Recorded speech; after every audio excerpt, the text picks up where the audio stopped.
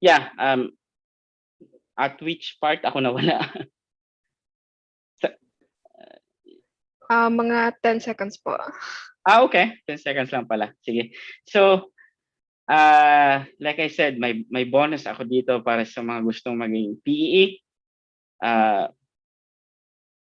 Kung REE ka na qualified ka na maging PEE, you can go to this website, EE Fundamentals. This is my website.com. Just go to this link and create ka ng free account, and kung interested ka lang naman, pwede mong i-download yung technical engineering report ko. It's not the best one and it may be outdated kasi nung 2011 pa yan. I know na yung PRC BEE natin na nagre-require na ng much more elaborate report, but somehow I hope na makatulong sa inyo kung wala pa kayong copy o gusto niyo makakita ng TER. Yeah, I think we reached the end na po. So, Okay po. So, may mga tanong po tayo, sir. may tanong tayo. Paano ko makikita yung Q&A? Babasahin ko na lang po. Sige po. Okay po. So, may nagtatanong po dito from an anonymous attendee. Good morning po, sir. What is meant by 32 protection relay and its application? 32. I think nandito yan. To be honest, hindi ko rin nagagamit yan all the time.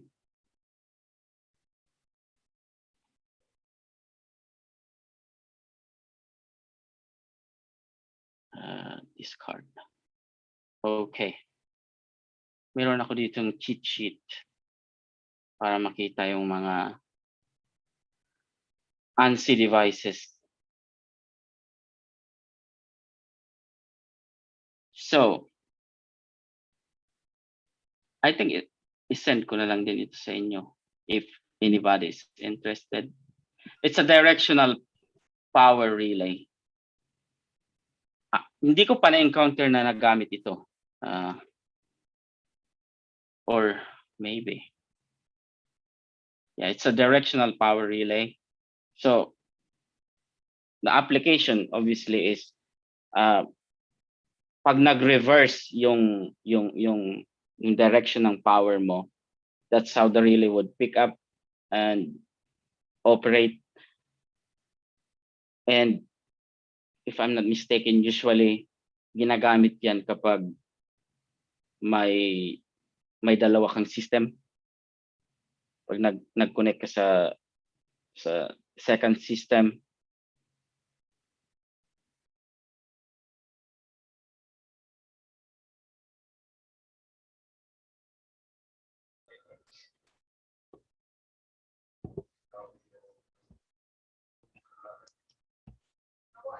Hello po, sir. yes. Okay po. So, may, so yun lang po yun? Yeah, I will expand in that. Maybe it's not the best answer, so I apologize. I'll do a much more deeper answer and follow up. Okay. I don't normally encounter this scheme. Sige po. So, there are questions pa rin po from coming from an anonymous attendee. What is the possible cause why tripping coil burn po, sir? What is the possible cause why tripping coil burn? Yan po. Well, tripping coil burn. Well, maybe if you connect obviously if you connect an incorrect source, let's see here, that can be a cause, I think. Hindi ko pala nabanggit, ano. So AC/DC, yung system natin gumagamit normally ng AC and DC source. So yung DC mo usually ginagamit natin para sa input output, So like here, so and that's coming from your battery. That's why sa substation meron tayong battery. And yung AC source normally ginagamit sa mga trip and close. But that's not always the case. Sometimes ginagamit din siya sa, sometimes may na-encounter ako na design na yung closing coil is supplied from the DC also. So everything is supplied from 48 volt DC. Depende sa design ng breaker mo. So in this case, what could be the cause na pwedeng mag-burn out yung closing coil mo?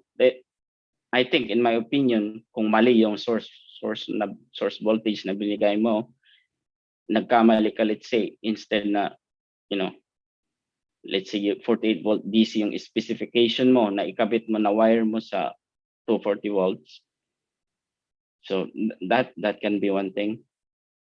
Or let's say, yung anti-pumping mechanism mo hindi gumana, and then for some reason paulit-ulit nag-cycle yung trip ng breaker mo. So mayu-used up yung tripping coil mo, at the same time madadamage din yung breaker mo. I think so that can be a reason. Okay po, thank you po. So we have another question po from Sir Clint de Madara. Sir, good day. Is there a standard spacing distance from wall to panel? Thank you po. Wall to panel.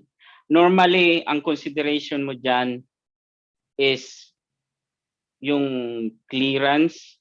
Hindi ko memorize yung exact clearance, but we can look up NESC, National Electrical Safety Code. May mga clearances doon. Pero normally ang consideration natin diyan sa switchgear, right? 'Di ba yung pag nag-rock out ka ng breaker mo. So that's one thing na kailangan mo i-consider na clearance. Tapos sa wall naman, because obviously sa likod yan ng switchgear mo. So I think ang consideration mo doon is yung maintenance mo, yung person dapat may enough na maintenance, in space for maintenance. So hindi ko memorize yung exact distance, but we can look up NESC for that.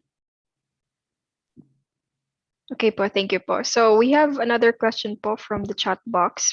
It's from Sir Vasquez Roland. So question to our resource speaker: if I will be retrofitting a 5 MVA 69 kilovolt power transformer to 10 MVA, and I will utilize its instrument transformer and protection relay, shall I change only the CT and I can use the existing VT and relay? Thank you, Engineer Ryan, for a great presentation. So ayun po. Okay, that's a good question. Thank you. So papalitan mo yung breaker, yung transformer, right? So it goes with it na papalitan mo yung CT mo, because yung CT mo is nandun sa bushing ng transformer mo. So when you purchase a new transformer, you'll have a new set of current transformers. So yeah, mapapalitan mo talaga siya. So and then nag-upgrade ka, you have a new rating. Tumaas yung rating ng transformer mo, then you'll have to consider recalculating your settings for your relay. Of course, kailangan i-reevaluate yung mga settings niya, which is a power system study problem. Okay po, thank you po. So we have another question pa rin po. It's from an anonymous attendee. In the first slide showing a distance relay or the device 21. The CT star point is facing line side. Why other designed CT star point is facing the bus, not facing the line? Also, CT location you have shown is located on the bus side before the CB, while other located before the CB with reference to bus. Why is the correct way? Another question po, IED relay can now communicate with each other via IEC 61850 Goose messaging. Say CB failure with this new communication protocol would say consider Goose messaging considered as backup protection. How do you coordinate IED Goose messaging between the traditional control, say like the 87BFR? Haba nun ah. I think hindi ko na-capture yung una, medyo mahaba. I think it's referring to this one, right?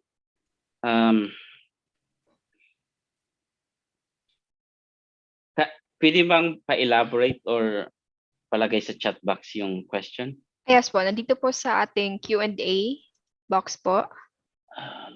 Q&A po. Okay. So in the first single line showing a distance relay, the CT star point is facing the line side. Okay. Facing the line side. Why other design CT star point is facing the bus, not facing the line?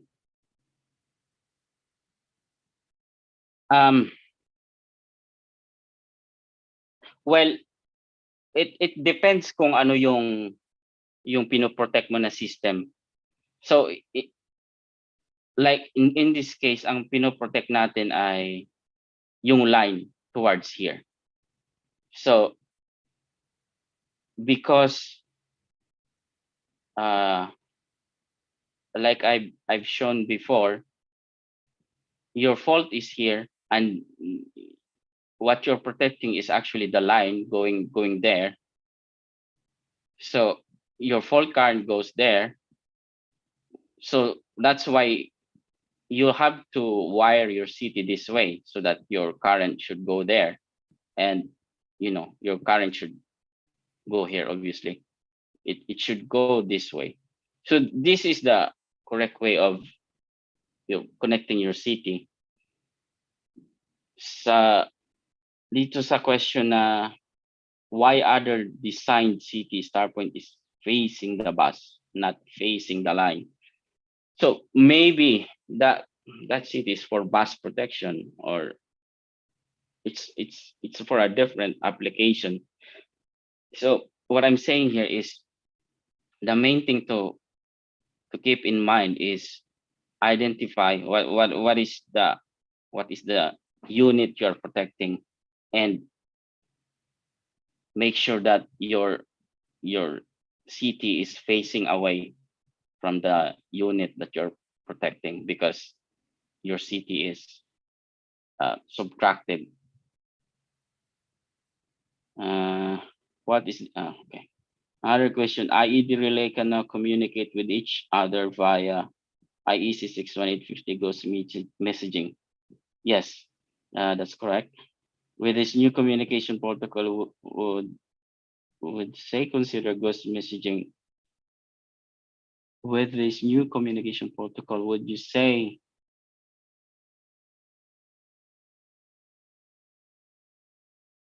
ghost messaging considered as backup protection?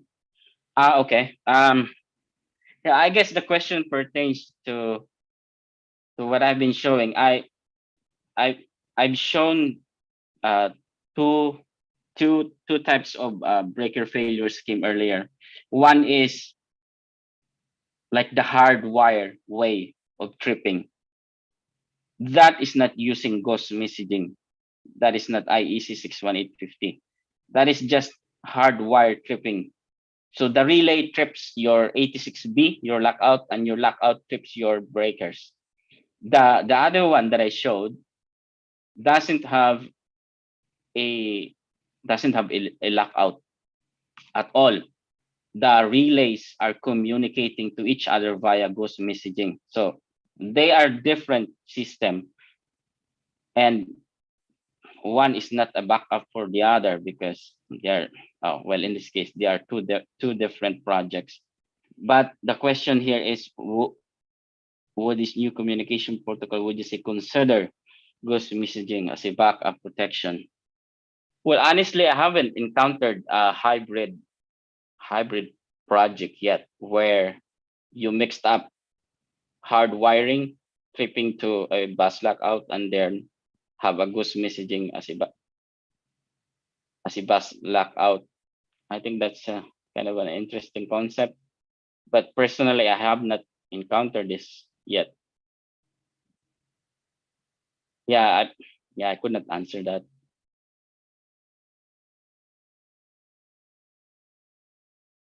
Yeah. Okay. Okay po. So meron pa po tayong tanong dito po. It's from Giselle Montulo. Good morning, sir. In transformer differential protection po, how do we compensate different phase angle? Let's say transformer having a vector group of dyno 1. What would be the configuration of the CT po? Okay. That's a very good question. Thank you. I forgot to mention that actually. I'm supposed to talk about that. Here, am I? Okay. Wait a minute. What happened? Are we able to see this? Yes po. Yes po. Okay.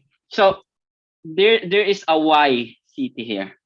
So this project actually was a retrofit of an old electromechanical relay for this transformer differential protection. So they have a very old relay here before, and now they want us to design a replace it with a digital relay, a microprocessor relay, which is SEL 787. So because it was an old relay, and this is a delta Y transformer, Y on the primary, delta on the primary, Y on the secondary. So this city was previously connected as a delta to compensate for the phase angle difference, which is the question, right? But now your relay, this digital relay, this switcher relay, you don't need to do that. As you can see, the relay, the CT is now connected as Y, because your relay, it can internally calculate and compensate for the phase angle difference due to delta Y delta transformation. It can calculate, so you don't need to worry about connecting your CT, delta, or Y anymore. You don't need to worry about that. We normally connect them Y on both sides, and when the relay is programmed, you just have to tell the relay that your transformer is delta Y or Y delta, and the relay will calculate for that and compensate for that. So that's one of the advantages and the wonders of this modern technology, if you will. Okay po, thank you po. So we have another po. What are the different relays that employed for protection of apparatus and transmission lines po? It's from Mr. Ray Dianes Palyadares po. Transmission line. Can you please repeat the question? Okay po. So what are the different relays that employed for protection of apparatus and transmission lines? Transmission line. So I think meron tayong na-cover dito, no. This one, for example, it's a distribution line going down here, and this is a feeder relay, SEL 751. So here, ang ginamit lang natin dito ay 5051, which is overcurrent and reclosing and breaker failure. But dito sa isang sample natin, the very far end, miscellaneous here, not this one.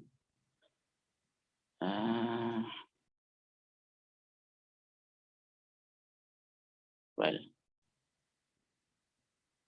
I totally messed that up.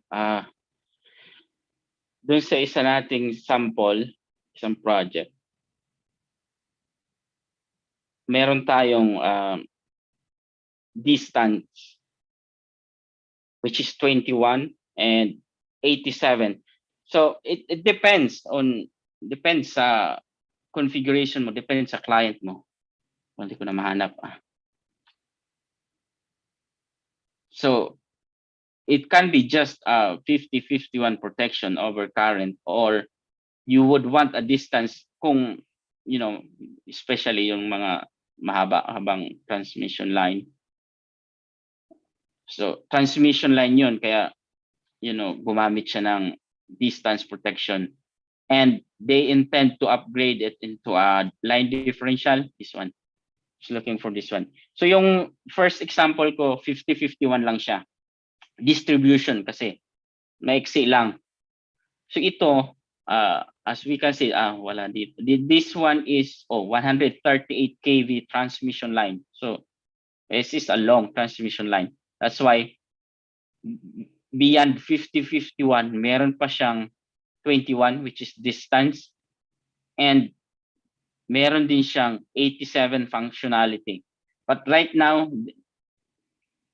this project, wala pa yung future pa yung 87 kasi hindi pa na-install yung fiber optic communication. So pag na-install na yung fiber optic communication from this substation going to the next substation, now you can reprogram your relay to activate your 87 function. Obviously, yung kabila mong relay, yung relay mo sa kabila, ideally, you should purchase the same relay, same model, para wala kang masyadong mga issues sa interconnection. It's just a good practice na parehong brand ang bilhin mo at parehong model para mabilis yung wala bang mga compatibility issues. So pag gumamit ka na ng 87 function, which is line differential, may relay ka rin dun sa kabila. Then they should talk to each other pag may fault sa kabila, in between, within the protected zone. So they should talk to each other. This one will trip and will send a transfer trip to the other side, and the other side will receive it and also trip the other end. So either way, you isolate your line from both ends. So that's how it works. But right now, let's say this is only at 21, which is line distance protection. So you don't need a relay on the other end, because this will function on its own. Okay po. So I believe that was the last question po na entertain po ngayong araw na ito. Kasi po, nape-press po tayo sa oras. Yeah. So thank you po, sir. Salamat po. So now for the certificate of appreciation, technicals, can you please view it on the screen? So if ever po na may mga tanong pa po kayo, just place it on the chat box. And sir, will you be able to answer po those questions na lang po sa chat box na lang po natin? Yes, of course. I'll try my best. As well as may nanghihingi po rin po ng soft copy ng inyong pong presentation. Will it be okay po para na-post din po sa chat box natin yung link po na binigay nyo kanina sa yung presentation po? Yes, nabigay ko na po sa ating coordinator. So doon na lang po sila mag-request. Okay po. Maraming salamat po. So technicals, please, certificate of appreciation.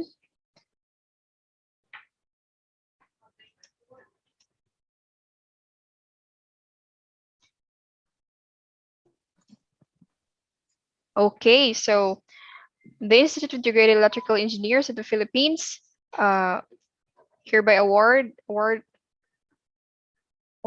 to Engineer Ryan Magalang, PEE, given this 13th day of June 2021, duly signed by Engineer Clarence Dondiano, Zamboanga del Norte Chapter Secretary, by Engineer Ferdinand E. Caldusa, Zamboanga del Norte Chapter President, and lastly, from the IIU Western Mindanao Regional Governor, Engineer Christian J. Maligro. Thank you so much, sir, for that beautiful insight. Maraming salamat po. Thank you. Thank you po.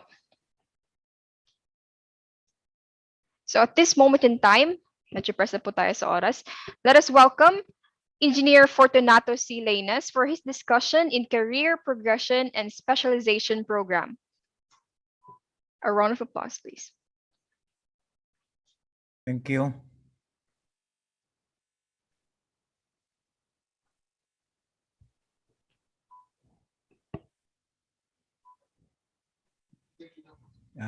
Hindi pala nag-on yung video, ano.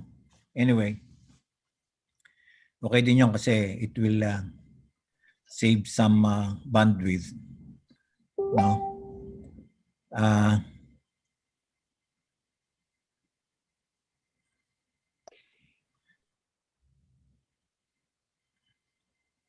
Dali lang, ha. Let me escape.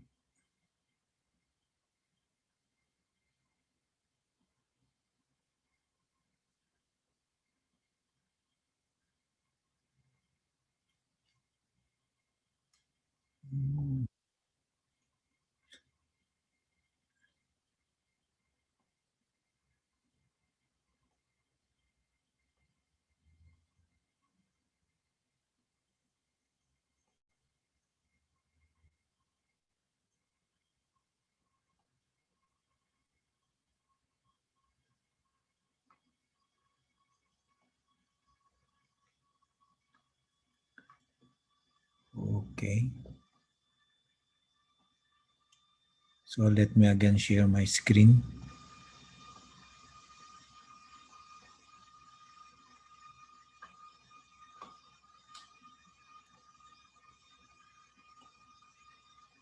Nakikita na ba? Yes po. Okay. Thank you very much. How do I call you? French? Yes po, sir. All right. So again, good morning, everyone. We will be doing a sort of a roadshow for public orientation with regard to this career progression and specialization program, of which right now it is only the electrical engineering law among all the regulatory laws of the Professional Regulation Commission that has a provision for a certificate of specialty. So I would say that we're way ahead since our law was passed in, that is RA 7920, was passed in 1995. No? So since then, we already started preparing for this certificate of specialty. However, for so many years, hindi masyadong nagte-take off. No? Until actually when I was with still with the Board of Electrical Engineering, and we then talked with Engineer Florentino, who was then the chairman of the specialty committee of IIEE. So in that meeting, we since the basic requirement for the certificate of specialty is dapat ikaw ay professional electrical engineer. That time, I think the number of professional electrical engineers were just a little less than 3,000, if I recall it right, or if ever a little over 3,000. So we agreed then in the board na what we do is we do a roadshow para maparami ang professional electrical engineers. And right now, the Board of Electrical Engineering is doing a great job in encouraging this mentoring session, no, to improve the and help the preparation of our REEs in their PEE journey. Anyway, so to continue, so ano ba yung what is the structural framework of this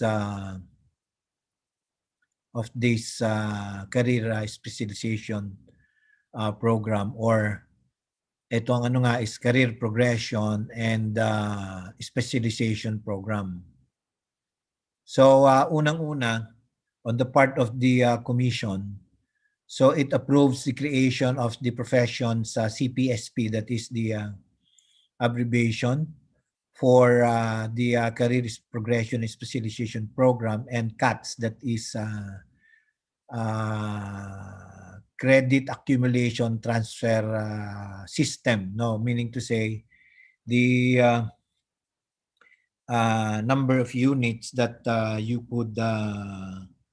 could earn from availing of the CPD, pwede mong ma-acquire or ma-transfer. Okay? And anyway,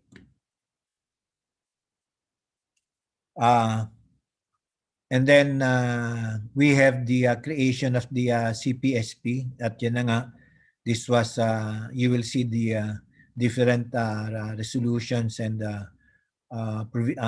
resolutions of the PRC creating the CPSP, and then ano yung accreditation of the specialty society or specialty organization or tinatawag na specialty group. Halimbawa, yung specialty society, yan yung Philippine Pediatric Society of the Philippines. Ito kasing specialty societies, ito ay common sa health profession, that is more particularly sa medicine at saka sa dentistry, no?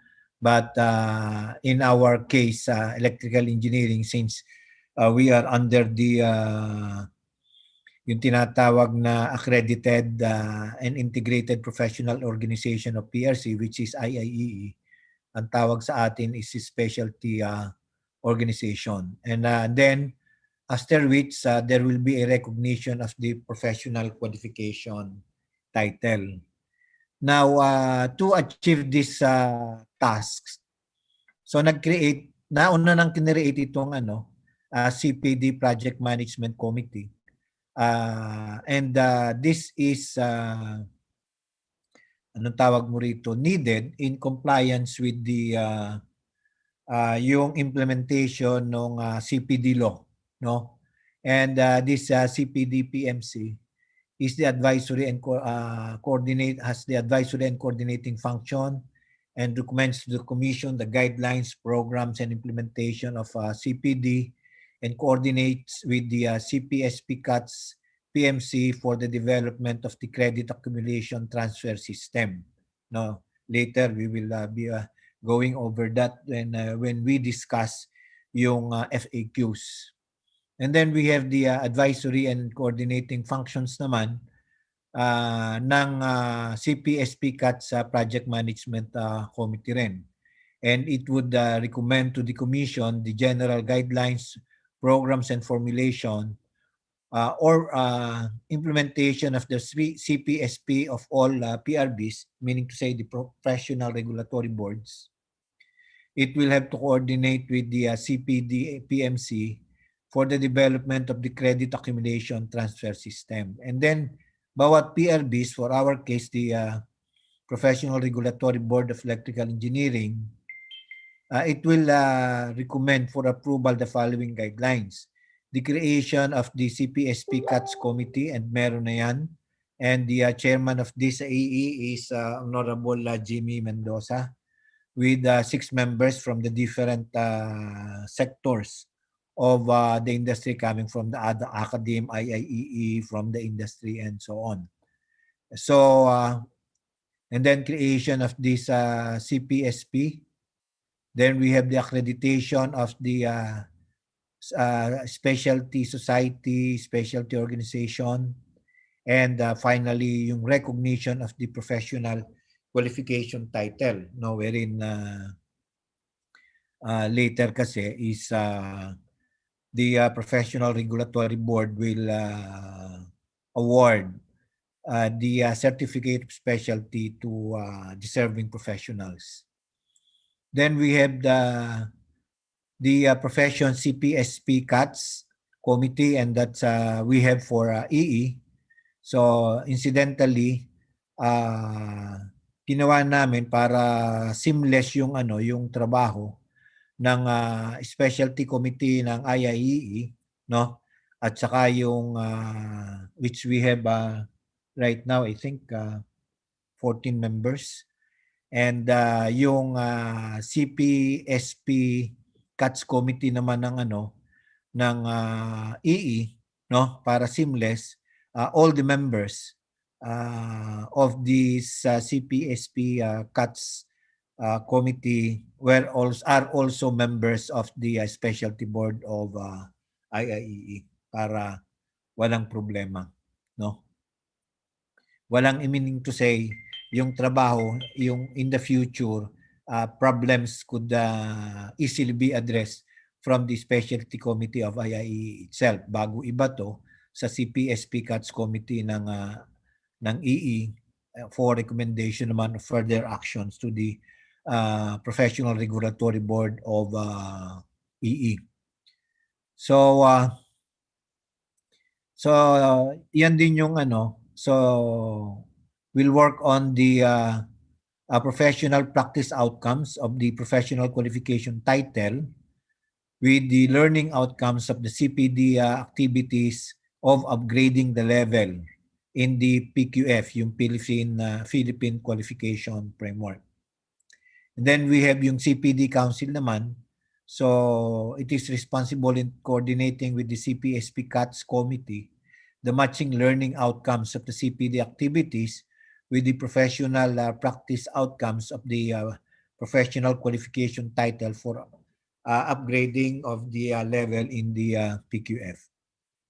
Now, so in the guidelines on the creation of the CPSP CATS committee, so yun na nga, yung commission nag-create ng working group ng CPSP CATS or rather not working group but the project management committee. Incidentally, the this lahat ng member ng boards, all the regulatory boards of PRC are member nito, with the chair of the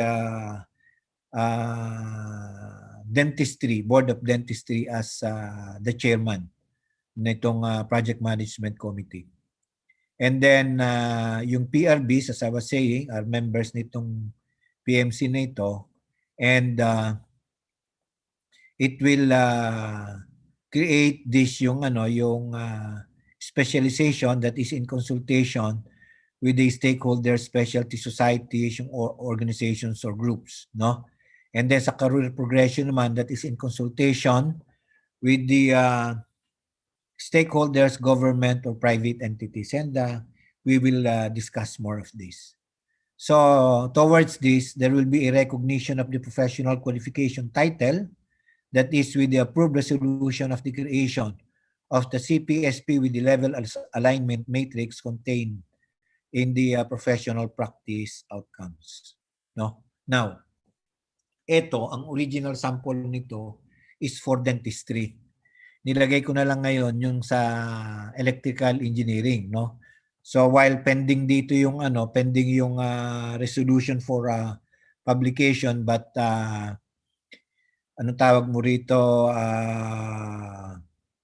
formally the resolution for this PQF level 7 for professional electrical engineers have been approved. Ano ba yung PQF level 7? Mamaya didiscuss ko yan further. And some of the professional practice outcomes, there are 16 professional practice outcomes that were developed for professional electrical engineers, no? Halimbawa, yung una diyan, and by the way, so sa PQF level 7, meron yang tinatawag na knowledge, skills and values, and then yung application, and then the degree of independence.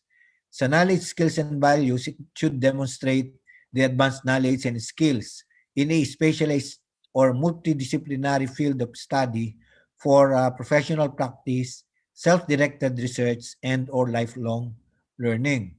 Sa application naman, that is yung applied in a professional or creative work or research that requires self-direction and or leadership in specialized or multidisciplinary professional work research. And as regards din naman sa degree of independence, andyan yung high substantial degree of independence that involves the exercise of leadership and initiative, individual work, or in teams of multidisciplinary field. Now, going through first yung number one na PPO, no?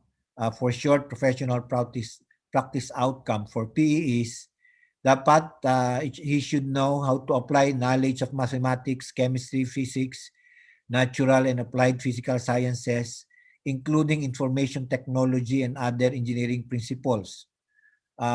Una is uses relevant and appropriate applied science engineering principles and techniques in formulating process design and operations improvement to address engineering concerns related to generation, transmission, distribution, and utilization of electrical energy and power systems.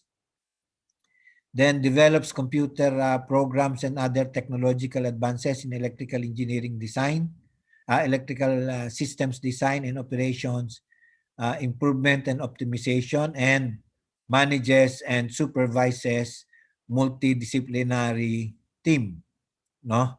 So dito pa lang sa ano na ito, and then nakatapat ngayon dito which of this PPO ang babangga dito sa knowledge, skills and values, application, and degree of independence. So nakita natin itong sa knowledge, skills and values, ang babangga dyan ay yung 1.1, sa application naman yung 1.2, and sa degree of independence is yung 1.3. Ito, very important ito, manages and supervises multidisciplinary team, no? That is for a PEE to be awarded with level 7. So kaya ngayon, RA 79, the provisions of RA 7920 for professional electrical engineers, and itong ano na ito sa CPSP, no, itong career progression and specialty program has to be harmonized, no? Furthermore, I just want to further emphasize itong 1.3 na ito, no? Nakalagay dito on number 15, dito may incidentally, as I was saying, meron pa yan ito, merong 2.1, 2.2, and 2.3. I will not go through it anymore. Mahaba yan. As I was saying, there are 16. And yung number 15, I just want to highlight this, that the one of the PPOs for a PEE is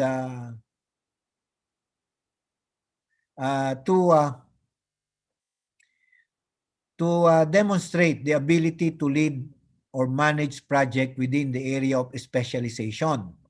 So meaning to say, 15.1, so establishes and manages engineering business organization, implements planning and design processes, facilitates improvement and innovations, manages significant engineering projects, manages a multidiscipline team, imitates and lead workplace change, motivates and mentors other professionals, and helps and provides guidance to other professionals. At nakabangga dyan, which ang 15.1 to 15.3 sa knowledge, skills, and values, 15.4 to 15.6 yung sa application, and 15.7 and 15.8 sa degree of independence, that is yung motivate and helps other professionals. Now,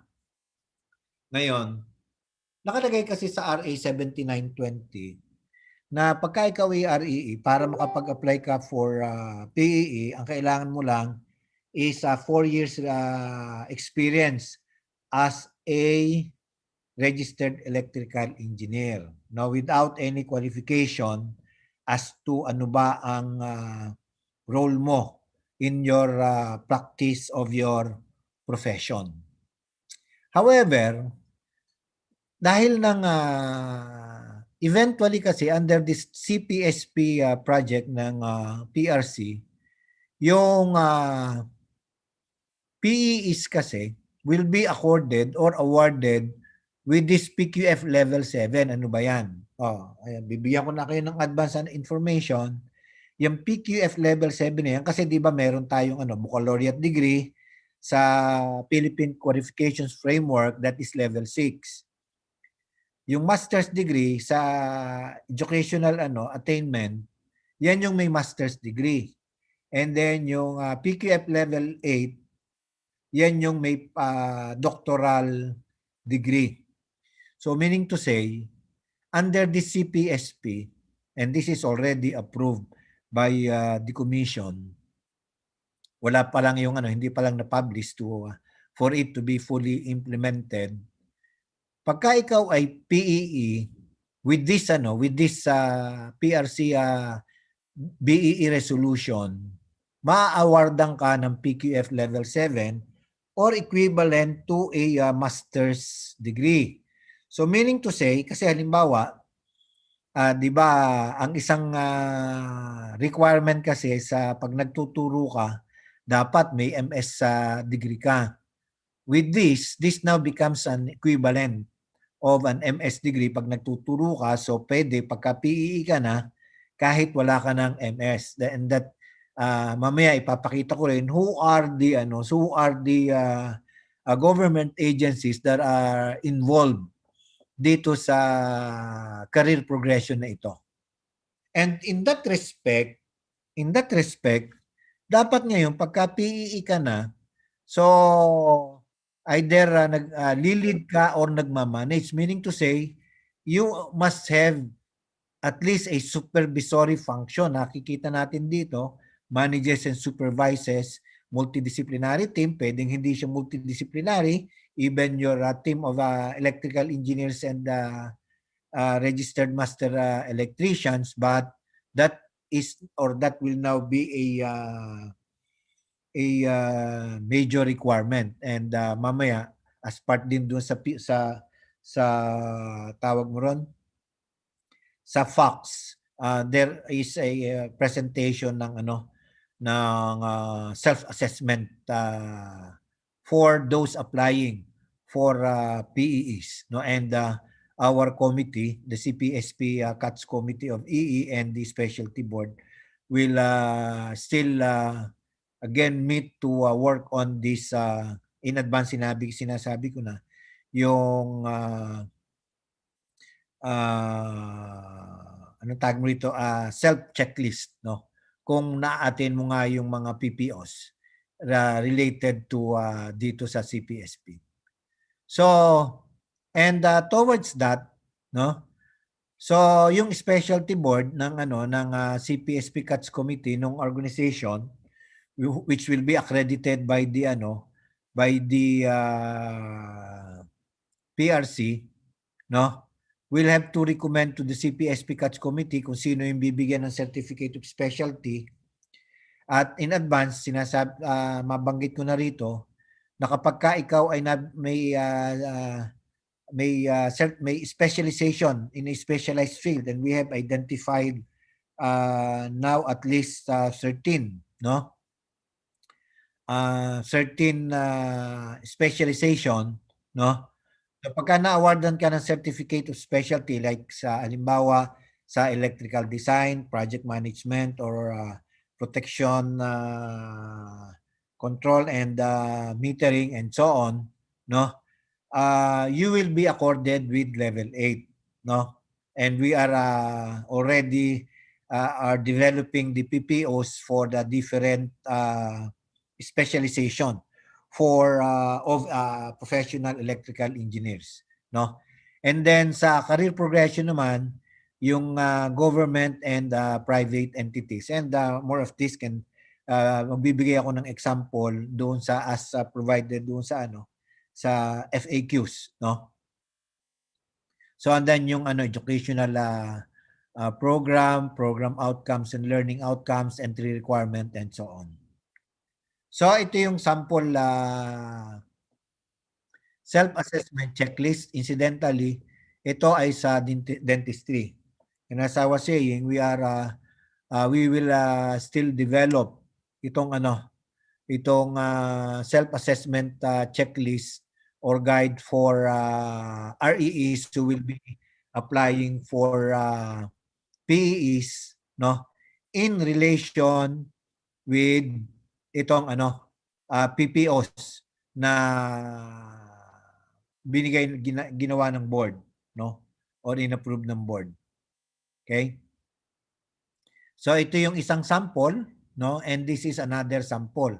Halimbawa, for obtains pertinent and extensive patient history, performs extensive physical assessment of the patient using appropriate tools and methods, inspection, palpation,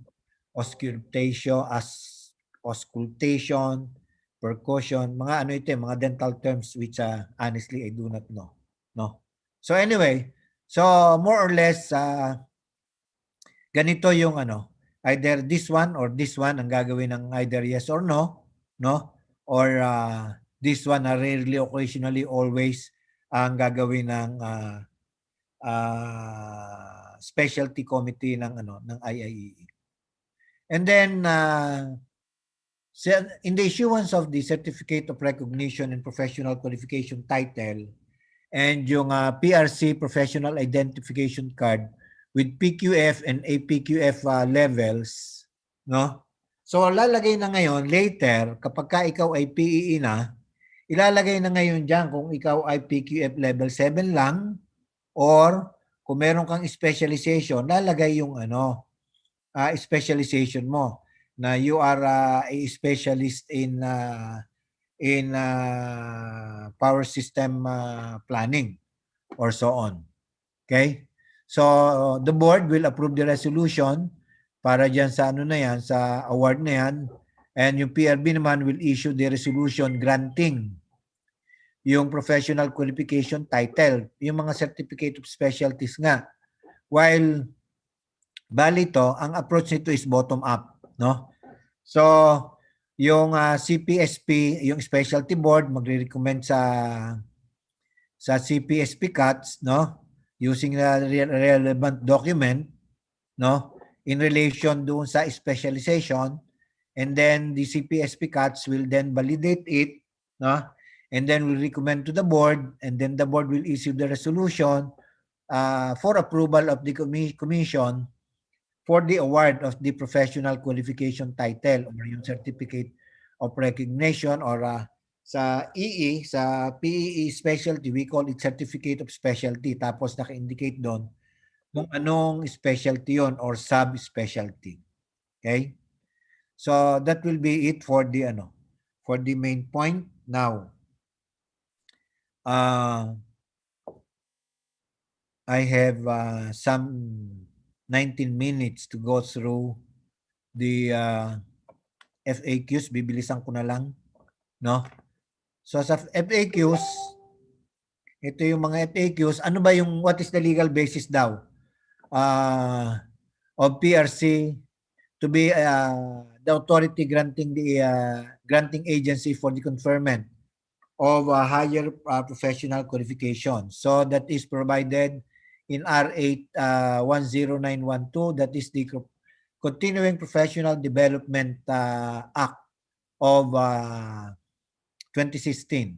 At nakalagay dyan sa Section 12, Career Progression and Specialization, at sinasabi dyan na yung PRC at saka yung PRB shall formulate and implement a career progression and specialization program for every specialization. Ito na nga po yun.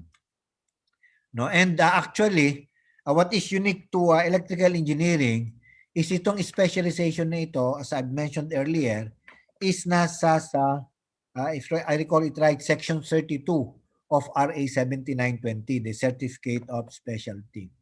Now, as regards naman yung Philippine Qualifications Framework, so which is provided nung doon sa RA 10968, the Philippine Qualifications Framework Act, which was approved in January 16, 2018. Ito yung normal level, no, level 1 to pag ikaw, nung dati kasi high school lang ito. Ngayon, ang high school graduate natin grade 12 na. So meron kang sa TESDA, no? NC1, NC2, NC3, NC4 level, or yung meron kang tinatawag na diploma, at pagka may diploma ka, level level 5 ka na sa TQF qualification. Ngayon, pagka ikaw i-graduate, no, under may bachelor's degree ka, you are under the PQF level 6. And then post-baccalaureate, meaning to say may master's, you have PQF level 7 and yung doctoral and postdoctoral level 8. So, kapag ka ikaw BSEE at ikaw i-graduate at meron ka ng lisensya, BSEE, so level 6 ka automatic, no? And pagka ikaw ay naging PE under that CPSP resolution that is soon to be published by PRC for electrical engineers, dito ka ngayon papasok sa level 7, which is an equivalent of a post-baccalaureate degree or a master's degree. And then kapag ka ikaw ay PEE with a certificate of specialty, you will be accorded or awarded with PQF level 8, and that is equivalent in terms of the academic preparations, a doctoral degree. Okay? So yun po yung pinaka-meat niyan, no? And then in terms of the PQF IRR, no, which is under this resolution PQF National Coordinating Council Resolution 2019-01, nakalagay diyan yung framework and level descriptors. Yun na nga po. Ito na po yan, no? So nagkasundo po dito. And then sa objective nung batas is to adopt national standards and levels of learning outcomes of education. And this shall also cover learning outcomes derived, no? Ito po 'yon, derived from professional development in the practice of profession which leads to qualifications. Kaya, di po ba, nagde-develop tayo, tumataas yung ating competency as we grow in our profession. At kapag ka ikaw ay PEE, you will still have to grow or develop yourself by becoming a specialist, no? So ito po yung main rationale diyan. Then what is career progression? So ito po, career progression in professional life is the process of developing or moving towards a more advanced state in a person's job title, position, or profession. It outlines the route one may follow in order to reach identified career development goals. No? Now, kasama nga dito sa career progression is yung sa PEE, which is recommended or which will be accorded with PQF level 7, no? So, yan po yung isang example. And then may nakita kayo rito na may may relevant po yung yung code na yan, no? So meaning to say, kaya 7 yan kasi level 7. Pagka level 8, magiging level 8 po yan para sa Certificate of Specialty. Okay? Now, what is specialization? Specialization refers to the field of practice of a profession for a particular area of knowledge or a process of becoming an expert in a particular field of professional practice. So, dyan nga po, we have identified sa electrical engineering initially 12, 11 or 12 specialization and meron din pong sub-specialization. Kasama nga po dyan yung power system planning, protection and control, so electrical design, project management, etc. No? So ito naman, pinapakita yung areas of specialization, pinakita lang.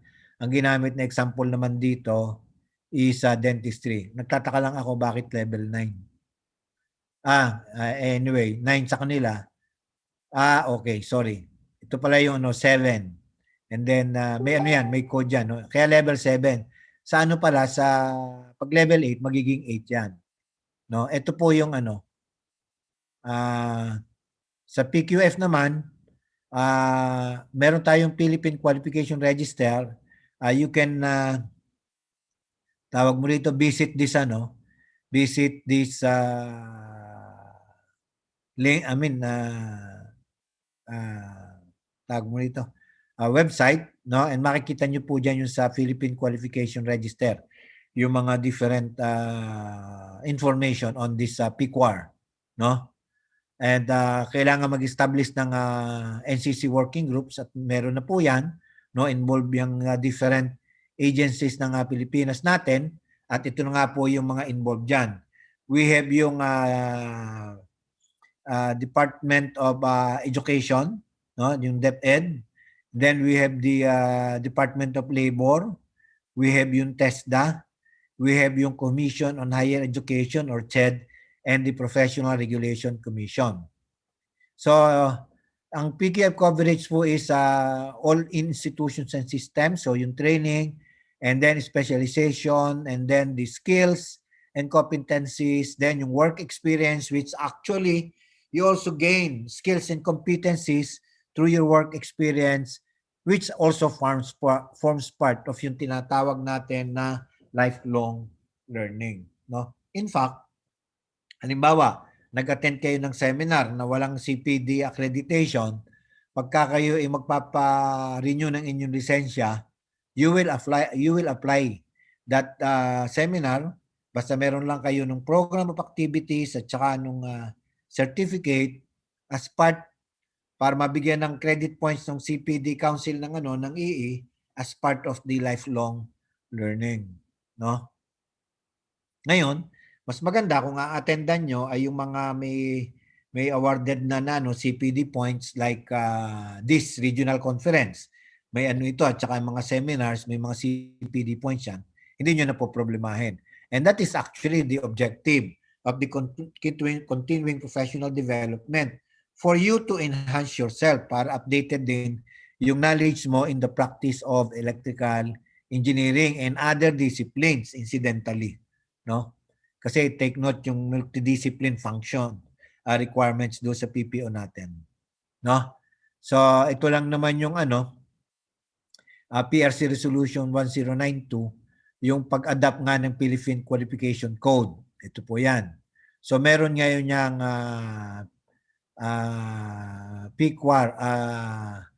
PQC, no?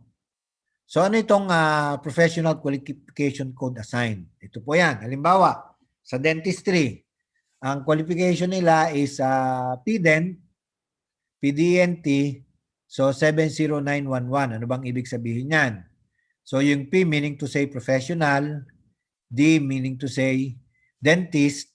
Sa EE po, ang code natin ay POEE. So meaning to say you are a professional electrical engineer, no? So that is DNT, that is the board code from PRC office, no? And then yung number na 70911, that is code adopted by CHED. based on the Philippine Standard Qualification Classification of Education or PSECED or PSCED, no? So, and then kaya may das one is that specialization nila is dentist and specialization in endodontics, no? Sa atin makakaroon din tayo, no, may equivalent din yung 1 2 3, no, later. Yun we will show that when we now do a roadshow na doon sa certificate of specialties na. Then merong DAS A for subspecialization and DAS A1, so meaning to say the number DAS 1A, DAS A, DAS 1 for further subspecialization. So, and the title for this is Certificate of Fellowship in Specialized Dentistry and Endodontics. Sa atin naman ay Certificate of Specialty in halimbawa Electrical Engineering Design. Okay? And that is PQF level 8, no? Pagka PE ka, PQF level 7 ka lang. So ano yung Philippine Qualification Title? Yan nga po yung ini-award, no? So it can be a diploma, certificate, or license. And what the Board of Electrical Engineering, as we have discussed also doon sa guidelines ng ginagawa ng specialty committee ng IIE, is a certificate of specialty, and then nakalagay yung field of specialization. Okay? So ito naman yung sa sa dentistry lang, but we will have a similar natin nito is meron din yung national certificate, no? Sa TESDA, 'di ba, merong NCC 1, NCC 2 para I can't recall kung anong NCC ang sa electrician, no? They have different levels ng NCC for the different level of knowledge ng electrician technology sa sa TESDA. And then pagka ikaw ay BSEE at ikaw ay REE, so PQF level 6 ka. And then pagka ikaw ay PEE, no? So PQF level 7 na yan. And then kapag ka ikaw ay PEE with specialty, PQF level 8 na po yun. No? So how can the qualification title be entered in the PQAR? So i-register po yan. No? So may formulation and guidelines na gagawin. Okay? Yung CPSP CATS committee ng IIE for presentation to BEE and then BEE to PRC and then PRC sa Philippine Qualification Register. Okay?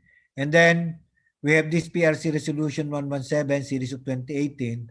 This is the formulation of guidelines on the creation and implementation of a career progression and specialization program for the regulated profession. Siya na nga po yung this is the guiding legal basis for the creation of the CPSP CATS committee for the different regulatory boards.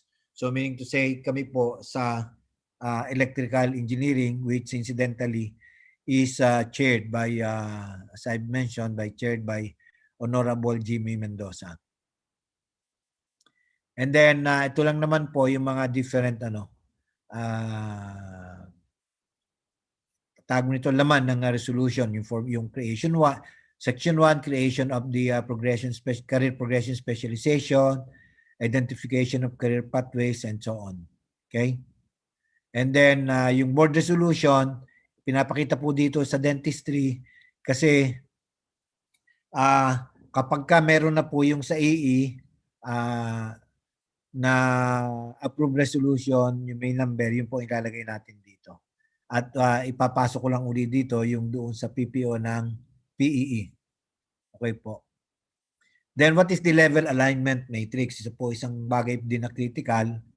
That is the level alignment matrix of the PPOs to the corresponding PKF descriptors serves as evidence in the CSP quality assurance. Ito po kasi yung kinakailangan dyan, yung quality assurance, that it is also a requirement in the National Referencing Committee procedures for listing and updating the professional qualifications in the PQAR as issued and conferred by the Professional Regulation Commission. Sa madalit salita, dapat may quality assurance, and that is kasi may ASEAN din kasi na ASEAN Qualification Framework, Reference Framework na gabay ng Philippines na dapat huwag tayo magde-deviate doon, no?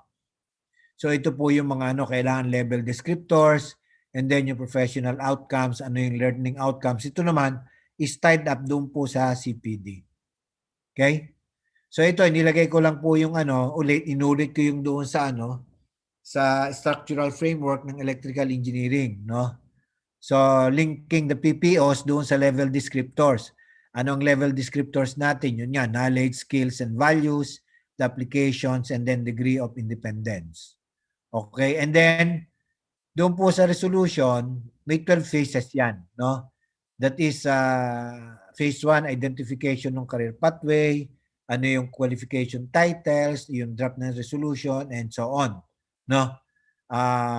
Kasama po yan yung stakeholders consultation, and this was done with the IIEE on 2 occasions, if I recall it right, no, in our committee for that matter. So na-approve na po ng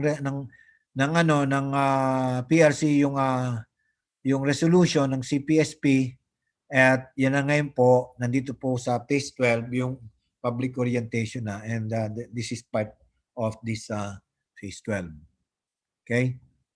Then ito lang naman po yung resolution, yung section 2, implementation of the career specialization programs, no?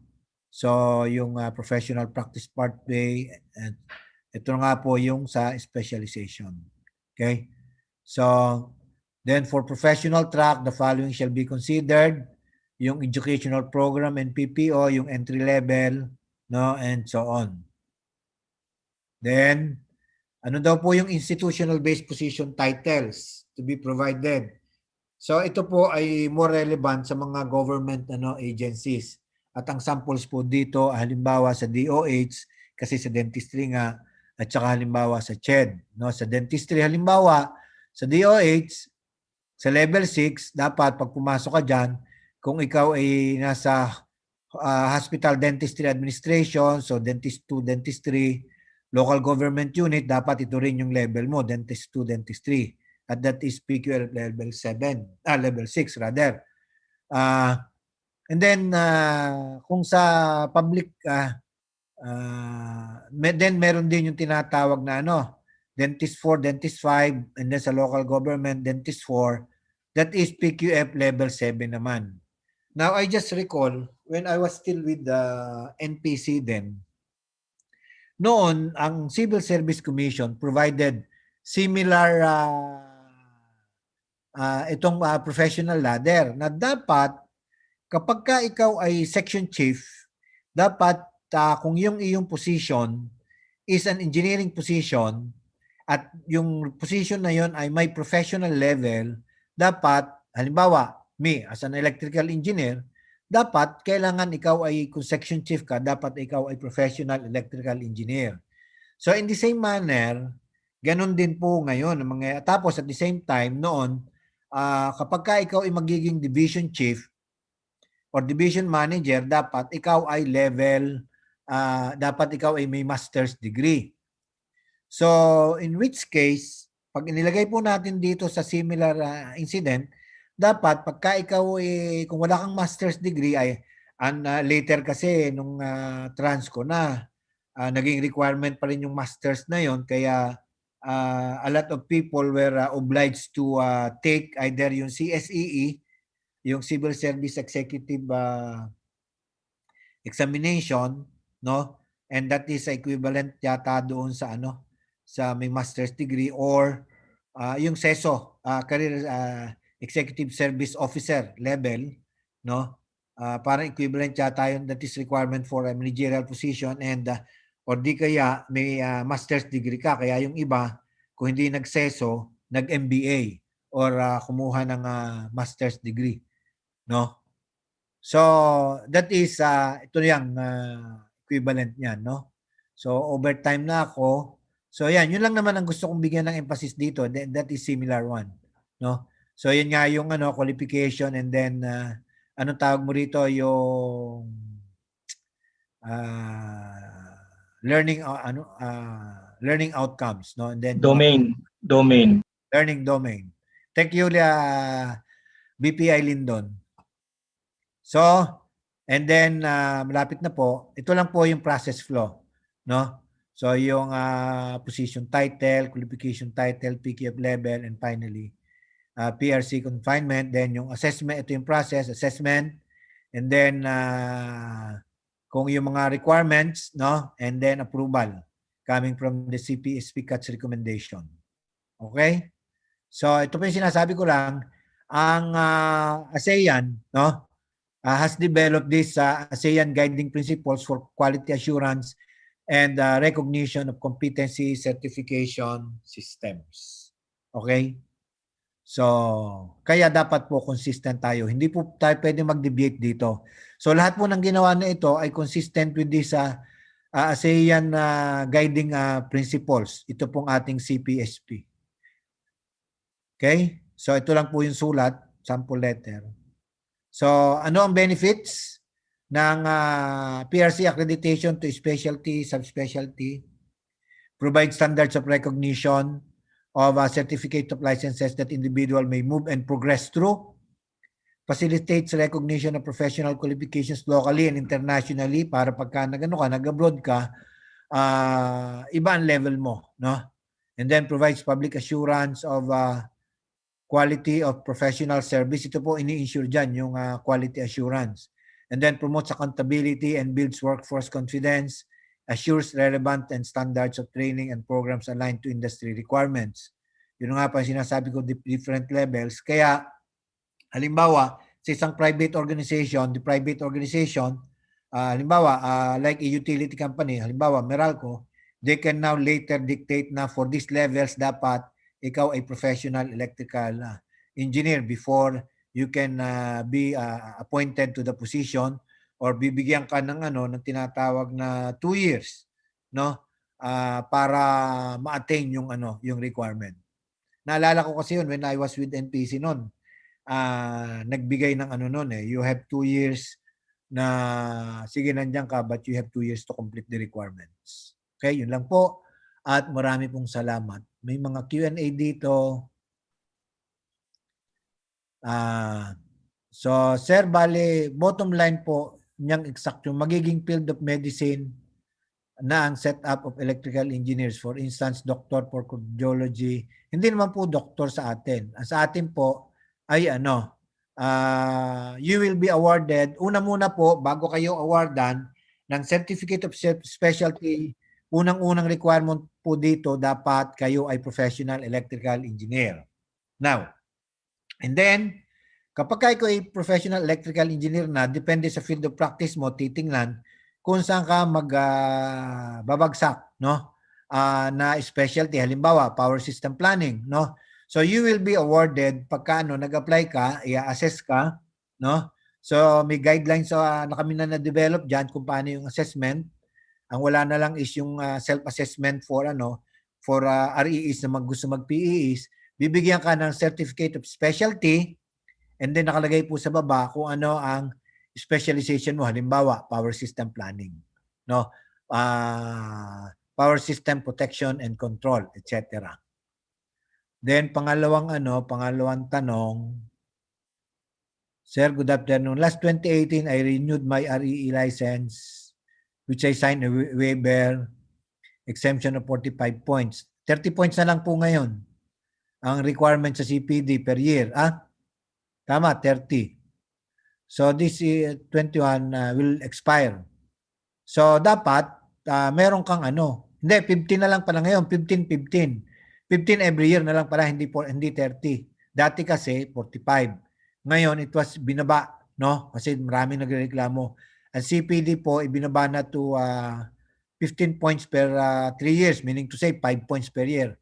And correct me if I'm wrong, BPI Bage, na 15 points na lang every 3 years. So meaning to say, kung 2018 magre-renew ka ngayon, ang kailangan mo 30 points lang. 30 points, 15 points. Tama ba, Lindon?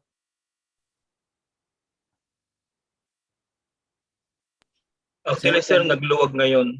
Medyo nagluwag pa. Yeah. So wala pa masyadong ano. Yeah, I think parang nakita ko rin doon sa ano, may nakapag-renew, may kilala ako na nag-renew na pinapirma uli sila ng ano, Yeah, ng ano lang po. waiver, no? Yeah, puro ano lang, waiver Pero lang. ano Pero raw, maluwag ngayon. ang balita ko ay hanggang December of this year, no? Yung waiver, after which i-implement na. Okay, so pwede ka pang ano, pero kung meron ka ng ano, kung meron ka ng 15 points, no? Humingi ka na ng ano, ng certification sa kung ang mga CPD mo ay awarded ng IIEE, no, through IIEE seminars or conferences. Humingi ka na ng certification ng CPD mo, no? Isama mo sa COGS mo, hihingi ka rin naman ng COGS. I-submit mo na para wala ka ng utang, no? And what is the PQF level for master electrician? I think it will be PQF level 5. Yung sa master electrician. Alright? May tanong pa po ba? Wala na ako nakikitang ibang tanong. Nandun po sa ating chat box po, sir. Meron uling pumasok. Sir, good noon. Regarding the field of specialization, is there an EE maritime? Just like a lawyer in maritime law. Depende po, wala po sa ano, wala sa ang maritime po hindi kasama sa specific field of specialization, no? However, depende po kung ano ang ginagawa nyo sa barko, kung saan kayo nag-specialize, no? So kung it is on the instrumentation and control, kayo ang specialization nyo, so you might fall under ano, under system protection and control. But this is a good input. Salamat po for this. But I will discuss this dun sa aming committee. Na siguro this is something na ano. Kasi naalala ko lang, when I was with the Board of Electrical Engineering, pinag-uusapan yung technical officer ng barko na dapat for electrical engineer, na dapat marunong ka sa lahat ng electrical aspects ng barko, simula generator, protection, controls, at saka instrumentation, no? So we will discuss this sa committee. However, ang una pong naging basis namin ng pagdetermine ng areas of specialization yung pong nandoon sa ano, CMO CHED Memorandum Order number 38, kung saan po naka-specify yung mga field of specialization ng electrical engineering. Degree of electrical engineering. So however, in relation doon nga nabanggit ko na, kasi parang this is another specialized field, lalo yung mga kasi requirement niya yata ngayon yung parang professional technical officer sa barko, no? Parang halos equivalent ito ng chief engineer, no? So we'll consider that, no, and discuss this sa aming committee. But in any case, for the meantime, in those areas, tingnan mo kung saan magbabagsak yung specialization mo kung ikaw ay nasa barko. Okay, may additional question. May expiration ng COGS. Ang alam ko meron po. Dahil kasi dapat yung COGS mo, magamit mo. COGS, every year po, bawat renewal ng dapat magsasubmit ka ng bagong COGS. Ngayon, kung sakali kasing life member ka na, kasi merong members na hindi man life member, no? Kaya kung hindi ka life member, talaga requirement mo na kumuha uli ng COGS. But if you are a life member, kailangan mo pa rin kumuha ng COGS, but makikita naman doon sa database ng IIEE na ikaw ay life member. So kaya kapag ka, babayaran mo lang yung administrative fee. Ewan ko kung magkano. Para yatang ang alam ko yata, Lindon, parang 200 yun eh. Hindi ba pwedeng bawasan yun? No? Na administrative fee for this 200 po, sir, approved by the board. Approved by the board. Sa akin lang naman, suggestion lang naman yun sa akin. But maybe you can consider that. Parang natataasan ako sa 200. Ano lang naman yun no? Some administrative fee lang naman yun for the issuance of the certificate. Anyway, 200 po ang binabayaran sa COGS at kailangan nyo po ang original at bagong COGS sa bawat renewal ng inyong lisensya. Then, sir, kung ang field of specialty nyo is power system planning, pwede po ba siyang pumasok sa building design? Well, generally, kung ikaw ay PEE kasi at mag-design ka ng building and you have the capability to design a building, pwede naman. Hindi na, kasi pagka professional, yun kasi nga ang issue sa pagiging PEE, generalized tayo. Technically, pwede kang pumirma ng electrical design, no? Without limitation as to ano ba talaga ang specialization mo. Meron kasing relevant relevant na tanong nung meeting namin sa PRC, no? Na kung ako ay HVAC specialist, ano ang advantage ko over ibang PMEs, no? Natural, ang ano mo lang doon is specialist ka, but pagdating sa pagpirma halimbawa ng design ng HVAC, syempre pwede rin pumirma yung kasi under the general guidelines, pwedeng pumirma ang PME. In the same way, sa electrical engineering, kung ikaw ay PE, specialization may power system planning, at ikaw ay pinagawa ng building design, at ginawa mo yung building design, hindi yung pipirma ka lang, hindi pwede yung pipirma ka lang, kailangan talaga dinesign mo. No? So, pwede po yun. Now, kapag meron na po akong COGS na hindi po nagamit, tapos saktong nag-expire, ang membership ko sa IIE is still valid. Kung makakapag-renew ka before the expiration, valid siya. No? Yun yung workaround niyan, no? Pero pagka ikaw ay nag-renew na hinanap yung current COGS mo at sinabi ay hindi valid ito kasi may ano sila may prescriptive period. I think ang validity period is 6 months yung COGS, no? So kung hindi mo nagamit yung COGS mo within 6 months in the renewal of your professional license, hihingi ka ng bago. At kung nag-expire yung membership mo sa IIE, definitely, magbabayad ka uli ng 3 years membership. Okay? So may dagdag na tanong. Number 8. Wala na, yun na lang. Meron po sa ating chat box po. Babasahin ko na lang po, sir. Sa chat box? Yes po. Hindi ko nakikita yung chat box eh. Ito pala. Dali.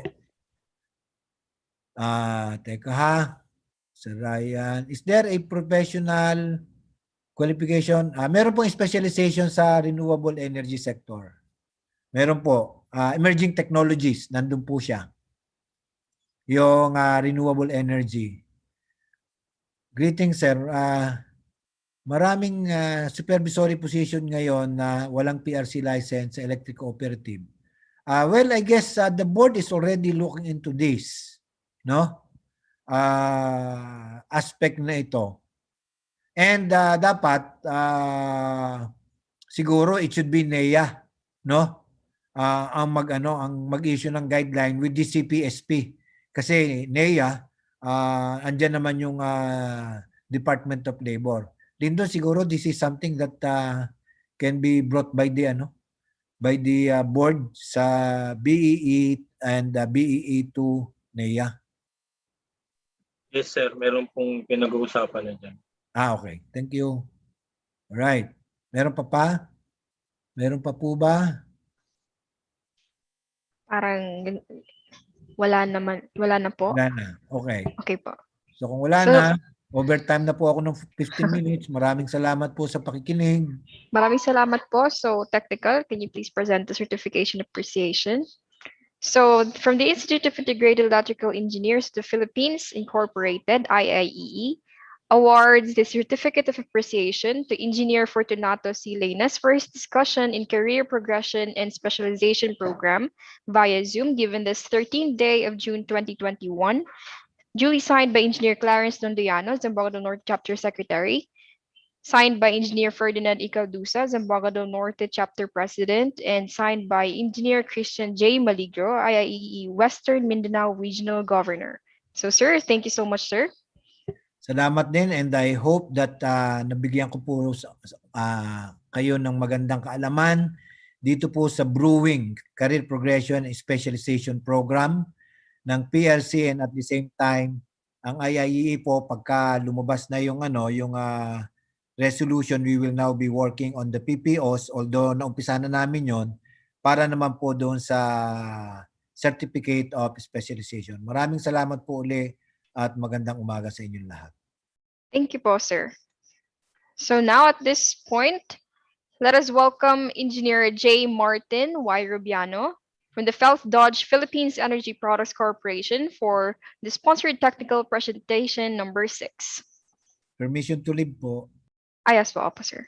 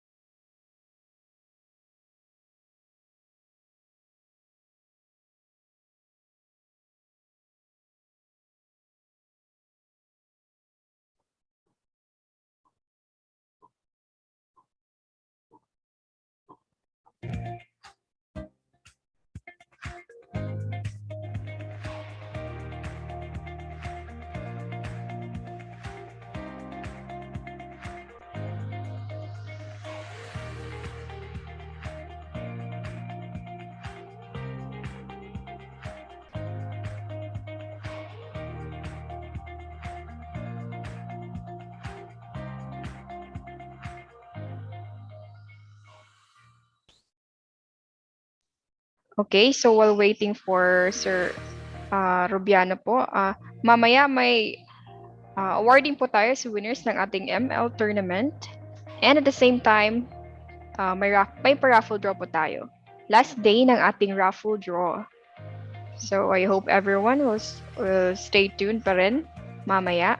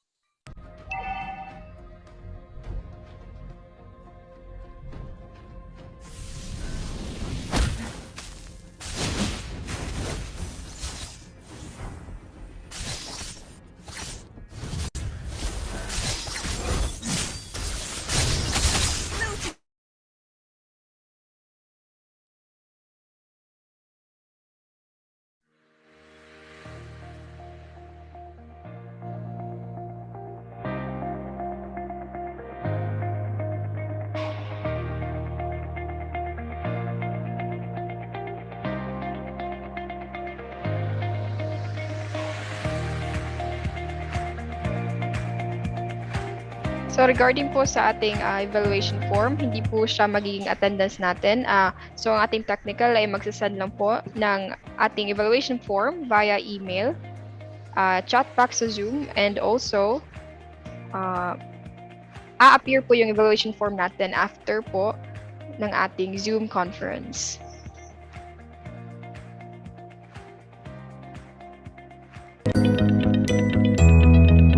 So while waiting for our next speaker, we'd like to thank from the IIE Zamboanga del Norte chapter, the host chapter, the IIE Zamboanga del Sur chapter, we have the IIE Zamboanga Sibugue chapter, IIE Zampasuta chapter, and from the IIE Misamis Occidental chapter.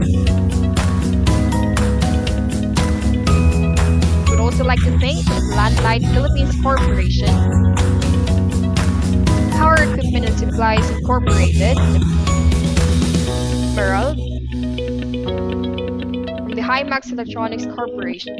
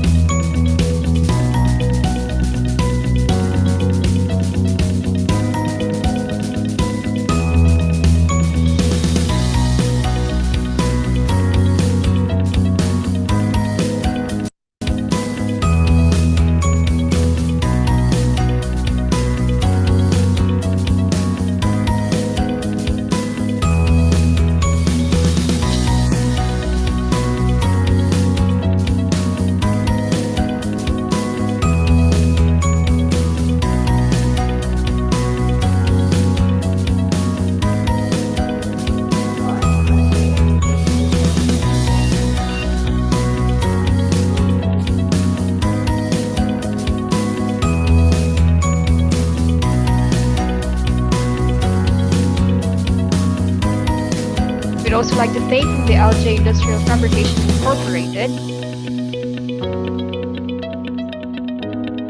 and also from the Hybrid Power Corporation, Switch Industrial Sales Corporation.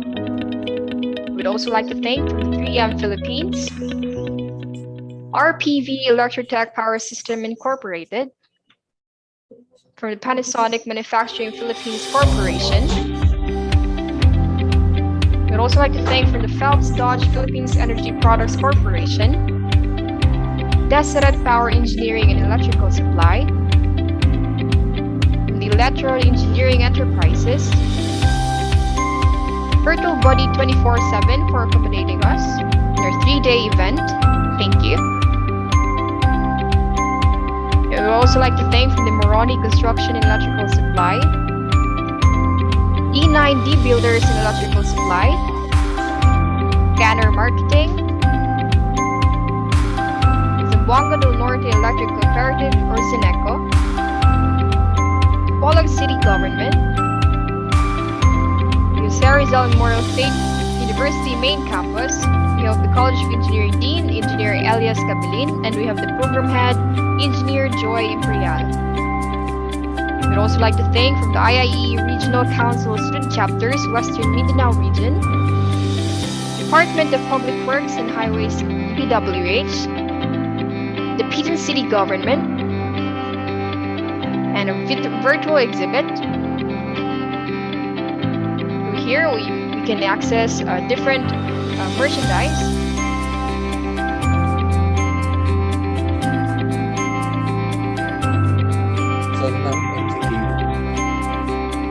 We also have from the IIE publication and merchandise. We have polo shirts and books.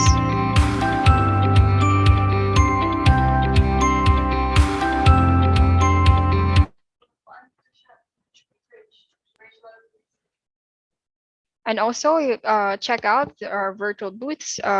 It's posted in the chat box. May link po tayo doon.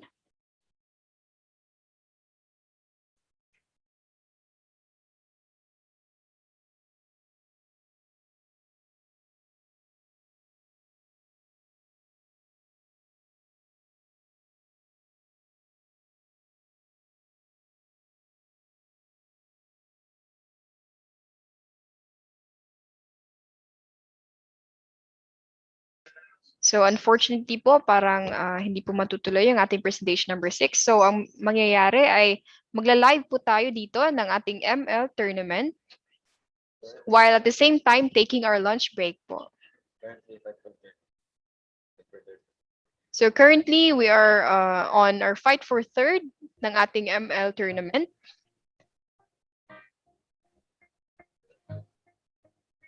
So maraming salamat po sa mga sumubaybay ngayong araw na ito. While taking our lunch break, feel free to view our live recording of our ML Tournament 2021.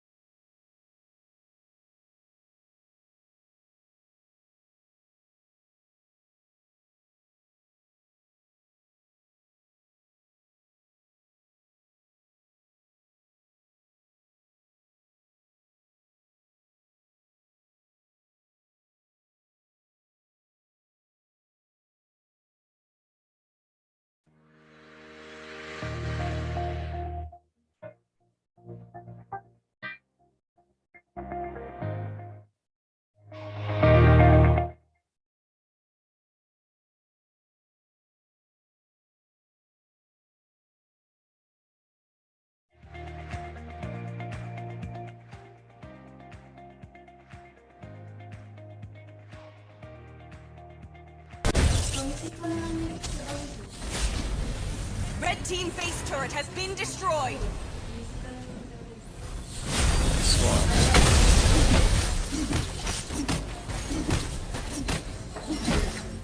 Nice one.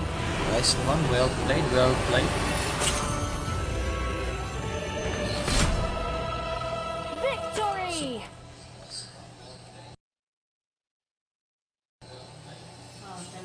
So, game 1 goes to Team Bogart. This is a best of 3 match for our fight for 3rd place.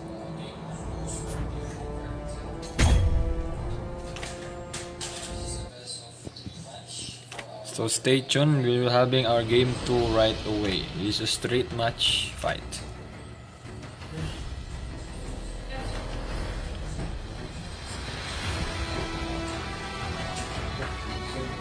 So enjoy your... sige, okay. So enjoy your lunch there. We're viewing our fight for 3rd. Up next will be the fight for championship against the team EEPJ versus Chess na lang ta of Sir Jet.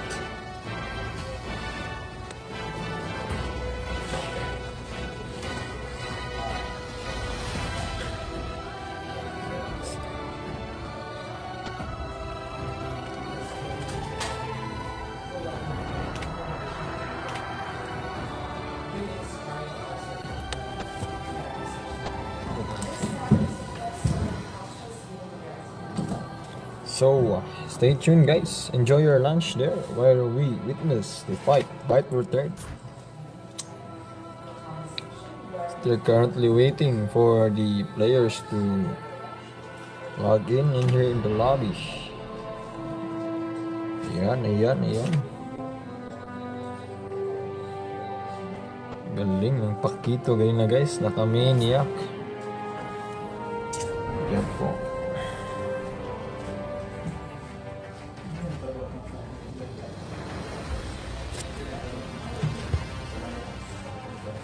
Alright, so we're still waiting for the last player of King JCats.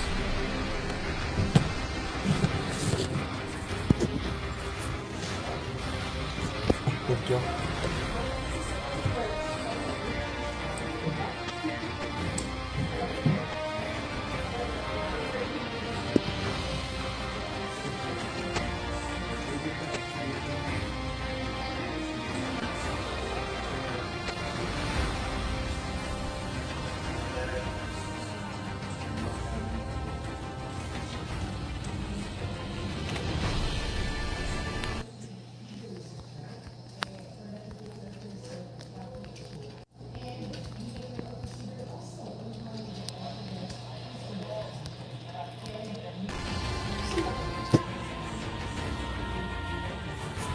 So, is it G? G?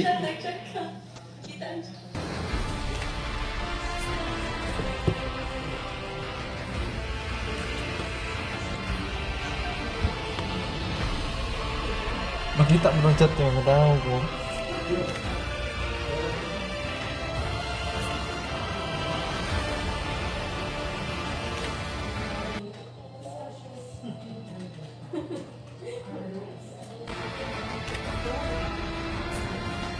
We're still waiting for the confirmation sa both teams kung ready na ba sila.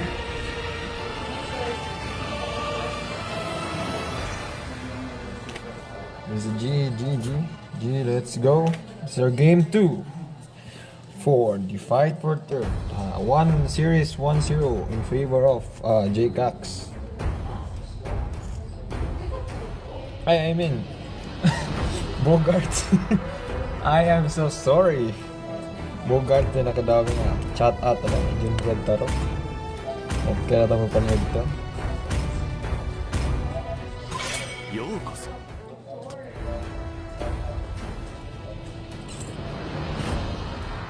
So for the side of JCats, na-trauma sila sa Estes. They ban out Estes.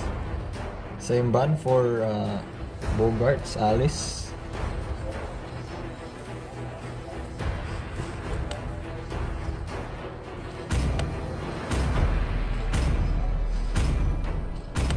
what will be? Tayo ban, ano yun? Oh, Changu, they ban Changu. Ban up for Changu for the side of JCax.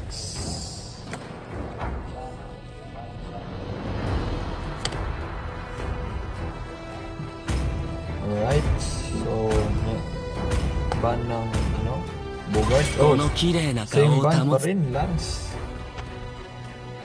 Lance na. So, first pick Digi ba?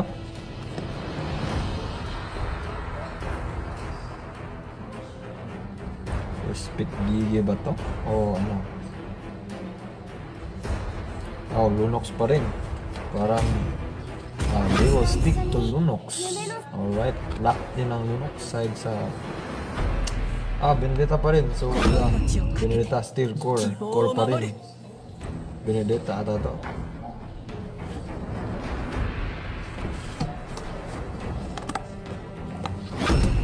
Oh, still Pakito. Hindi sila natakot sa Maniac na Pakito kanina. So, Harit, same pickings.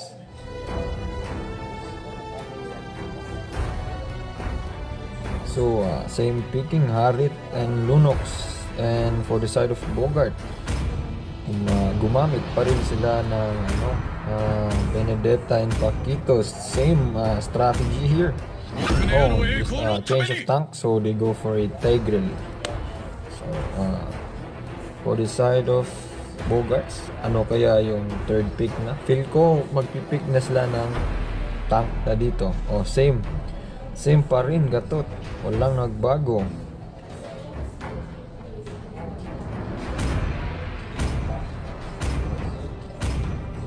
Parang gatot na ata to. Same pa rin. So, yun. Same formula ginamit ng Bogart dito. So, for the information lang po ng mga manonood, pag nanalo po dito yung JCax is we'll be having Game 3. Pero pag nanalo ang Bogarts dito, it is a sweep 2-0 and they will be crowned as the third place of our ML tournament.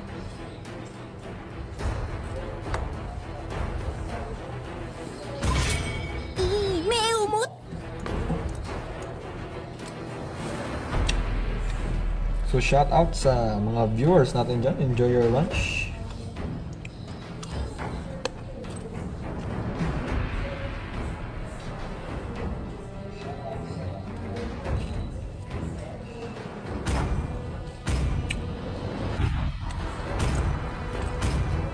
Wherever I go, pain.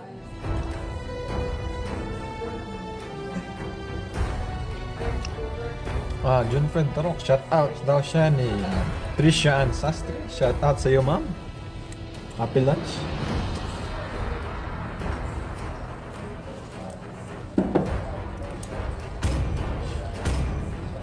Go Bogart team. 狙った獲物は逃がさない。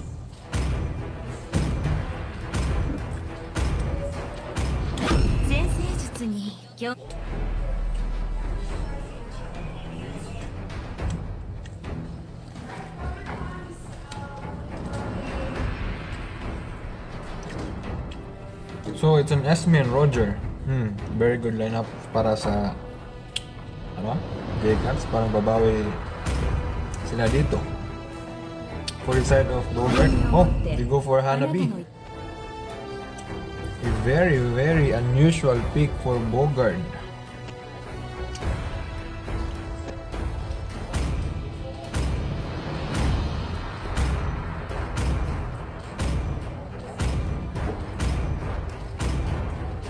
So sa side ng Bogart, they are more relying on their physical damage. Kung matatanaw nyo sa picking na, parang most of damage output lie manggagaling sa physical side. Walang magic at nakatank emblem pang Rafaela. Sa side ng Jax, parang opposite. They're more on magical. Well, balance lang siya dahil Cornelius Roger. So yeah, I agree. It's a good picking for the side of JCAX, pero Welcome. it will be relying on the execution of the game. So, welcome to the land of Dawn. This is the game 2 of the fight for third. Enjoy the match, guys. Happy lunch, happy lunch. All troops deployed.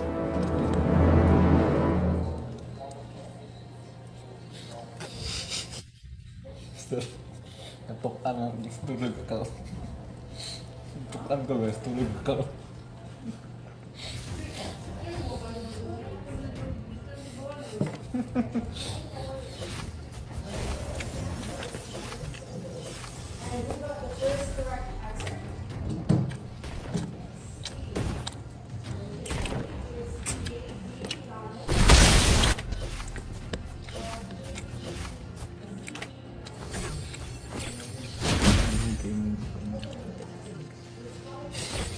Pelik na guys.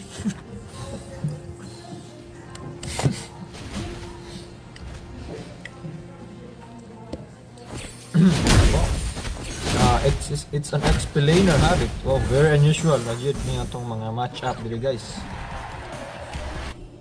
Junfid Tarok, shoutout kong sa to. Kathy V. Wala na ako na pass. So it's a normal rotation. Well, as of karon, it's a fair patas lang po yung gold. Medyo may kalmangan pero maliit lang. For the mid side, it's a human rotation coming from JCAX pero parang nagsisegue natin. Oh, hindi pala. So yan na po. Coming from the side of Bogart, 2-man rotation for the tank and support and solo farm for the score. So, mabilis talaga mag-rotate si Benny. Kita niyo yan. So, they're taking for the turtle side of Bogart. Roger, tamang abang-abang lang.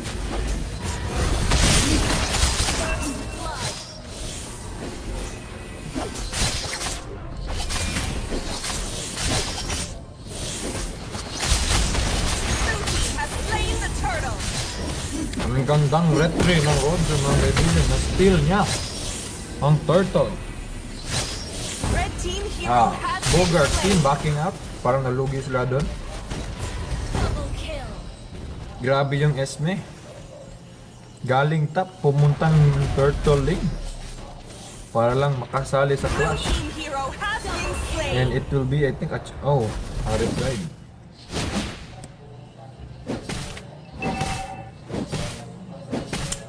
Shout out sa inyo guys. Shout out sa inyo dyan. Hindi ko mabasa yung pangalan kasi ang bilis mawala yung notification. Hindi kasi tayo nakagamit ng PC. Naka-phone lang tayo mga idolo.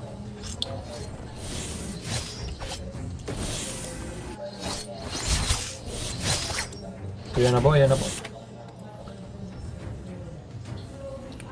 So parang they will stick out to Harit XP lane. Yes. Shout out Marvin Carian, shout out sa iyo mga lodi. Idol na ako tong Sicilian kanina ni Mr. Marvin Carian.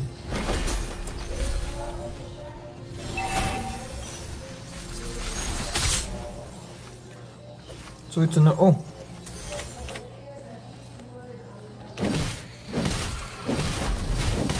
So it's a crash at the top, I think. Widescreen tayo mga lodi. Oh, parang patay yata yung tank. Walang support, so yeah. Tigger will go down in the side of Bogart. So, kill score 4-2 pero patas lang yung gold.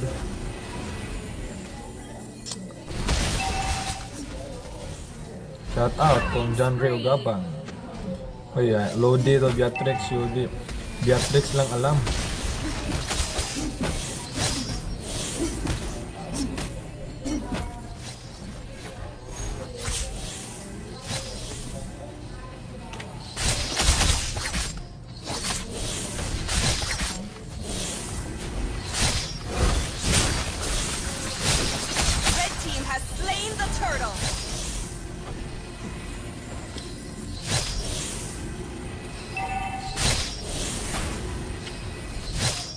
Shout out kung John Rod.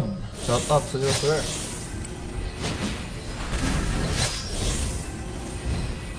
Sorry mga idol, no? Hindi ako makapag-chat na mga kasi like, currently I'm taking my lunch.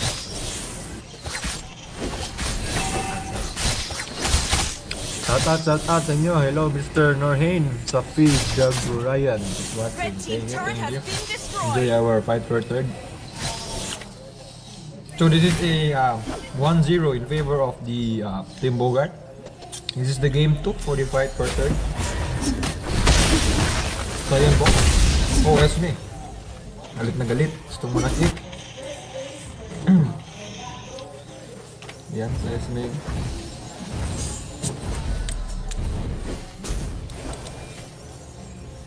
Shout out po tayo sa mga engineers ng Zaneco na nakatutok sa ating Mobile Legends tournament. Salamat sa walang brand. Salamat po na hindi natuloy yung brownout sa NGCP.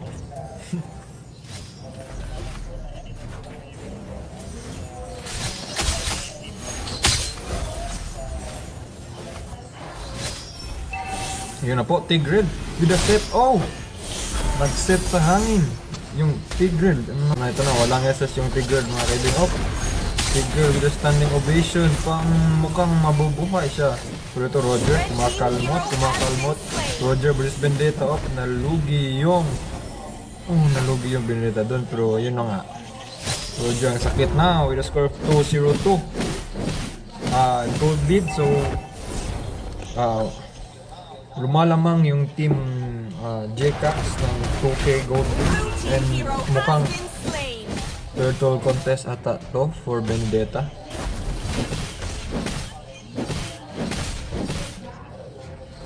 Arten check turtle.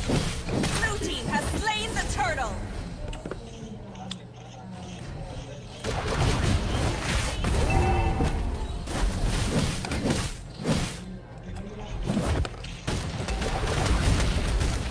Oh, ang taba ng Roger. 4-8. Habang yung core si Pigas 37. So may 1K gold lead. Ang difference sa core.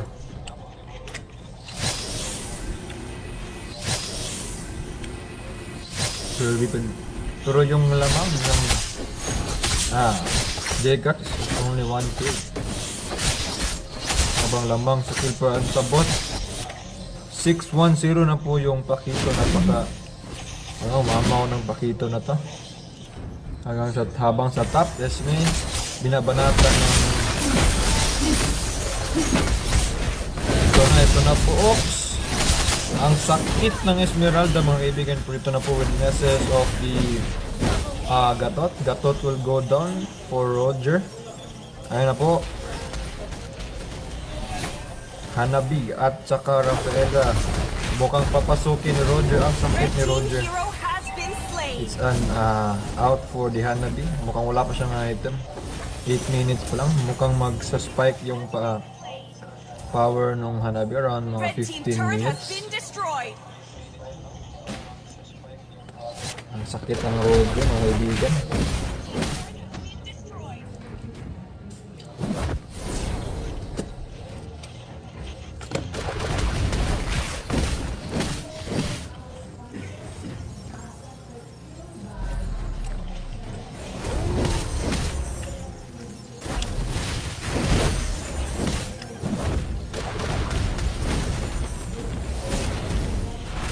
Oh, what a step! What a step! Pero mukhang lalaban dito. The side of the blue side. Oh, another set from Tigre coming. Mukhang mauubos dito ang red side. Oh, it's a 4-man wipeout. Hanapin lang natitira sa top lane, mga idolo.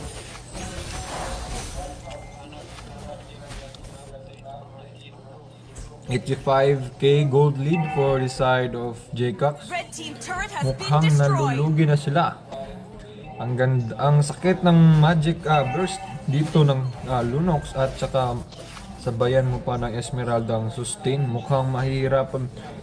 Note po, it is a Esmeralda with the support emblem, the Avarice. Mukhang mataba na do. I think check tayo. 7-5 for Esmeralda, no?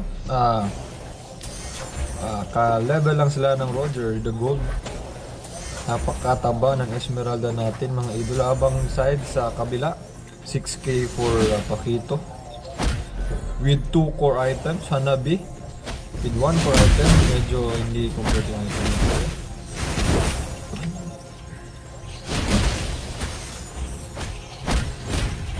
Ito na, Pakito.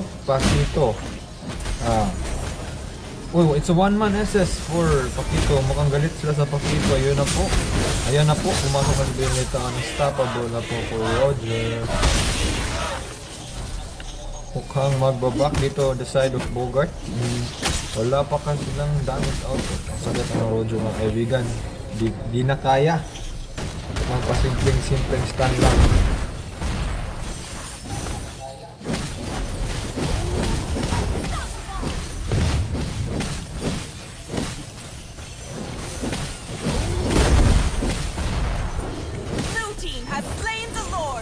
It's a free lord for the side of blue team.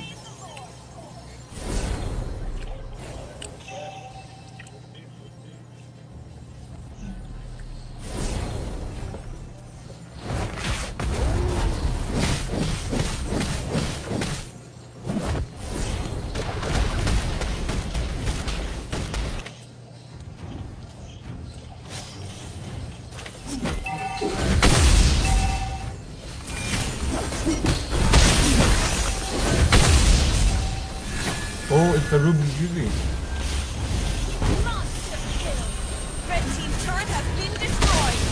Sinasok na ni Esme mga kaibigan. Galit na galit.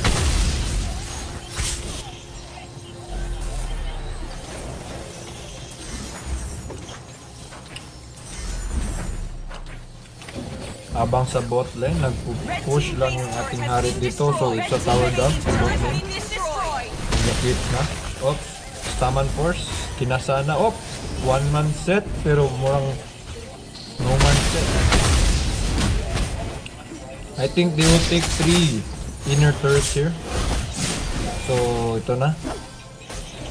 Ang sakit na ng Esmeralda mga kaibigan. Parang hindi na kaya yung sustain. Meron naman silang anti-sustain dito pero mukhang pinulang. Pinakos sa damage. Ito na si Roger mga kaibigan. Kumakalmot. Zaman force for Harit. Zaman force for Harit. Oh, betting isak. Oh, Esme pumasok. SS for the Gatot. Hindi na tuloy. SS nahuli si Tigre at si Esmeralda. Pero mukhang magbaback dito on the side of... Oh, namatay si Benedetta. Harit power focus lang. May end ba to? May end ba to? Mukhang kaya to sa side for blue side. Pero mukhang nag-overextend. Oh, napatay si Esmeralda ng asang hanat.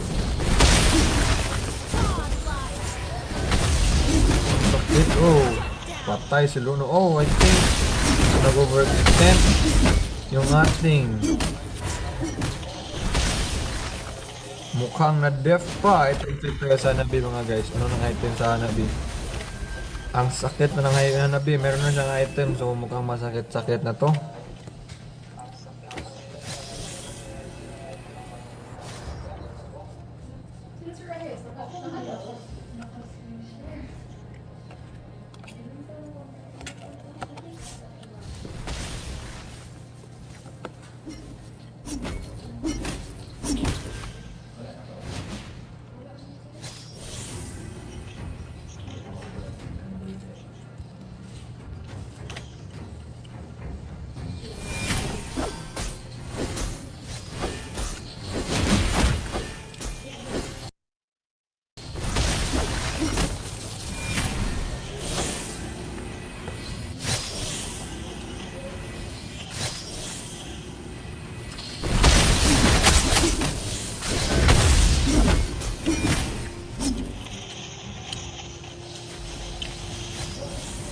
Kung matatapos ng Team JCax 2, we will be having our game 3.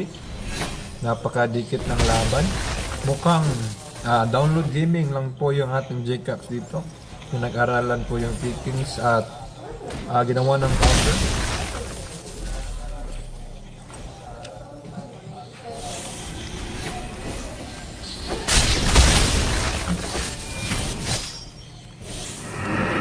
Oh, so Lord is spawning bottom side. Mukhang sinimulan niya, no, Roger?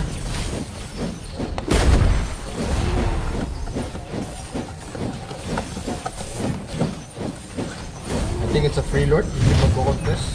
Team Bogart dito. Blue team has slain the Lord.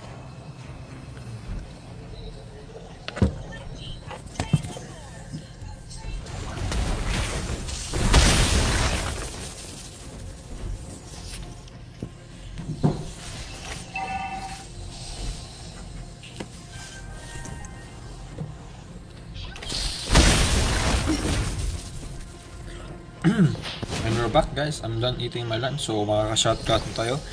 So Lord marching in the mid lane. It's a nice push for top and bottom. Sabay-sabay yung ating dito. So mukhang malidef pa to. Malidef kasi may Hanabi. I think they will go in pag... nag-Zaman Force ng ating harit mga kaibigan. What a set by Tigrin. Nahuli niya yung dalawa natin. Pero ito na. It's a down for Pakito. Pakito is down. I repeat, Pakito is down. Ito na, nag-def pa rin. Harit with the Zaman Force. Hanabi is down. I think we will be having a game 3, mga kaibigan. What a dominating game with the side of JCax. Ang ganda kasi ng pick nila ng Lunox at saka Esme, no? Sabayan pa ba ng Harit. Napakasakit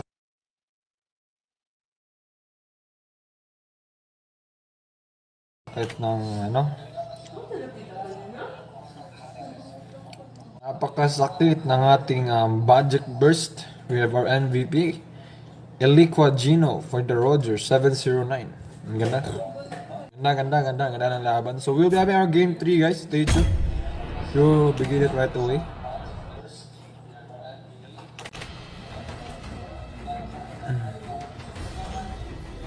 So standby tayo dyan. Are you enjoying your lunch, guys? Shoutout muna tayo habang naghihintay sa ating mga players. So GG, baka top Esmilo, Mr. John Kevin Anticristo, Lolo.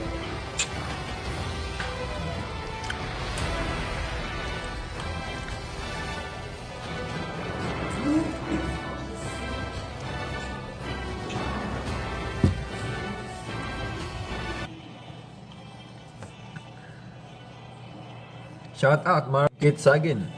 Ang bobo, joke. Galingan nyo championship logs. Bakit ako nandito?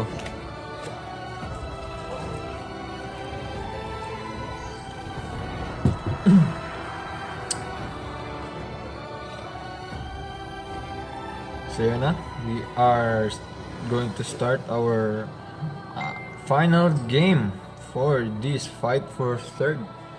1-1. So whoever wins this match, this game 3, will be crowned as the third placer for our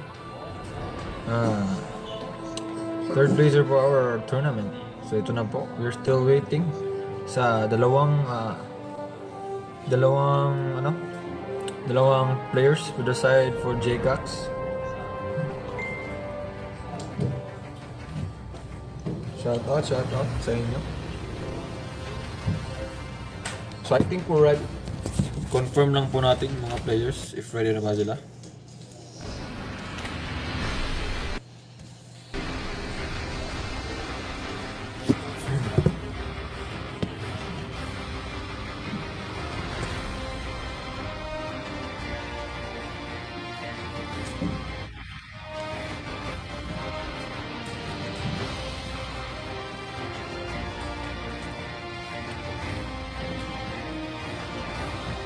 So,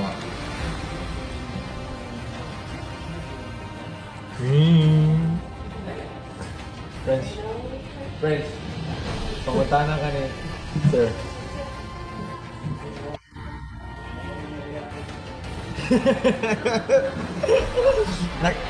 Nakita ni mo, Sir?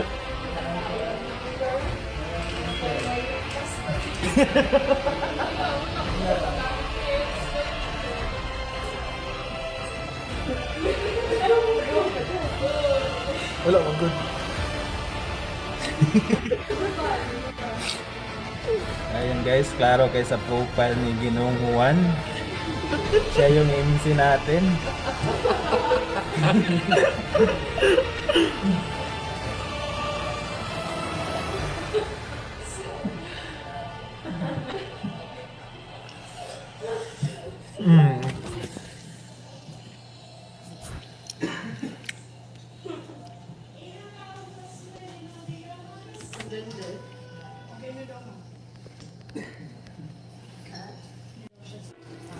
So from Thunder Hunter Zen Quintero, naglalaro yung MC. Opo, multitasker yung ating MC, mga kaibigan. Hindi nyo alam kanina habang nagsasalita siya.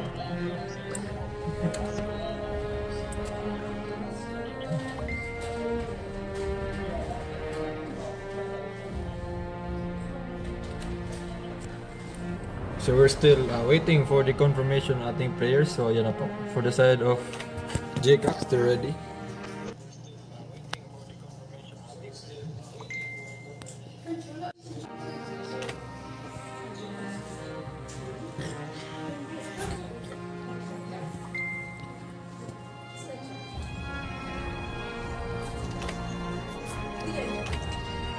Wala.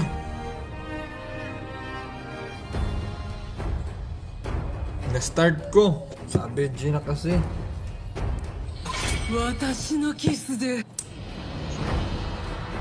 Restart na to.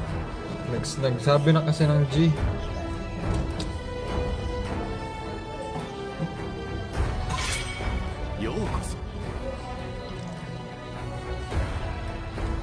So this is third and final match for the fight for third.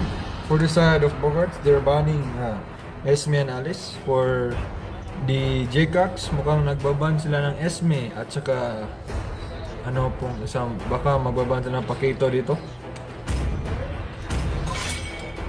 Oh, di bang chan mo?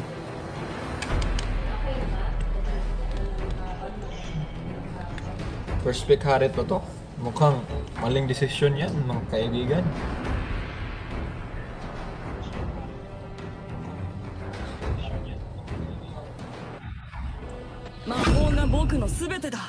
So first pick Harit. Wow. Okay. Baka may plano sila dito. Di natin alam.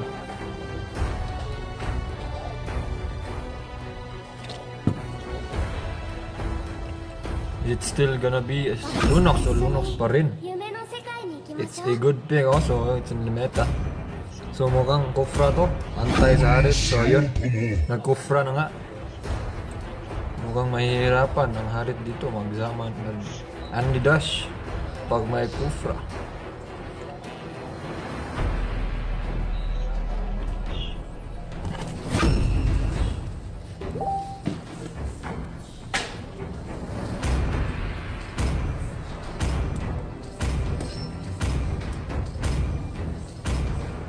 So, Cho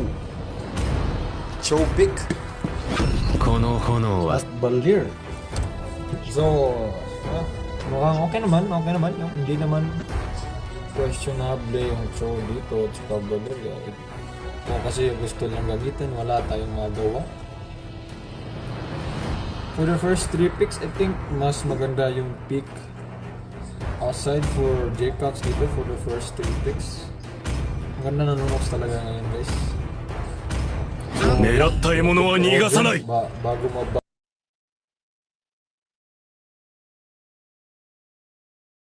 Roger, baka babawa yung 2 picks ng side ng Bogarts dito for the last 2 picks. Oh, it's a good pick also. Pala, yung Valier sa Roger. Kasi mahirapan pumasok ng Roger dito pag may Valier.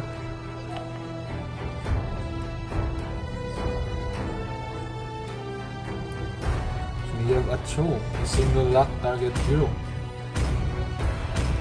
So ano kaya ibaban out dito? Mukhang ban ata ng explainer. I think blue. Oh, di ban for couple and Koopa. Di ban out the couple and Koopa. Zask.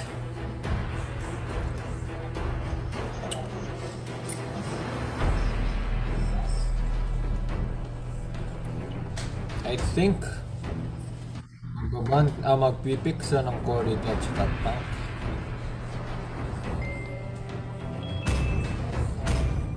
Baka ano to, it's still a, I think they will take Integral. It's best. Oh, it's Akai. Okay. 一緒に外でリラックスしよう。 It's a Gwyn? So ano to? Anong jungle dito? Jungle Harit, I think. Jungle Harit ba to? Oo nga, GG, good pick, Zast. Mukhang, oh, it's a new meta coming from the side of Bogarts. It's a Jungle Guinevere. Jungle Guinevere ba? Or, oh, it's a Jungle Harit. It's a Jungle Harit, mga kaibigan. So, they forced the Harit to jungle. They support Valir in a tank Akai. For this picking, I will still side for Jcax. Depende na sa execution. Pero pagbabasihan sa picking, mukhang mas maganda yung pick ng Jcax dito kasi it's a Lunox and a Kufra against a Valir na medyo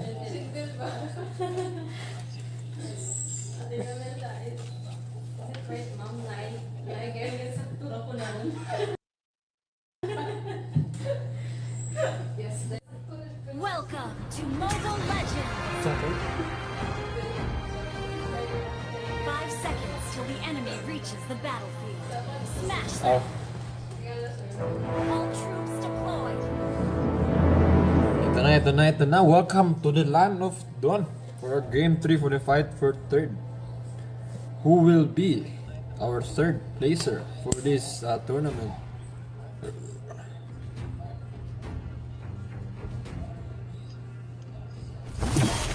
So we have here Zas versus Queen, and then our XP laner, Uranus versus Cho.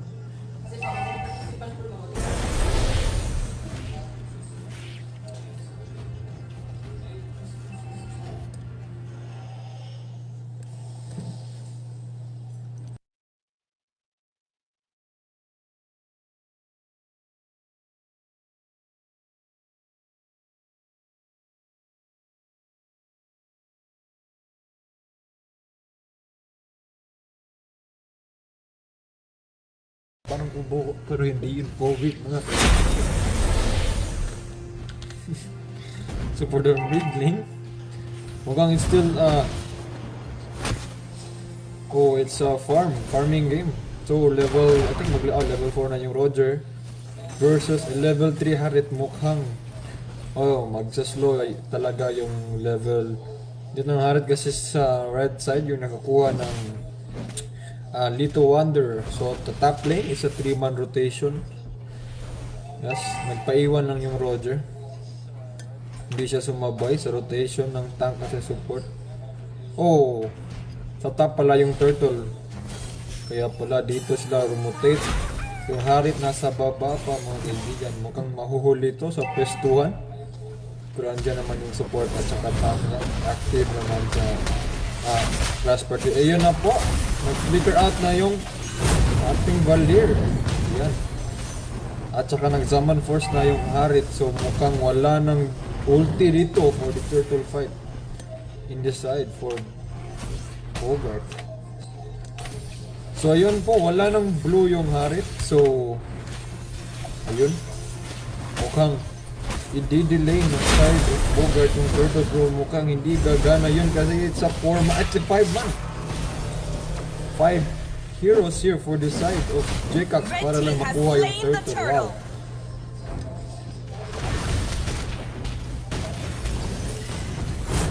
Malulugi talaga dito yung Bogart for the turtle fight kasi 5 sila at saka low life yung ating yung tank nila, so hindi talaga makaka-zone at makakabigay ng vision. Mukhang mahihirapan talaga sila dito for zoning kasi ang galing ng Kufra in the side of ito na yung Kufra stretching off. Kufra tumalon with the foul.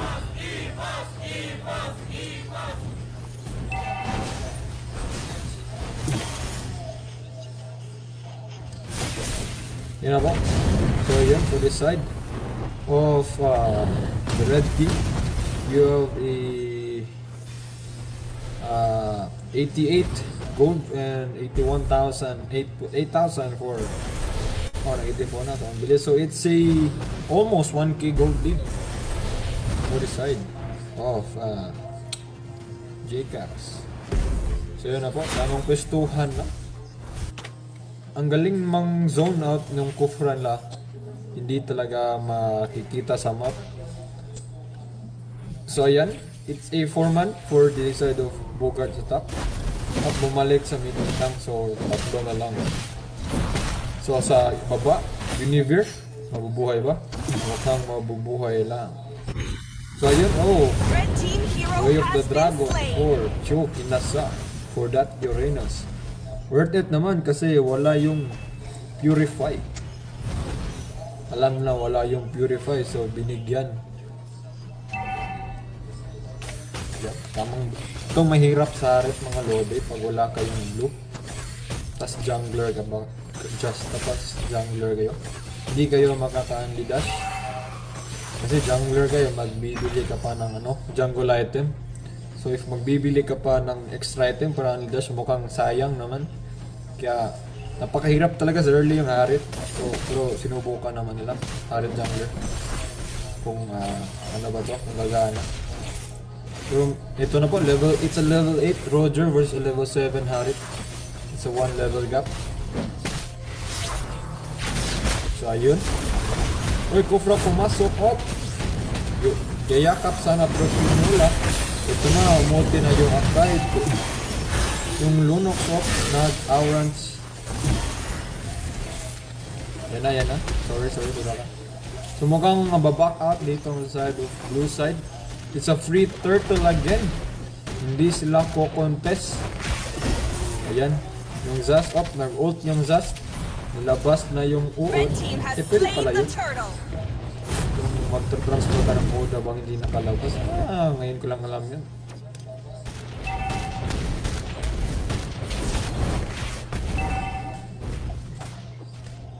So ayun. Sa top lane, mukhang okay naman sila doon. So wala pa nabasag na Torre. It's a 1k gold lead for the side of Jake. Pero mukhang nalulugi yung core ng side of blue side. It's a level 7 Harit versus level 9 Roger. Oh, level 10 na nga. Dalawang at hindi ako tama ako, dalawang Roger. So ito, yumakap na yung ating tinula. I think it's a tower dive. Yeah, it's a tower dive. So Harit, mukhang mabibigyan niya ang round. Blue team turret has been destroyed.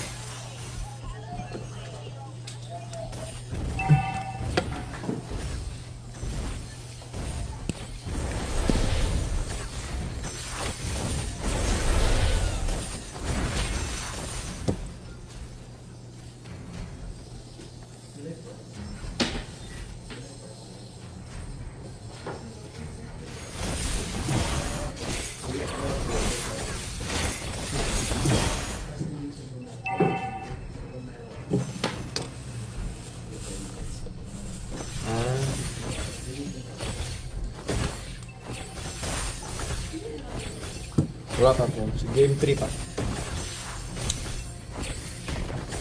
So, ayan na po. Mukhang bumabawi ang side ng Bogarts dito. Wait. Item check muna tayo. Item check. Bago mag-turtle fight. So, yeah. 4-6 for Roger. 4k lang yung ating red dito. Dito, gigit talaga sa farm. Pero I think it's a turtle. Mag-turtle ito. Oh, kukontest dito yung red side kasi basag yung bot lane. So, magkukontest sila dito. Mukhang lugi talaga yung blue. Apat saka tatlo. So, it's an easy retribution for Roger here. Mukhang magbabak ang side ng blue team dito. Lugi talaga sila. Apat sa tatlo. Nasa top yung mage. So, it's a push. Mukhang babasagin talaga ng red. Oh, babasagin na to. Kasi alam nila yung dalawa nasa top. Blue team hero Isa has lang. been slain. Blue team base Papatayin pa sa has Roger been to. Wala destroyed. nang SS yung Valier. So I think nag-overextend konti yung Roger dito. Pero mukhang papasukin talaga ng so yun, nag-SS na. Nag-SS na yung ating Akai. So it's a good play. It's a good discipline here for the side of their team. Out, agad. Nakatapos kumuha ng dalawang objective. Yung dalawang tower sa bot lane. Tatlo. Kasi yung turtle nakuha na. Blue team turret has been destroyed.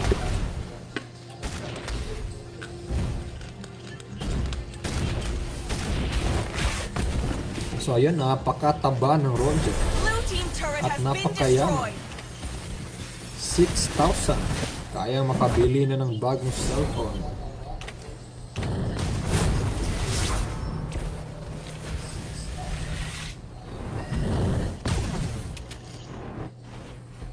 So ayun. Mukhang babawi ang blue team natin dito. Hindi pa kasi nag-power spike yung ating Harit. Meron na siyang Calamity Reaper at saka mag-Holy Crystal na siya. Oh, nahuli dito ang Harit natin. Mukhang mamamatay pa. Hindi abot yung Zaz. So, it's a good initiation ng kanyang Kufra, guys. Nahuli niyang Harit yung Blue pinaka-importante. team hero has been slain. Ayan na po yung choke. Mahuhuli ba yung choke ito? Blue team Mahuhuli hero na has siya. been slain. So dalawang hero na patumba dito sa si Cho at si Valier. Ayan na.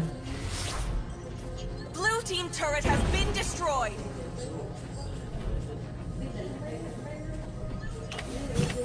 So ayun.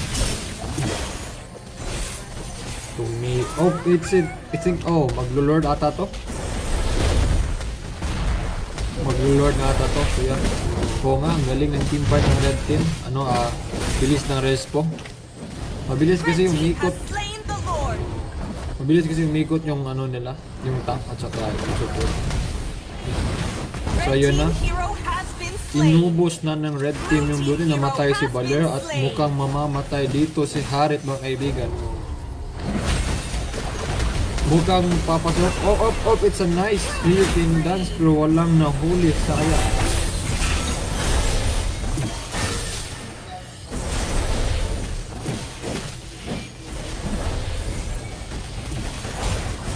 Blue team hero has been slain.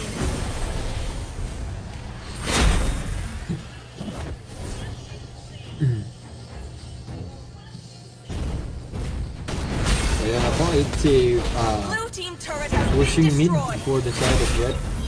At habang may lord sa nahuli sana yung Venus. Walang purify yun. Tama, walang purify. Ang sakit ng Zas, mga kaibigan. Blue team Tingnan turret niyo has yun. been destroyed. Item check na tayo. Hindi natin market. Red team hero has been slain. Namatay pa yung Zas. Nahuli yung Zas ng Cho, pero namatay yung Blue Cho. team hero has been slain.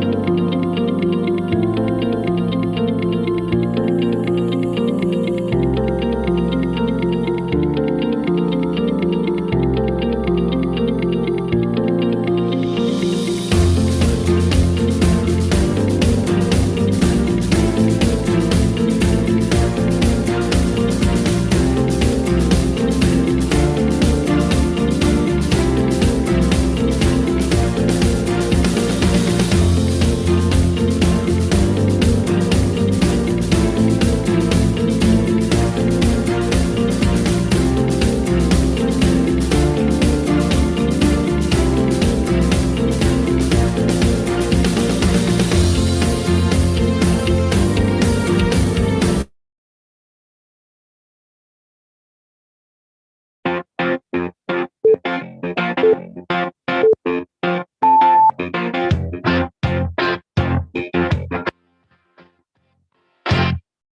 I want, you got, and it might be hard to handle. Like a flame that burns a candle. The candle feeds the flame. And what I got, full stop of thoughts and dreams that scatter. And you pull them all together. And I can't explain.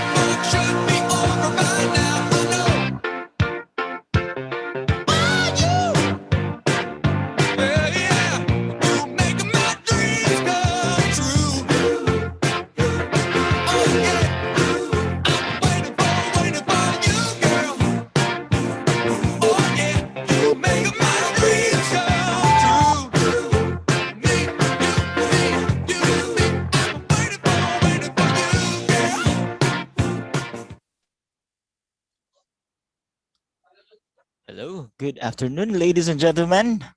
I think I can turn on my video baka ayan. Technicals, Okay, ayan. partner. Welcome back, partner. Yeah, sorry. We I've missed you. been to outer space. Ayan, paki-on naman, technicals.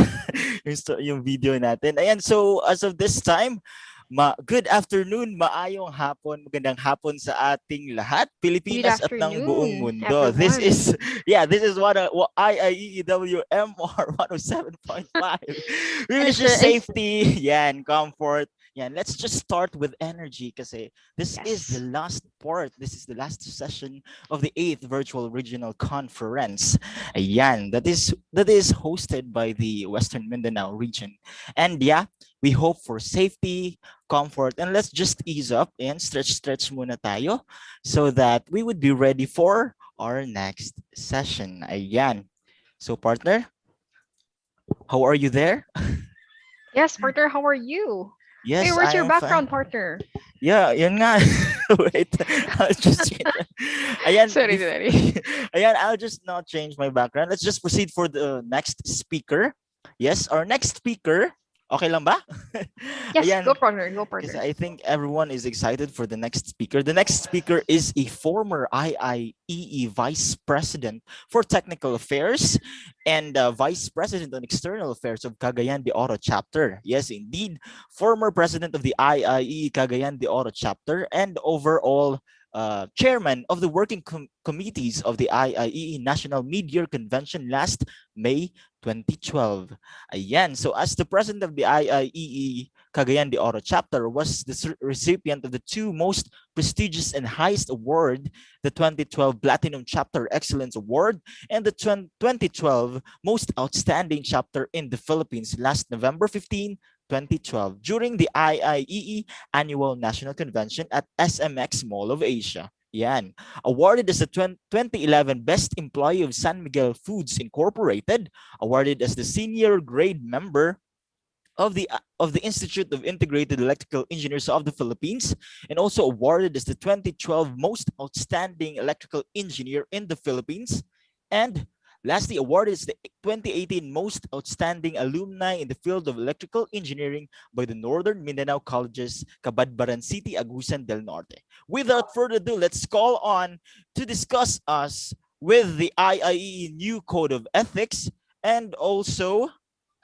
this part, the other one, the rules in handling complaint. Please let me welcome and let us all welcome with a big virtual round of applause, Engineer Engineer Ramil Ombida. Yes, good evening. Good afternoon pala, everyone. Good afternoon, sir. Do you find my audio? Yes, it's fine, sir. But we can't see loud you. And clear. Okay. So before anything else, let me congratulate the host chapter, this Western Mindanao Regional Conference for the success. Also to the officers and staff and the whole Western Mindanao region. Congratulations. And of course, let me greet also to our Chabacano friends. Buenas tardes. Our Muslim brothers, Assalamualaikum warahmatullahi wabarakatuh. And to all of us, mayong hapon sa tanan. This afternoon, we'll be tackling two topics, the IIEE Code of Ethics. And after this one, we have to proceed second topic, which is the roles in handling cases. So to start with the IIEE Code of Ethics, this was revised and amended as of June 27, 2020 during the 6th regular Board of Governors meeting. Actually, this Code of Ethics is just like a written standard for our profession, an electrical engineer. As we practice, we are reminded to follow and practice this one. Somehow we cannot violate the ethical standard imposed by our association. Excuse me, sir. Excuse me, sir. Pardon po for interrupting. Your screen is not yet shared po, sir. We cannot see your presentation pa po as of this moment. Oh, sorry. Okay. Let me unshare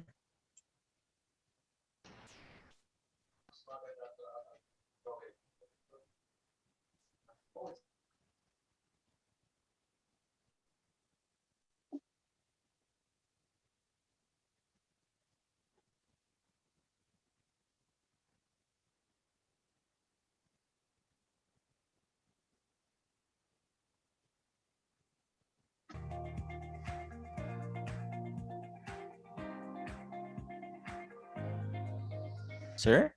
What about this one? Not yet, sir. Not yet pa po, sir. But it says here that you have started screen sharing. Screen sharing. Yes, po. I think we're just gonna restart again for ayan. Ayan. Sige. Ayan, sir. Ayan. And then screen share na po. Saglit.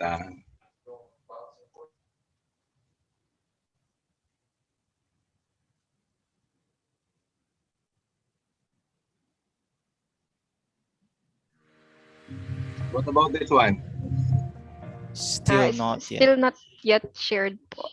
May I request the technicals, ayan, to help, sir? Ayan. Okay. So anybody maybe because of my internet signal, no? But here in Cagayan de Oro, they have a good signal. No problema. Okay. I even hear you loud and clear. Ayan, sir. We'll just may I request the technicals and other teams there to help, sir? As of the moment, I think we're just gonna partner.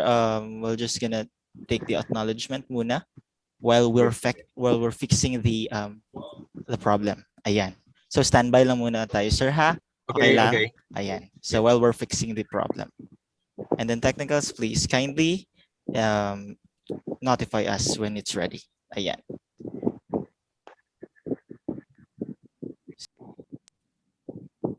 Oliver, you try na hanapin doon sa file kung may file ka ng presentation. Maybe you could be the one to start sharing the screen. Okay, unshared lahat siguro.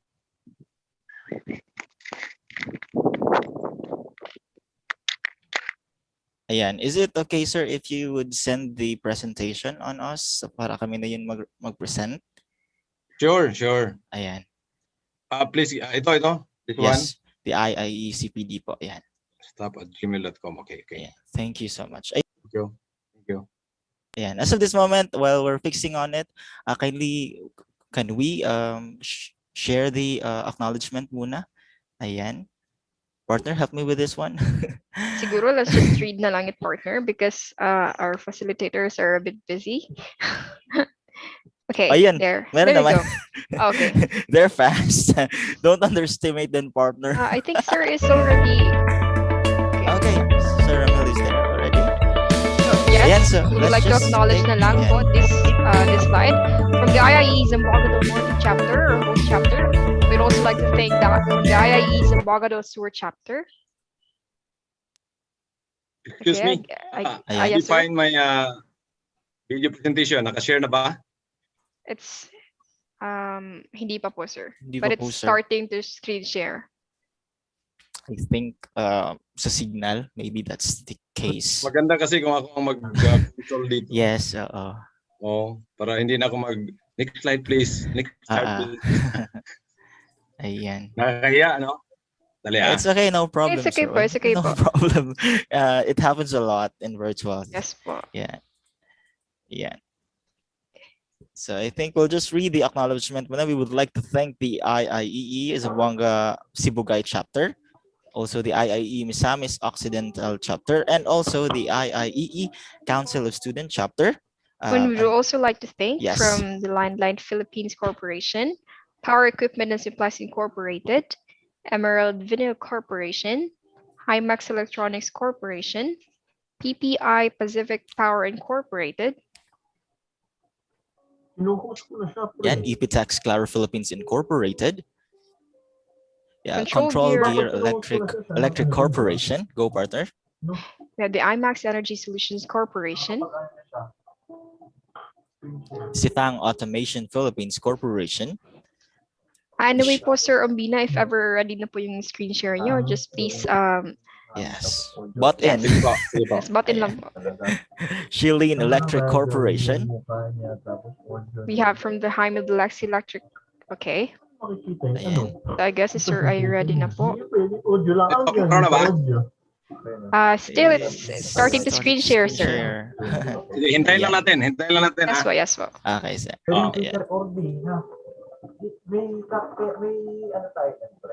May delayed lang siguro. Yes, sir. So waiting, we would also like to thank for the Power Equipment and Supplies Incorporated, 3M and Switch Industrial Sales Corporation, RPV Electrotech Power System Incorporated, from the Panasonic Manufacturing Philippines Corporation. We would also like to thank from the Phelps Dodge Philippines Energy Products Corporation.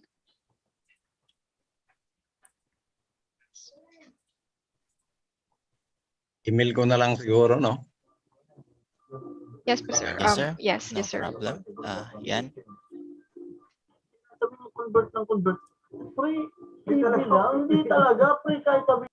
And yan. Ayun. Nandun, nag-send po si Ma'am Clarence po sa ating chat box ng email address. Ayan. Yeah. Ayan. Ito yung IIECPD stuff. Yes, sir. That's it. Ayan. So, pinatunayan natin kanina really that we are not just great on engineering, technology, and sciences. We also know how to do games, right, partner? Mobile games. Yeah, and it is really entertaining. I saw it. That was the first time I saw something like that, and it was so entertaining. Really, partner? Are you so entertained? Yeah. Yeah, and of course, yan, it's patunay that engineers are really flexible. made versatile. How do you pronounce that? Yeah, you could go other way. Yeah. And then sorry for everyone. We're just having a little bit of technical difficulties, but we're just gonna be there, okay? Ayan. Yes po. So again, magandang hapon po sa ating lahat, sa ating 228 participants for this afternoon. Yes, Stay tuned lang po, guys. Ayan. The strong and holding 228 participants. Ayan, stretch muna tayo. Ayan, tayo sa upuan maybe or ano ba? Ayan. So just stretch para dumaloy ang dugo. Ayan. So, sa mga hindi pa kumain, you can eat while listening, or sa mga kumain na, congratulations. And again, let me just say it lang, partner, congratulations po sa lahat po ng nasusubaybay ng ating event po, ng 3-day event po natin. Yes, from day one, who have been so supportive. Yeah, yes. The national executives, the different chapters from overseas and here in the Philippines, and also our students who are still tuning up and up until this time. Yeah.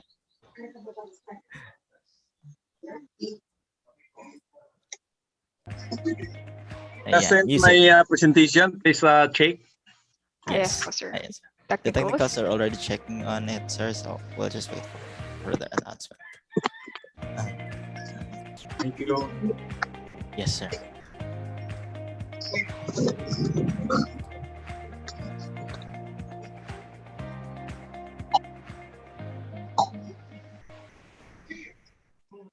That one, wala pa, no? Yes, sir. Not yet pa. I'll try to share again. Okay, sir. Okay po, sir. Wala pa. Wala ring lumalabas. Ayan.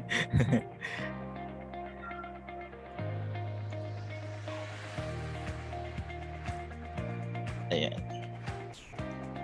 Oh, not yet received, sir. Sir, it's not yet received po, sir. According to our secretary po. CPD. CPD. Baka nag-walking siguro yan. Traffic pa. Traffic. Traffic pa sa Cagayan, sir. Yeah. Over. Pero ngayon, kasi nag-MSCQ. Ayan. Lumuwag ng konti. Ayan. Ayan. So let's chika-chika muna tayo. Ayan. Okay. I think they're just notify us on that side. Yeah, the technicals are doing their best there. Ayan, so ayun. So ano ba? So let's talk about your outfit, partner. That's different. That's vibrant. As well as with Sir, di ba? Yes. Yan, Professional. professional. Yes. Ayan, let's just ease up lang muna. Ayan, Yes, it's so natural. everyone, sorry to may mga gito talagang nangyayari Yes, when it comes indeed. to Ayan. webinar. So this is one of the downsides of having a pandemic. Yeah, No? indeed. Kung hindi pa makikita sana natin si Sir Ramil. Yeah, we could Yes, shake hands face-to-face. on him or bang some elbows. Ano bang processes natin ng pag-greetings ngayon? It's different na eh. Hindi na shake hands kasi no, it's a no already. Ayan. Sir, according to our technicals po, can you po resend na lang po your presentation po because it's not, wala po talaga according to them. Oh, yan. Okay. So yes po. As of this time, shout out muna kami, sir. Just stay put. Okay lang tayo dyan. Okay lang. Yes, Wala sir. talagang problema. We Yeah, have a resend lot ko, of time pa. Ayan. Yeah, as of this time, we would like to shout out sa ating mga friends and brothers and sisters ng IIE Metro Manila chapter from Jill Mark Rehencia. Ayan. So partner, I guess. Natawa na ang wish ni Sir Ariel. Grabe talaga to si Sir Ariel. Dahil Mr. spotlight. Jonas He L. really Magtinay. stole the spotlight, you know? Ayan. Indeed. That is the anong tawag dyan? The concluding paragraph of the story. Natupad na rin. Meron na po, partner. I guess meron na yung... Oh, yes, thank God. Ayan na. I think there's already. Is it your presentation na po? Ayan. Resend na. Ayan. Okay po. Ayan. Nandito na po, it's sir. on the screen po. It's on the screen. Kindly check. Nakikita niyo po ba? Ayan. Wala eh. Okay, so while we're fixing on that, pa-shout out din sa mga EE ng ABC. I believe that is Andres Bonifacio College, right? Of Please course, partner, confirm yes. us. Ayan. Ayan, of course. Ayan, so ease up lang muna tayo, sir. Okay lang yan, no problem. Wala talagang problema yan. And we are doing our best to serve our participants well. And yeah, I know we'll be entertained with you. I don't know. Ingay ko kasi. Sir, is it... Ayan, okay na, sir? Nakikita na po ba? Yeah, I saw the presentation. Ayan. Okay, so I'll just... Ayan. Sila ang nag-share nito, sila bang nag-share na ng kuan ng staff natin? Yes, sir. Yes, sir. Yes po. Si Sir Oli po. Bear with me dahil yung itong acrobatics muna siguro ang una nating i-discuss. Yes, sir. Please against the card. Yeah. Okay, sir, take it away. Ikuan lang, i-change itong chart na to. Yung second acrobatics lang. Hello? Yan, ito. Okay. Good afternoon, everyone. We're presenting the IIE acrobatics.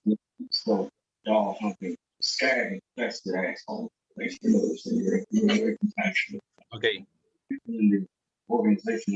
So forward, the electrical practitioner shall uphold and advance the integrity, honor, and dignity of the engineering profession by using his knowledge and skills for the enhancement of human welfare, being honest and impartial and serving with fidelity the public, his employers, employees, and clients, and striving to increase the competence and prestige of engineering profession. So with this chart, everybody is required to somehow upgrade, strive that our not only for our profession, but for the betterment of our association, our organization.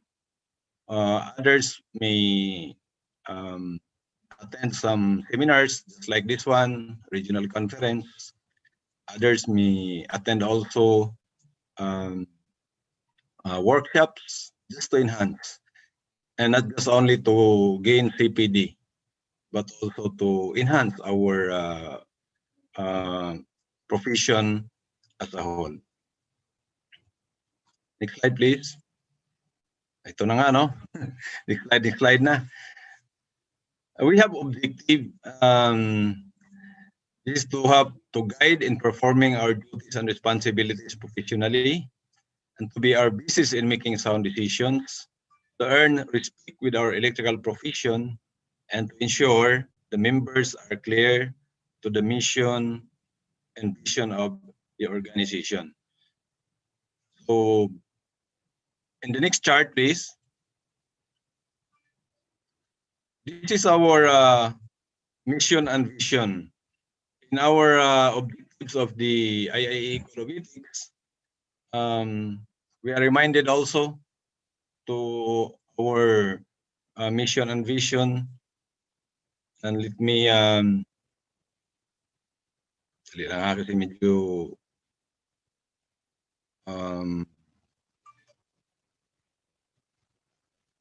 sige.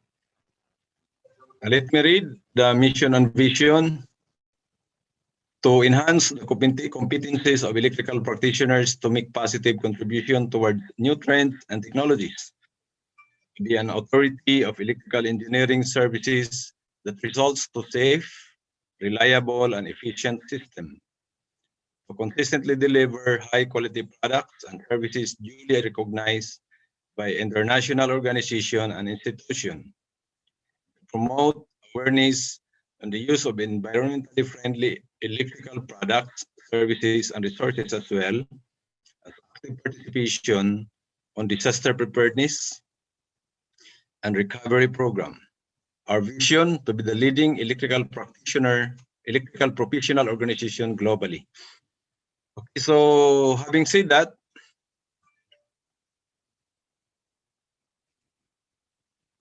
sorry.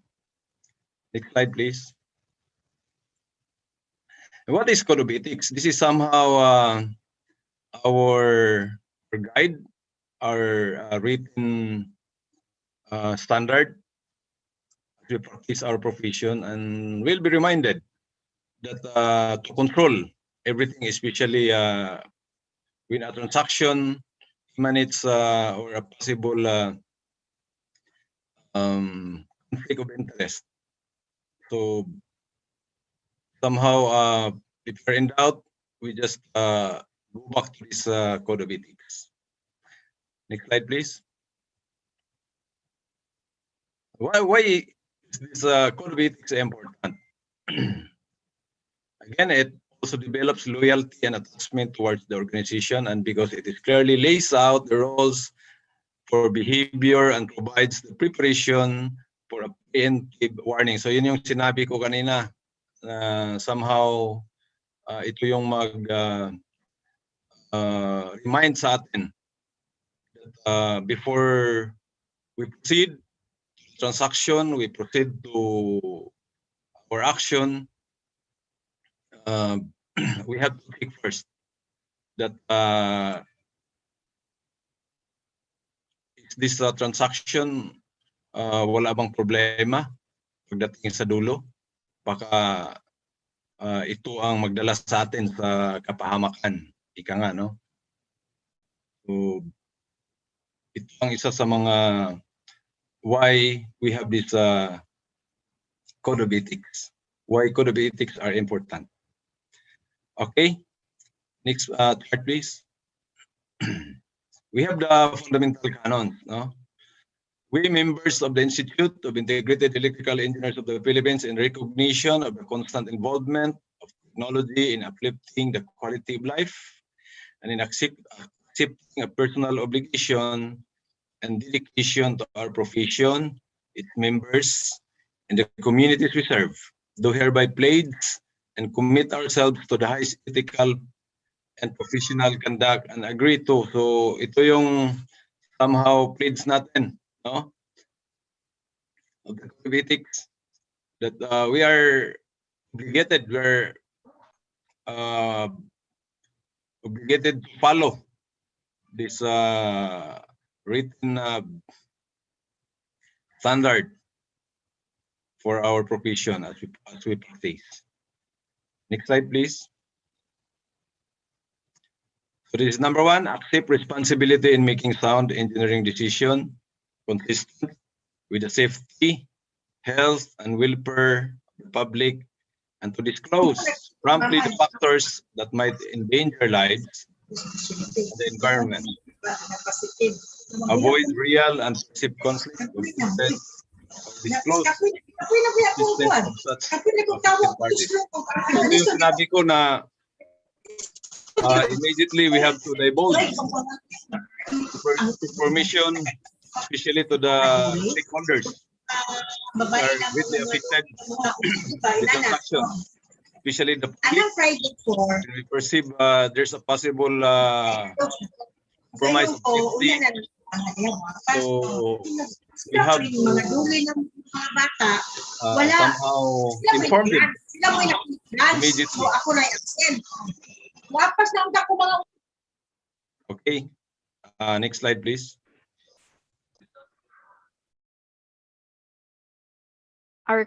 Wait lang po sir. Requesting po everyone to please off po their mic or mute po their mics kasi po may nagdi-discuss pa po tayo ngayon. Thank you po. Okay, thank you. Continue. Be honest, objective, impartial, and realistic in stating claims or estimates based on available facts. So avoid mga perceived na somehow data, no?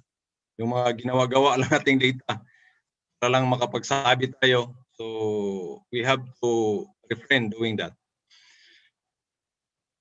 Avoid at all cost the graft and corruption in all its forms.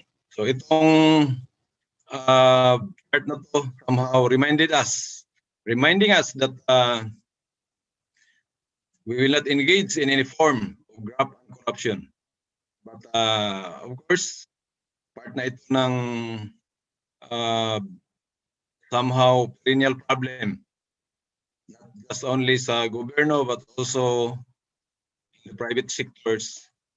From now on, we can experience this graft and corruption. Sabi pa nga nila, before Christ, and graft and corruption has been happened already.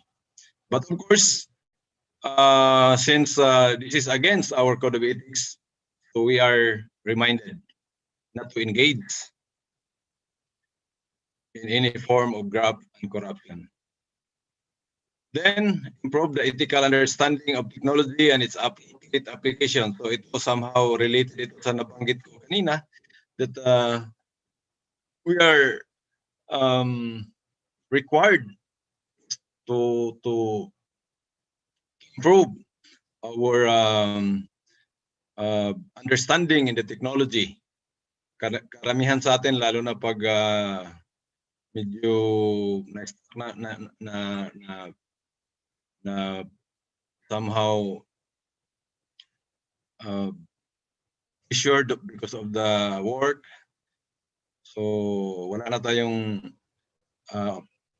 pagkakataon o nalilimutan na ang obligation natin to improve our ethical understanding on the technology. So mas maganda na ngayon, we have the CPD, at least from time to time we'll be reminded to attend and our obligation also. Okay, so next slide please. Continuously improve practitioners' technical competence. So related ito sa number 5 kanina. And discuss all pertinent professional and technical limitations. Seek, accept, and other constructive criticism of technical work, acknowledge and mitigate errors, and give credit where it is due. So we are required here to acknowledge sa mga kasamahan natin na kumbaga sila talaga ang original na masasabi natin na doon nag-emanate ang kanilang ang idea kung bakit successful itong isang transaction, itong project na to. We have to give due acknowledgement sa mga tao na to. Hindi natin to suluhin because that is against our, not just against code of ethics natin, but somehow tama man lang siguro na with due credit to them. Okay? Next slide, please.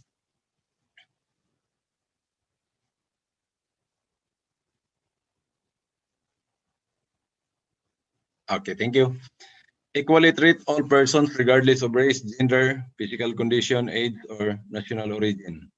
May mga sometimes may mga foreign na national will come in our country to practice also as consultant. So we have to treat them equally. So walang mga discriminatory manner na i-employ natin while working with them. And even sa mga kasamahan natin ding mga electrical practitioners, may mga kasamahan tayo na they need respect, no? Siguro dito respect is the key. Itong part na to.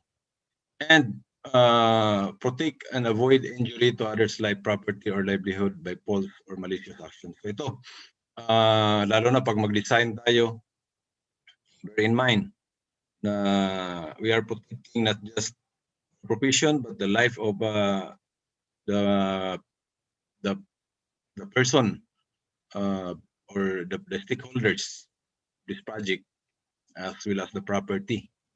So ito ay part sa ating code of ethics. Next chart, please. Observe utmost transparency, responsibility, due diligence, and fairness, and accordingly, not manufacture, spread, or disseminate false, incorrect, and unverified. Ito yung sinasabi ko kanina na somehow we practice factual approach, no? Hindi pwede yung mag-manufacture lang tayo para makukuha natin ang isang adhikain o isang project o isang transaction ma-award sa atin. So we are discouraged to do that. May sinabi pa dito na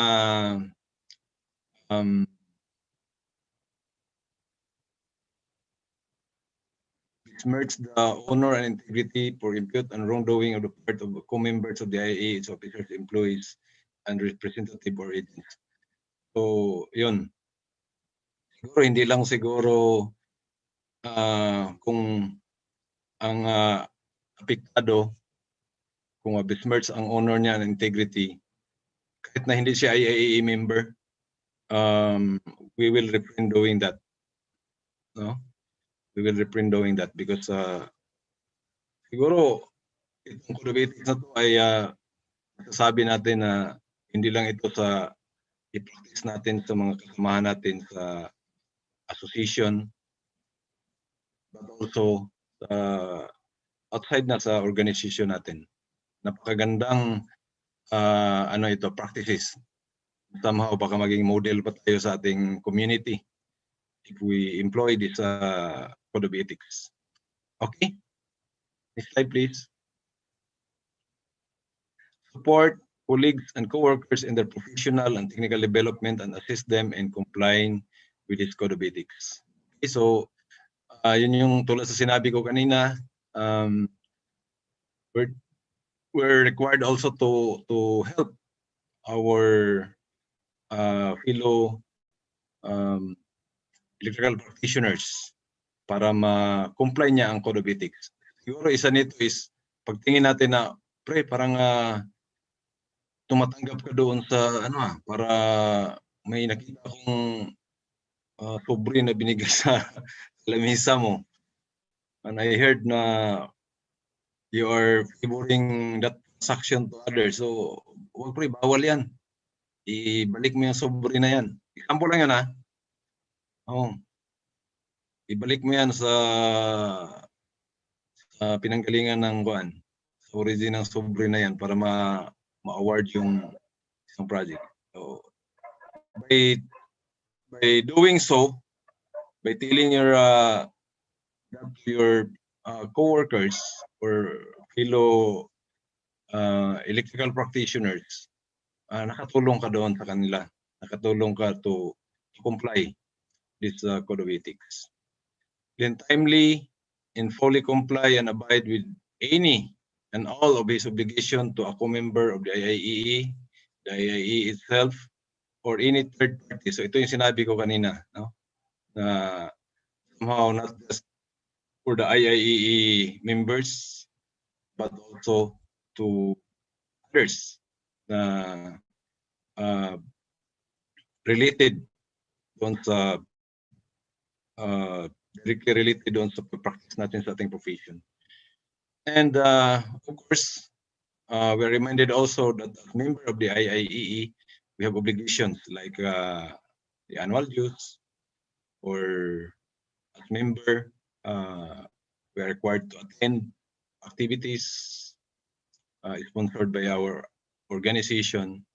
That's part of our obligation in complying the code of ethics.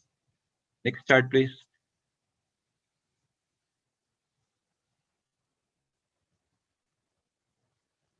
Does not engage in or commit anti-competitive, fraudulent, and deceitful practices in any form, and uphold free and fair competition. So, yung mga unhealthy competition, bawal sa atin yan. No? Bawal. Somehow, i-discredit natin ang kasamahan to your own advantage, lalo na pag may mga project. No?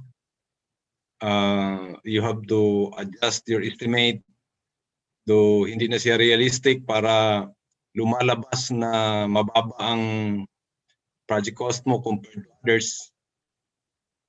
Then as a result, kung i-award yun sa'yo, standard na ang lumalabas doon sa mga gagamiting materials. So somehow, we are reminded not to do that. Okay? Ang sa atin lang dito is we have to kumbaga lalaban o lumaban ka ng patas. Okay? Next slide, please. Honest is being truthful, sincere, and free from deceit, while integrity is loyal, adherent to strict moral or ethical code towards excellence.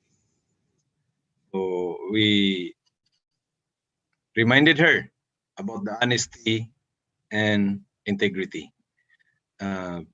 Embodied it as we practice our code of ethics. Embodied it on honesty and integrity. Next slide, please. Ayun, tapos na. Okay, that ends my first topic, the code of ethics. May mga tanong ba? O let's proceed. Okay.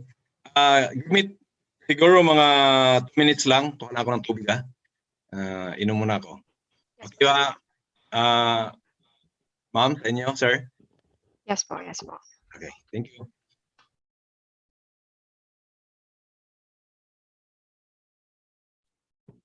So if may mga tanong po tayo, kindly just comment down sa ating chat box yung mga tanong po natin kay sir. If ever meron po tayong tanong.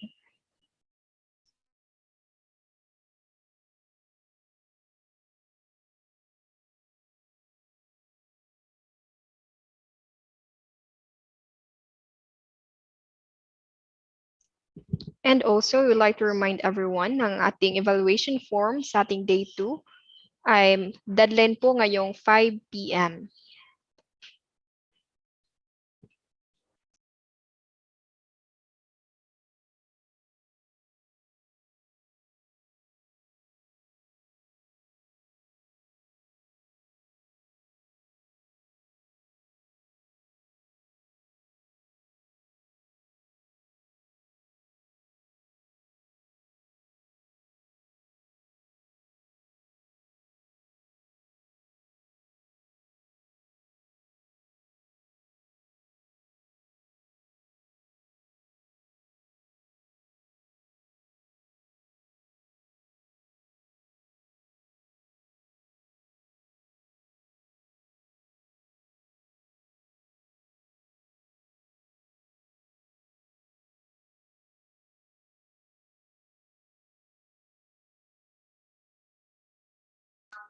So while we're waiting, we would like to thank the IIE Zamboanga del Norte chapter, the host chapter. We'd also like to thank IIE Zamboanga del Sur. We'd also like to thank IIE Zamboanga Sibugay chapter, from the IIE Zambasut chapter, from the IIE Misamis Occidental chapter, and the IIE CSC.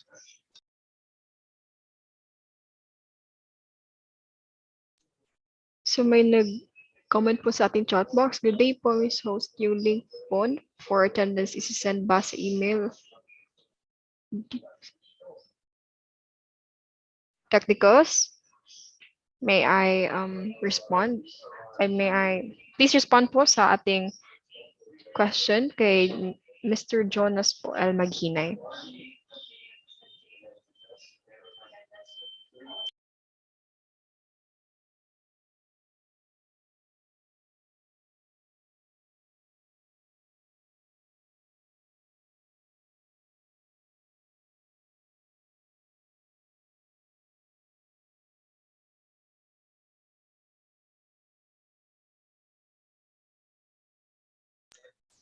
Moving on, we'd also like to thank Landlight Philippines Corporation, Power Equipment and Supplies Incorporated, Emerald Vinyl Corporation, Himax Electronics Corporation, from the PPI Pacific Power Incorporated, from the Epitax Clara Philippines Incorporated.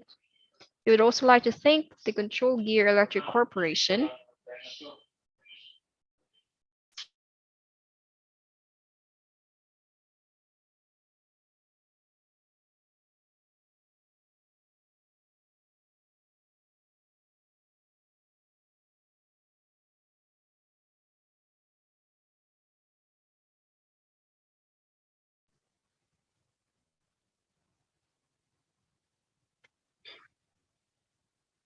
I'm back. Miss Prince. So sir, meron pong nagtanong sa ating chat box po. Okay. So it's from an anonymous attendee po. What is the penalty if mag-violate sa code of ethics po? Okay. Itong next presentation, dito tayo may matrix of penalty. So, pwede bang dito na natin sasagutin after this presentation kasi may mga matrix dito.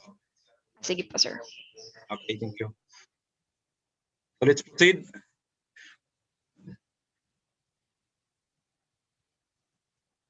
Our next topic is about roles in handling complaints. No? Somehow, ito yung sinabi kanina, ito yung tanong na it result of penalty. Kasali na dito ang kung may violation sa Code of Ethics, you have to file a complaint to a certain committee, the Professional Practice Committee. Pero may ano lang dito na not just the PPC can receive a complaint. You can file also a complaint to the chapter at the chapter level. So once ma-receive yan ng chapter, i-evaluate nila din na fairness sa PPC. Okay? So our next topic is about roles in handling complaints adopted through IIA Board Resolution number 2014-07-72. So during our time na approve ito because when I was a governor 2014, ito yung inaprubahan namin. Okay, next slide please. Ito yung Professional Practice Committee ngayon. This was mandated by the IAE Constitution and Bylaws to perform the function like receiving complaint, investigate, kung may nag-violate ba sa Constitution and Bylaws, Code of Ethics, as well as in the Engineering Code of Ethics as well. So we have the 2021 PPC Committee, headed by our chairman, Engineer Ariel Duran. And We have Juan R. Agtrap, former governor also of Northern Luzon. Then we have Governor Elmer Casao, former governor of South Luzon. We have Roslyn C. Rocio, former governor also of South Luzon. Then Yolanda P. Judan, Central Luzon, a former governor. Then we have Engineer Primo Beltran, based in Canada, a member also of our organization. Then we have former Governor Alwin M. Lunas, a former governor of Bicol region. Then we have former Governor Dini Horniha, former governor of Middle East region. And we have Governor Wilfredo P. Canizares, former governor of Central Eastern Visayas. And we have National Secretary as overseer, Insec Alberto Herrera Jr. And we have former National President Larry Cruz. And we have Engineer Brian Pasqua, our IIE staff. And of course, you're truly kasali din dito, of course. Before I proceed, I would like to greet a pleasant good afternoon to our BEE, kung andito sila ngayon. We have Sir Francis and Sir Jimmy. And to our BOG also, headed by our National President, Engineer Alan Alvarez. And to the CNP, our Council of National President.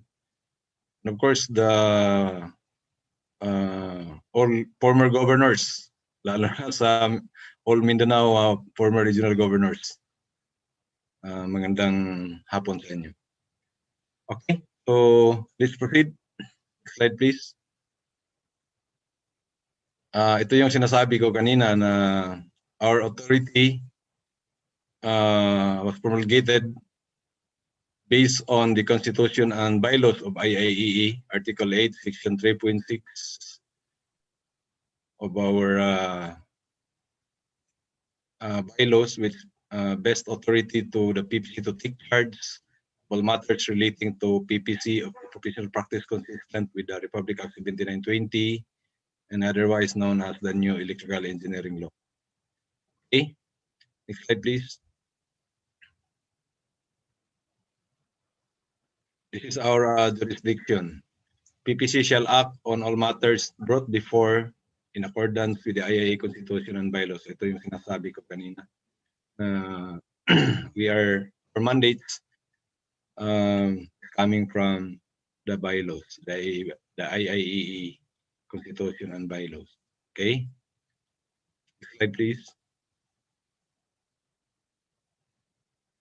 All actions arising from acts or omission violating the rights of another relating to the practice of electrical engineering, ethics, a manual of professional practice, and the Constitution and bylaws of the Institute. So, nabanggit ko na ito kanina. Acts or omission allegedly committed by IIEE member or by a non-member which has infringed upon the right of an IIEE member. Example, may mga staff tayo sa opisina, no? Chapter or even sa national headquarters. Mga IIEE non-member sila, but kung na-infringe ang right sa membro, they are covered.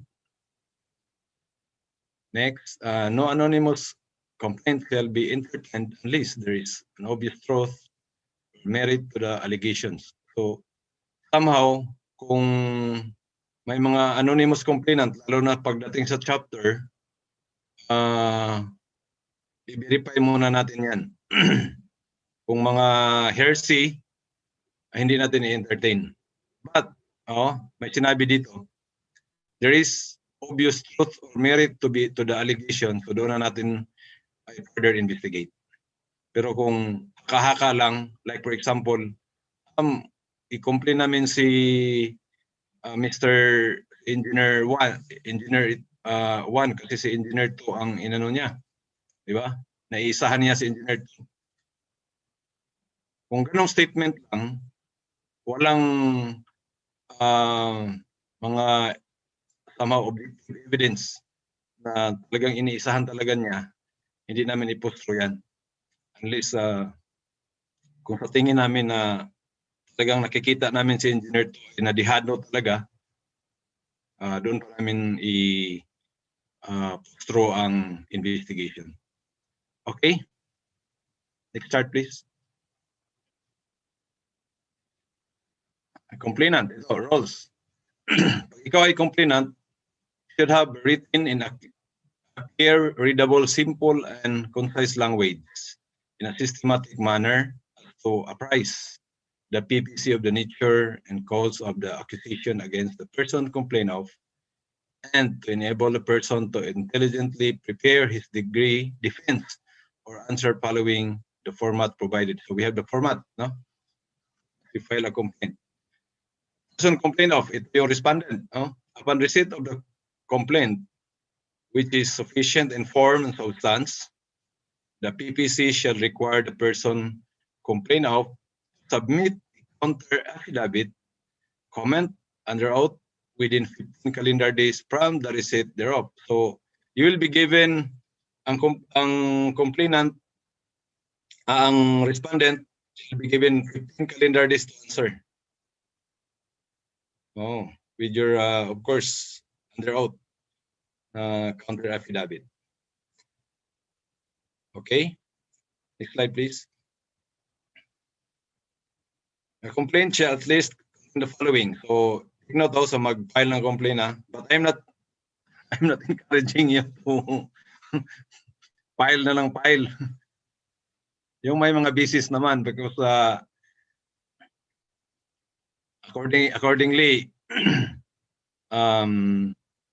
we have to take extra careful because baka babalik sa atin din yan, no? So, full name and complete address of the complainant. Full name and complete address of the person complained of. So, klaro yan, ha? Na hindi lang sasabihin natin na nickname. Dapat kompleto. Narration of the relevant and material facts which shows the acts of omission or omission allegedly committed by the IIEE member or a non-member which has infringed upon the right of an IIEE member. Certified true copies of documentary evidence and affidavits, witnesses, if any, and certification or statement of non-forum shopping. So dapat we have these requirements para mapostro ang complaint natin. Okay? In the absence of any one of the aforementioned requirements, the complaint shall be dismissed. No? Yun, sayang lang kung wala. Anyway, i-evaluate man namin and you're required to submit the documents. After several reminders, kung wala talaga, we have to dismiss. Next chart, please. When and where to file a complaint. A complaint may be filed at any time with a PPC, which may be lodged directly to the IIA National Office, regional or chapter offices. Ito yung sinabi ko kanina na pwedeng i-file ito not just sa PPC but also sa mga regional and chapter offices natin.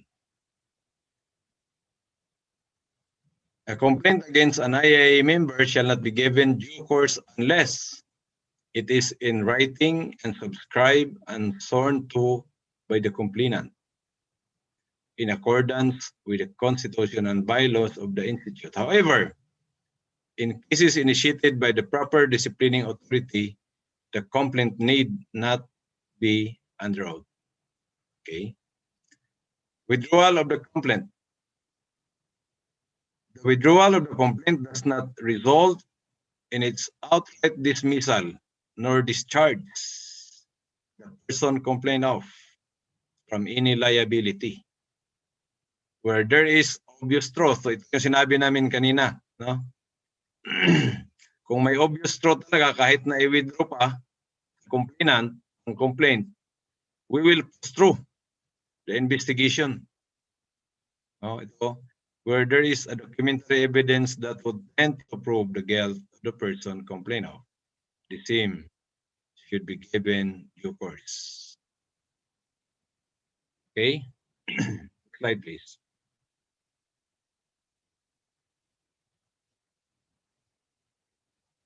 So we have to proceed na the preliminary investigation after evaluation of the documents, no, from the complainant and the person complained of. This involves evaluation of documents records submitted both by complainant and the person complained of, where both are given the privileges of submitting affidavits and counter affidavits. Failure of the person complained of to submit his counter within the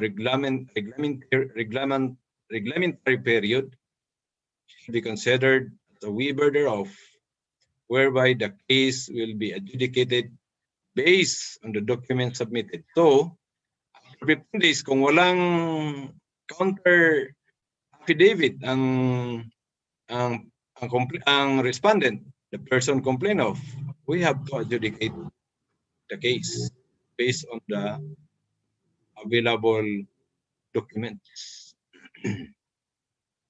If necessary, both parties may be called for further clarification. So kung kailangan ipatawag namin ulit ang both parties, kung may mga kulang pa, no, may i-clarify lang kami na mga factual evidences.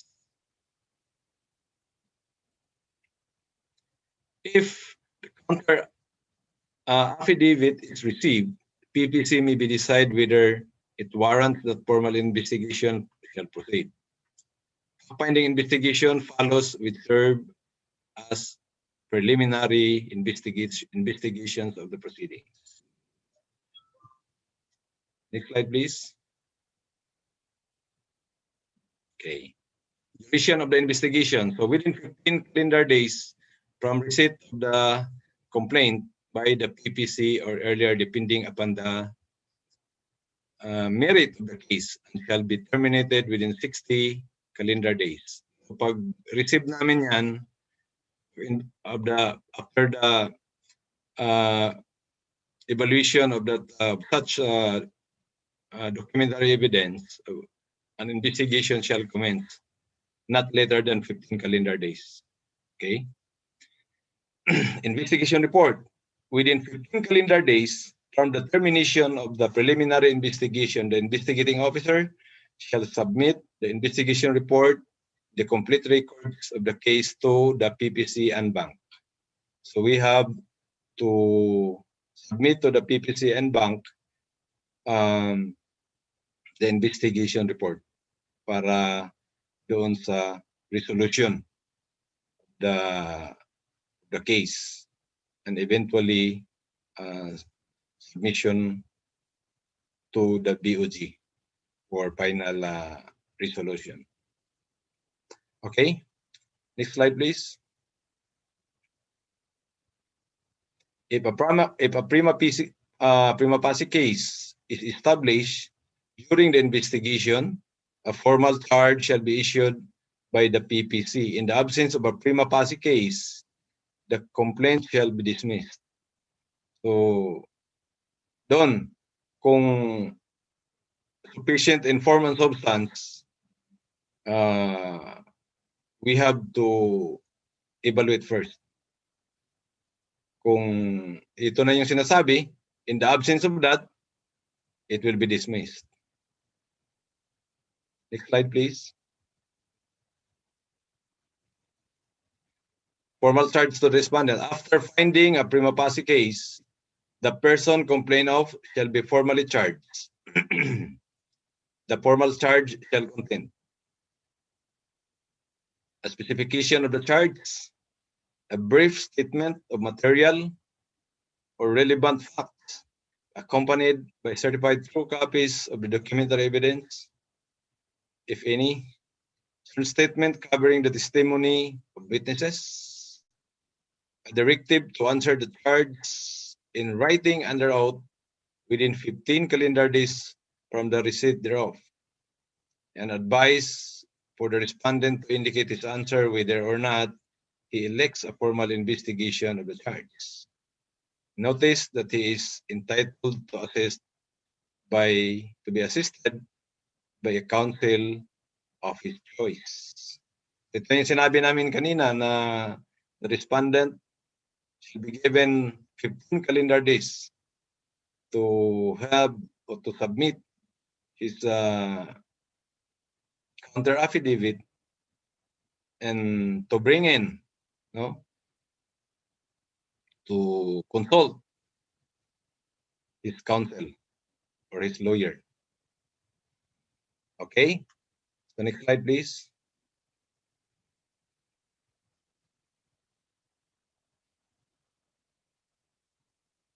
If the respondent has submitted his comment and counter affidavits during the preliminary investigation, he shall be given the opportunity to submit additional evidence.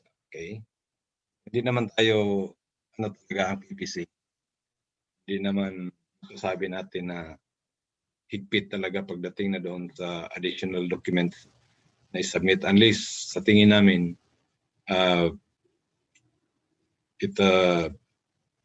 it helps to the defense or the complainants. Doon sa kanilang din sa tingin namin makatulong din sa to fast track the resolution. The PPC shall not entertain requests for clarification, bills of particulars, or motion to dismiss which are obviously designed to delay the administrative proceedings. So yun na yung mga i-evaluate muna namin kung may mga motion doon to dismiss or to delay. Hindi namin yan i-entertain lalo na pag walang basis. Walang basis ang kailang motion or yun lang ang dahilan na ma-delayed ang proceedings. Okay, next answer please. Next slide please. Next answer. The answer, which is in writing and under oath, shall be specific and shall contain material facts and applicable laws, if any, including documentary evidence, some statements covering testimonies of witnesses, if there may be any. In support of this case, it shall also include a statement indicating whether or not the respondent elects a formal investigation. Kung sasabihin nila, sabihin ng respondents, wag na lang dahil totoo talaga yan na yung complaint na yan na hinalikan ko yung kasamahan kong electrical engineer na babae. Di ba? Or kung ang lalaki naman, hinalikan ko yung electrical engineer na kasamahan kong lalaki. So, kung mga somehow ganun na situation, inako na niya na totoo talaga yan. So, wala na. Wala nang further investigation pa. Failure to file an answer. So, ito na yun. Within 15 calendar days, bigyan natin siya ng para makapag-answer ng kuan. So, kung wala, we have to decide the case based on the available documents. Okay. Next slide, please. Conduct a formal investigation. Even the respondent does not request a formal investigation, one shall nevertheless be conducted by the PPC, wherefrom the allegations of the complaint and the answer of the respondent, including the supporting documents of both parties, the merits of the case cannot be decided judiciously without conducting such investigation. So, i-evaluate muna namin, no? Na we need a formal investigation about this one dahil medyo may kalabuan ang mga statement nila. And we have to clarify. Of course, hindi din padalos-dalos ang PPC Dahil pwede ring mabalikan kami kung padalos-dalos ang kwan. We act on it based on the procedures, the process, and with the factual evidences. Next slide, please.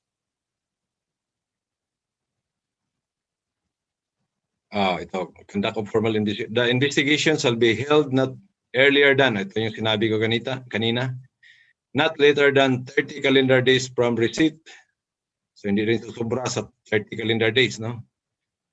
The state investigation shall be finished within 60 calendar days from the issuance of the formal charge of the receipt of the answer, unless the period is extended by the PPC in meritorious cases. So may standard tayo na within 60 days tatapusin talaga ang 60 calendar days, tatapusin ang investigation. Pero pag tingin ng PPC, kailangan pang i-extend. We have to inform the BOD. Now we need additional time because mayroon pang mga example evidences na hiningi pa namin sa mga witnesses. Tapos ang mga witnesses ay medyo alanganin din o wala sila sa Pilipinas ngayon. So we have to exhaust all means para for the veracity of the truth. Ganun lang. Okay? So next slide, please. The pre-hearing conference. At the commencement of the formal investigation, the PPC may conduct a pre-hearing conference for the parties to appear, no? Consider and agree of any of the following: stipulation of facts, simplification of issues, identification and marking of evidences of the parties. So doon natin i-mark ang mga exhibit nito as exhibit A, B, C, exhibit triple A, triple B, double B, things like that. Waiver of objections to admissibility of evidence. Limiting the number of witnesses, so we have to agree there. Dates of subsequent hearings and such other matters as may aid in the prompt and just resolution of the case. The parties may submit position paper or memoranda and submit the case for resolution based on the result of the pre-hearing without any need for further hearings. Okay, next slide, please.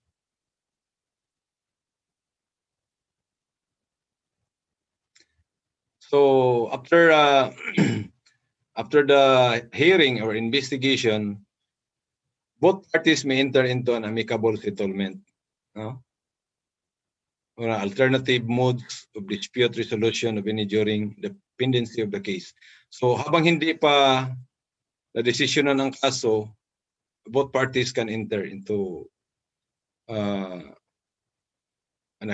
amicable settlement. Like for example, may kasamahang yung sa profession, niligawan niya ang kasamahan nating electrical engineer, tapos nabastos ang babae, no? Nakasamahan nating electrical engineer, so nag-complain. Pagdating doon, violation of code of ethics, parang gano'n na ang basis niya. So after which, sabihin natin na while pending pa ang decision, pwede silang mag-amicable settlement. Sabihin ng babae or ang lalaki na magbayad na lang ako sa iyo, ma'am. Dahil kasalanan ko nung niligawan kita. Things like that, no? I'm just kidding aside kasi inaantok ang makasamahan natin. No? It's sleeping hours. So kung ganong situation, pwede na ito yung mga example sa amicable settlement. Pero kung sasabihin ng kasamahan nating electrical engineer na babae na hindi na kailangan dahil sasagutin na kita. Okay yan. Solve agad. Ha? Baka ipakasal na natin dito. Yun yung decision ng PPC. Okay? So next slide, please. Continuous hearing until terminated or postponement. Hearing shall be conducted on the on the hearing dates set by the PPC or as agreed upon during the pre-hearing conference. May mga ina-agreed tayong schedule, no? Schedule of hearing. Then nakalagay dito, where no pre-hearing conference is conducted, the parties, their counsel, and witnesses, if any, shall be given a notice of at least 15 calendar days. Before the first scheduled hearing, specifying the time, date, and place of the said hearing and subsequent hearings. Thereafter, the schedule of hearings previously set shall be strictly followed. Ito yung sinabi ko kanina. We have to follow talaga. After, a party shall be granted by 2 postponements upon oral or written request. So, dalawa lang, no? Both parties. Third postponement may be granted only upon written request. So, kasi may magdadahilan na yan. Pagtingin niya na medyo weak yung defense ko. For example, sa respondent or sa person complain of, ano muna natin, papostpone muna natin to. So, unless kung may at be, lalo na kung more than 2 na ang postponement na ginawa mo. So, kailangan may oral or written request ka na, din ipaprobahan mo na sa DN Bank. If the respondent fails or refuses to appear during the scheduled hearings despite due notice, the investigation shall proceed. Each part of the respondent is deemed to have waived the right to present or submit evidence in favor during those hearings. Okay?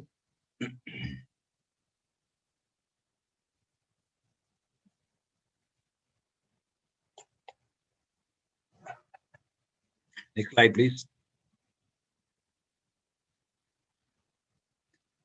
Unless the PPC directs otherwise, the order of hearing may be as follows. The prosecution shall present its evidence. So, parang impeachment trial ito, no?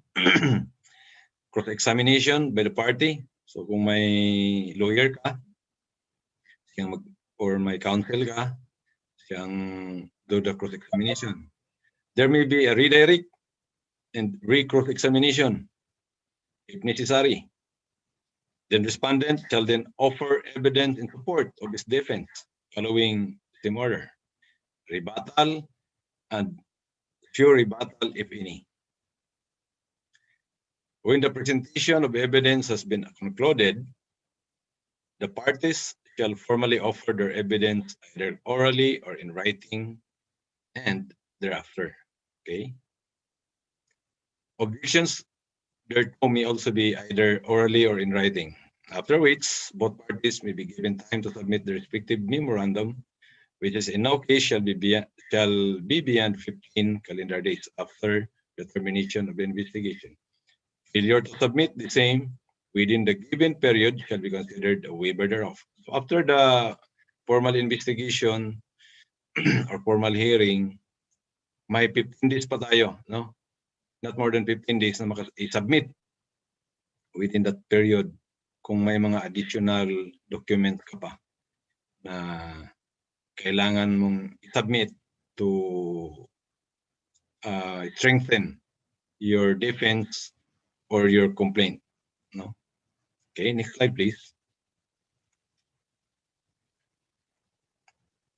Decision of the case. The BOD shall render the decision of the case within 60 calendar days from receipt of the report of investigation.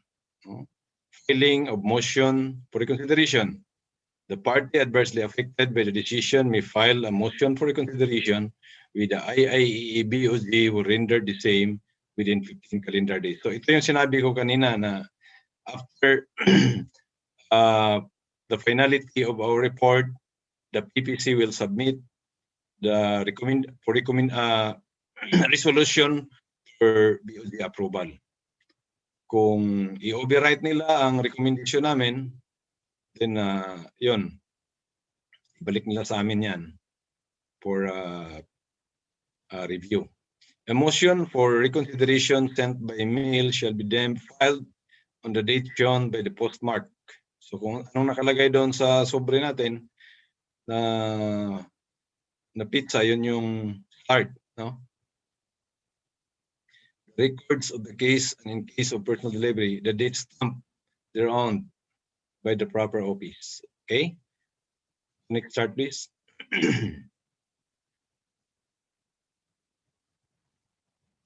Grounds for motion for consideration. The motion for consideration shall be based on the following. New evidence has been discovered. So, kumbaga may ano tayo, may bago kang argument, no? Bago kang argument based on the evidences. So, pwede nating i-file for the motion for the consideration. And the decision is not supported by the evidence on record. Yes. Then errors of law or irregularities have been submitted prejudicial to the interest of the movant. Limitation, only one motion for reconsideration shall be entertained. Okay? So be sure na kung mag-file kayo ng motion, dapat sufficient informed substance against. No? Kasi kung wala, sayang. Kung kulang yan. So balik kayo doon sa sufficient form substance. Kung wala, kung hindi mag-qualify, ipigil mo na. Total, we have enough time pa man. Okay? If filing, the filing of a motion within the reglementary period of 15 calendar days shall stay the execution of the decision so to be considered. Okay? Next slide, please.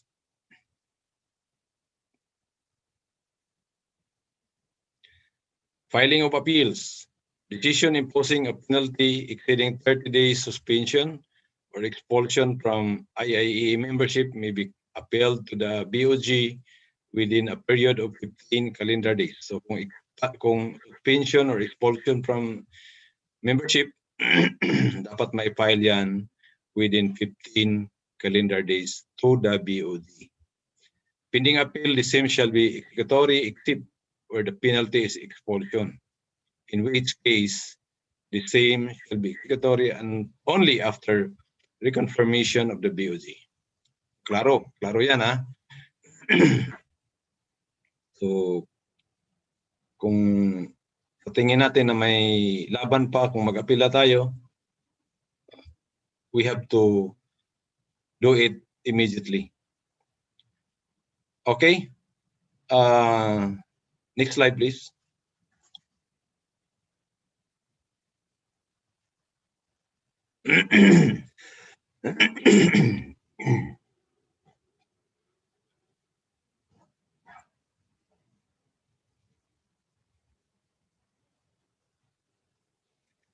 When case is remanded for violation of respondent's right to due process, if the case on appeal is remanded to the PPC for further investigation, so ito yung sinabi ko kanina, PPC shall finish the investigation within 3 calendar months. Pagtingin sa BOD na somehow may dapat may idagdag or may i-omit, no? So within the PPC shall be given within 3 calendar months to finish the investigation. Or kung sa tingin namin na kailangan pang i-extend, so we have to write to BOG, to the BOG. We have to ask permission, approval na kailangan pa namin ng additional time. Then within 15 days from the termination of the investigation, the BOG shall render its decision. If at the end of the said period, the BOG fails to decide the case, the decision shall be vacated and set aside. The respondent shall be exonerated of the charge. So, i-monitor dapat, no? I-monitor ito sa respondent or the person complained of. Kung hindi pa makapag-decide ang BOG, so ma-exonerate ka the charges. Okay, next slide please. recommendation for reinstatement of membership. Ito kung expulsion siya tapos may mga recommendation for reinstatement. In meritorious cases and upon recommendation of the PPC, the IIEE-BOG may commute or remove penalties or disabilities imposed upon IIEE members subject to such terms and conditions as it may impose in the interest of the IIEE. For this purpose, the petition for a favorable recommendation for the grant of clemency may be filed by a disciplined member with the IIEE-BOG upon submission of the following: certified true copy of the decision in the disciplinary case with a favorable recommendation by the PPC, certification from 3 reputable IIEE members who vouch that the respondent has become a practitioner of good standing, a proof of non-pendency of appeal or petition for review relative to his disciplinary case before any court. So ito, which means na kailangan din nating pumiar sa ating mga kasamahan from time to time. Kasi kung magkakataon na may mga ganitong case, at least may 3 kang mga kasamahan na makavouch sa iyo. No, just like taking PEE. It needs at least 3 PEE to vouch you. Okay? Then of course, wala kang, ito ang last, kung wala kang pending appeal sa other tribunal. Okay, next slide please. Ito yung mga penalties, no? Ito yung one. Penalties will be provided in detail in the IIE Manual of Professional Practice, but it's not limited to the following: suspension, removal from IIE membership, institution of legal action. Okay? So, next slide, please. Okay, ito yung mga committee ng 2016 PPC na nag-promulgate nito. We have Sir Tony Guevara, Sir Dis David, then we have Sir Ariel Soriano, si Gobrolan, si Sir Jose Jupiter Gonzales, and Sir Jeff Akop. Ito si Sir Badong, Sir, saan ka man ngayon? Sir Dennis Saavedra, and of course, our idol, Sir Leo Escabasag, and Sir Marlon Efarot, the former chairman, na taga Sambuanga din. Samahan ninyo dyan sa Western Mindanao region. Next slide, please. So that ends my presentation. So tatlo, no, ang penalty, suspension, expulsion, or legal action. Thank you so much, and that ends my presentation. Back to you, friends. Thank you, sir. Yan. So, pag may mga tanong po, please comment po sa ating chat box. I think my question partner from anonymous attendee. Ayan, may ask siya. Thank you very much for educating us on the importance of code. Tapos na to, partner, or not yet? Not yet, partner. Ayan, thank you very much for educating us on the importance of code of ethics in our professional practice. Now I know that we do, but with all due respect, sir, meron na ba na penalized in violation of the code of ethics? Ayan. Yes, meron na. Meron nang na-penalize. Where in fact, mayroon ng mga kasamahan ng mga officers natin sa IIE na na-remove sila from office because of that violation. So careful lang tayo. I'm not saying here na because we know, I'm not encouraging i-complain agad natin dahil of course iano natin na sila ay mga kasamahan din natin, mga dugong EE, no? Baka pwede pang pag-usapan, pero kung sa tingin ninyo na medyo ano na talaga, Excessive. Parang, excessive ayan. no? Correct. So that's the Yeah. time we will go back to our code of ethics and doon, their offices na, original offices, kung hindi man aabot pa sa PPC. Sana hindi aabot. Ayan, bind us Sana, together, di ba? IIEE, bind us together. Yeah, Yun. napakahirap din sa part namin, sir. Yes, indeed. Pag-investigate. Kahit man labag sa kalooban talaga namin yan. Lalo na ang investigate ay dugong EE din. Yes, ayun. Yes po, sir. So, So, sana sir? Yes? iwasan. Iwasan kung pwedeng maiwasan. Ayan. Pwede lang. So, sir, mayroon pa tayong another question po. Sir, may nakasuhan na bang engineer due to electrical fault on fire incident po? Ayan. Mayroon na po. Mayroon na. Pero, quitted so far. Quitted. Ang mga engineer na yan dahil depende siguro sa pag-file ng case. Dahil kung sasabihin na electrical wiring tapos ang like nangyari sa ozone disco, di ba? If you remember, siguro hindi pa kayo pinanganak.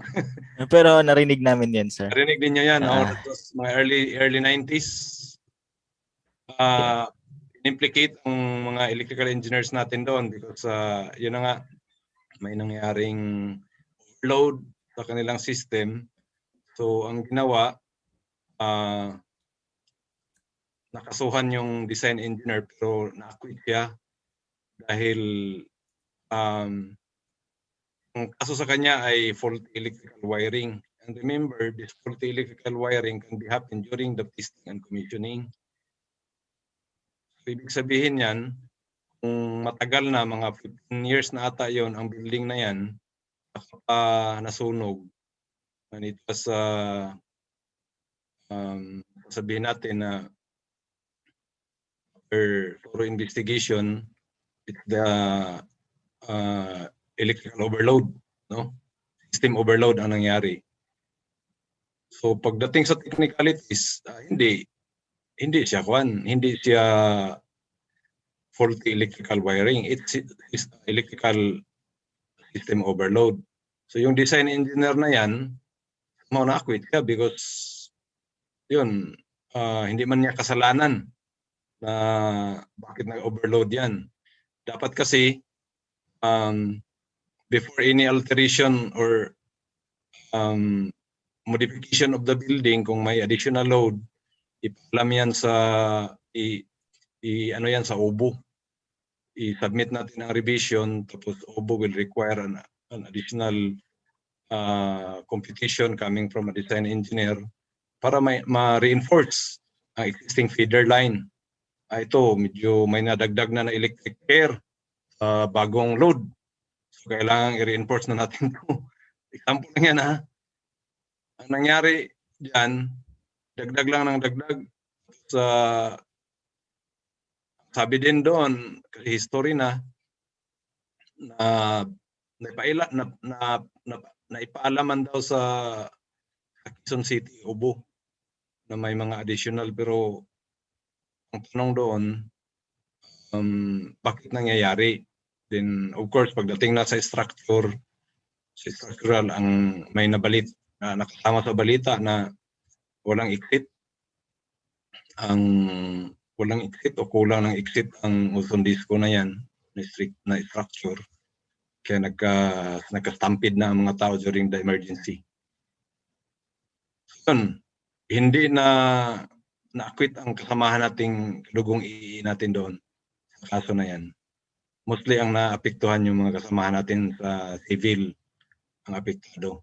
Pero nang na-render ang decision, yung mga electrical engineer yung mga civil engineer pala, wala na. Nandoon na din sila sa ibang planeta. So, hindi na rin sila nahatulan ng kasi nandoon na sa ibang planeta eh. Pero, no? Na may mga ganyang pangyayari. And hopefully, that will serve as lesson to every one of us. Ayan. Kaya nga marami tayong mga seminars and other things, trainings para maiwasan ng mga ganyan. Yes, sir. Ayan, Yes. indeed. Tama. Tama talaga dahil ang sa atin man lang ay peaceful talaga na kumbaga community. Tapos kung may mga i-design man tayo for the improvement of our community, city, dapat in accordance with the standard. Ayan. So sino bang gustong mangyari yung mga ganun? So ayan. Our, Yes.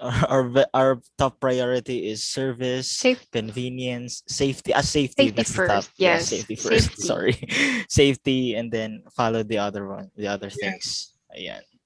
Ayan. So thank you so much, sir. As of this time, we would like to present this certificate of appreciation to. I think wala nang questions, partner. No, I've seen Yes, that parang there. wala na. Wala na Okay, po. so we would like to present the certificate of appreciation to Engineer Ramil L. Ompina from the Institute of Integrated Electrical Engineers of the Philippines for imparting his valuable support as the resource speaker on the topic IIE New Code of Ethics and Rules in Handling Complaint. Ayan, given this 13th day of June 2021, duly signed by Zamboanga del Norte Chapter Secretary Engineer Clarence Dondoyano, and Zamboanga del Norte Chapter President, Engineer Ferdinand E. Caldusa, and also the IIE Western Mindanao Regional Governor, Engineer Christian J. Maligro. Ayun, thank you so much, sir, for reminding us the things that we need to remember also for being us, the student, going to become an engineer, and the engineers itself already. Again, thank you so much. Okay. Thank you, sir. Thank you so much, Vince and Indel. And Yes, sa lahat ng member ng WMR, the Western Mindanao Regional Conference, again, congratulations sa inyo for a very successful event. And stay safe dahil hindi pa tayo safe ngayon. Yes, sir. Yes. Safety tayong lahat. And ingat kayo. Yes, again, thank you so much, sir. Again, congratulations. Thank you, sir. So at this point in time, let us welcome Engineer J. Martin Y. Rubiano, the Phelps Dodge Philippines Energy Products Corporation, for the sponsored technical presentation number 6 via audio presentation.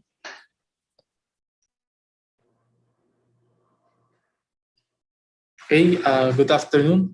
I'm J. Rubiano from Phelps Dodge Technical Engineer. So today I will be discussing some of our value engineering solutions that we offer in the market. Okay, so basically I will show you some our new products. So here's our presentation outline. So first we will be discussing the company overview of Phelps Dodge. So quickly I will show you our company, and then we will go through our value engineering solutions. So under the value engineering solutions, we have the copper building wire, which is the regular THN THWN-2. Then after that, we will be discussing also PD Alumilite, or we call it aluminum building wire. Okay. And then our last topic, or our last value engineering solution, would be metal clad cable, or type MC cable. And then lastly, we will be showing you the PD Engage. So in PD Engage is the total engineering solutions of Phelps Dodge that we offer to our customers. First, our company overview. So right now, our plant is located po inside Hacienda Lucita sa Tarlac. So we have quality management, environmental, and safety management. Okay. So just in case if you are interested to conduct a virtual plant tour or visit our plant once the situation or the pandemic ends, so just coordinate with our sales team, no? So they can accommodate you to conduct at least virtual plant tour. So here are some of our third-party product certification. So for mga building wires, so we have Underwriters Laboratories and Bureau Product Standards, or BPS. And then for information, we also offer medium voltage power cables like 5 kV up to 35 kV we have third-party certifications from KEMA and Power Labs. And then for fire-rated cables, no, so we have also third-party certification from TUV Singapore. Okay, so first we will be discussing the copper TH10, THW, and -2 of Phelps Dodge. So I'll show you lang quickly the building wire types evolution in the Philippines.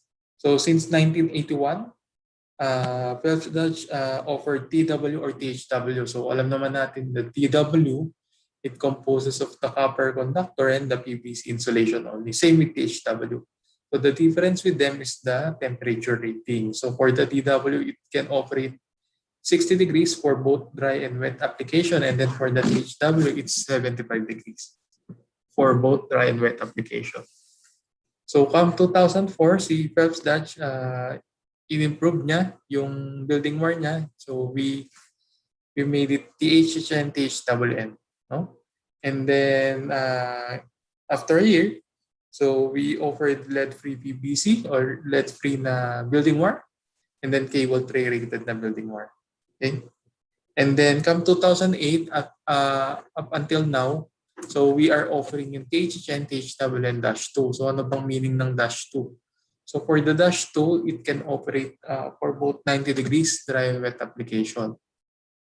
So ano bang advantage niya? So meaning, if the higher the temperature rating, the higher the ampacity. So basically, that's the advantage of THN, THWN -2. Okay, so here's the cable construction. So we have the copper conductor, lead-free PVC, and nylon jacket. So for the sizes, we are still offering 2.0 up to 500 mm². Okay, then we have yung UL listed na PVC, and then we have the jacket. So ito yung sinasabi ko kanina. So we can use this for dry and wet location, so not exceeding 90 degrees. And then ito yung third-party certifications namin for building wires. No? So by the way, we can offer UL certified THN, THWN -2 or non-UL. No? So for the UL certified, ito yung UL file number. You can check in their website, E54448. Okay. Then ano bang advantages ng UL certified cable? So number one, it's more tolerant to heat. So it's better yung flame retardant characteristic ng PVC. So once na nasunog yung THN, THWN -2 natin, hindi siya nagpo-propagate. So meron siyang characteristic to self-extinguish yung fire. Then it's also environmental friendly, so because of the lead-free. No?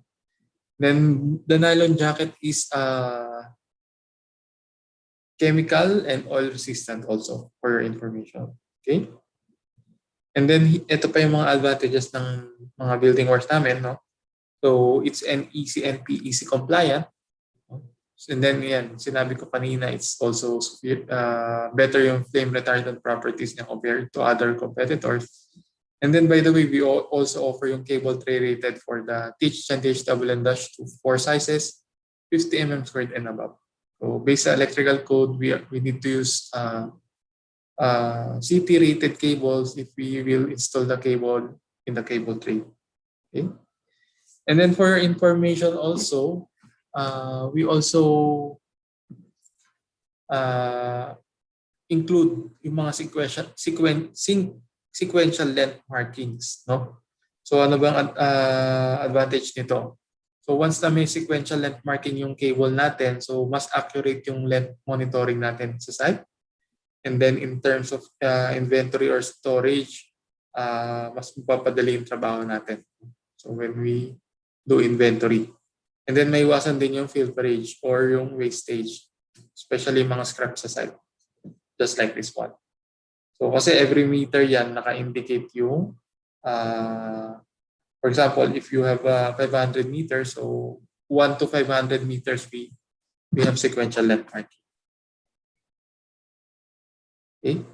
And then pakita ko lang din yung heat aging life curve ng Phelps Dodge THN, THWN -2. So we compared it to other brands, no? So our closest competitor.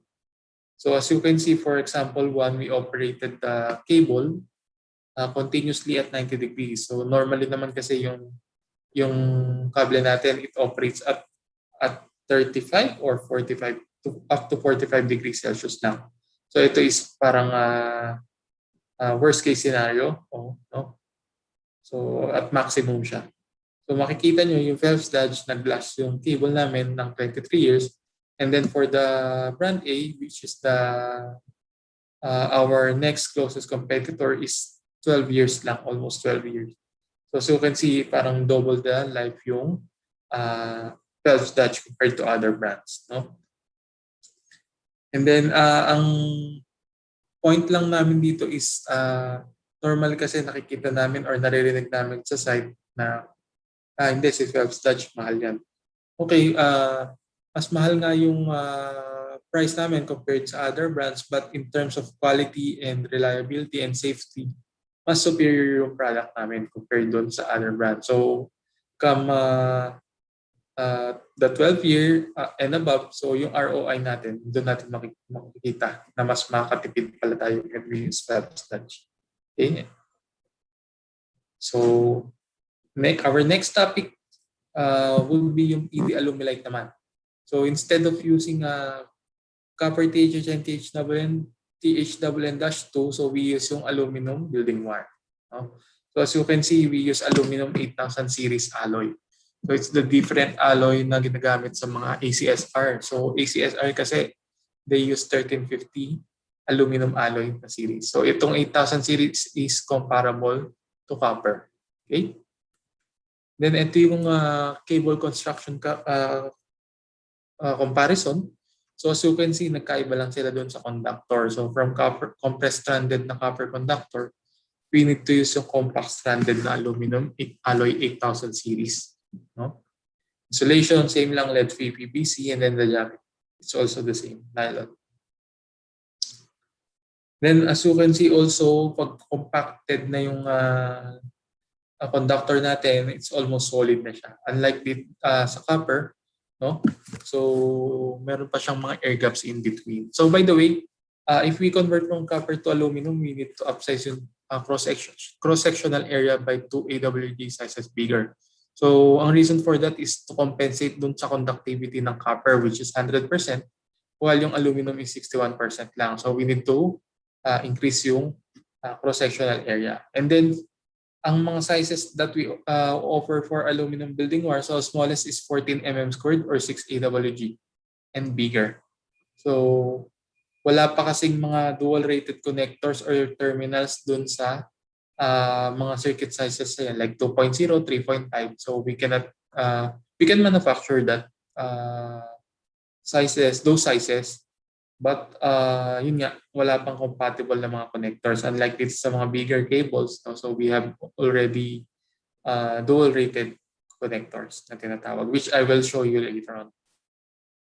Okay, so ito yung ampacity conversion table ng aluminum, so copper to aluminum building wire. So as you can see, ito yung table for the copper ampacity based sa PEC and for the aluminum ampacity based on sa MEC. So by the way, our Engineer Jay, aluminum building wire is strictly UL, so we use Rubiano, AWG sizes. Mr. Speaker, yes, okay. Pa-istorbo. So as you can see, for example, for 8 mm squared, Sir Oli, po, paki-off we can convert to aluminum po yung yes po. So again po, let me just interrupt na lang po. Paki-pause na lang po yung video, Sir Oli, kasi po maraming nagtatanong if bakit wala pong presentation. So according kasi sa ating technical ganyan, meron tayong technical problem. So audio presentation lang po yung naging kaya ng Phelps Dodge Philippines. So again, magsasanda lang po sila ng presentation nila, buong presentation sa ating comment section po. Or email po. I-email na lang po yung buong presentation ni Sir Engineer J. Martin Rubiano from the Phelps Dodge Philippines po.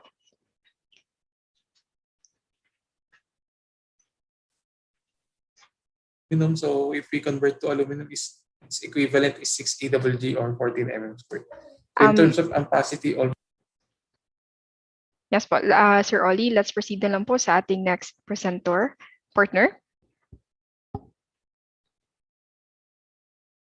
But before that, let me just present na lang po ng ating certificate po ng appreciation sa ating presenter na si Engineer J. Martin Rubiano.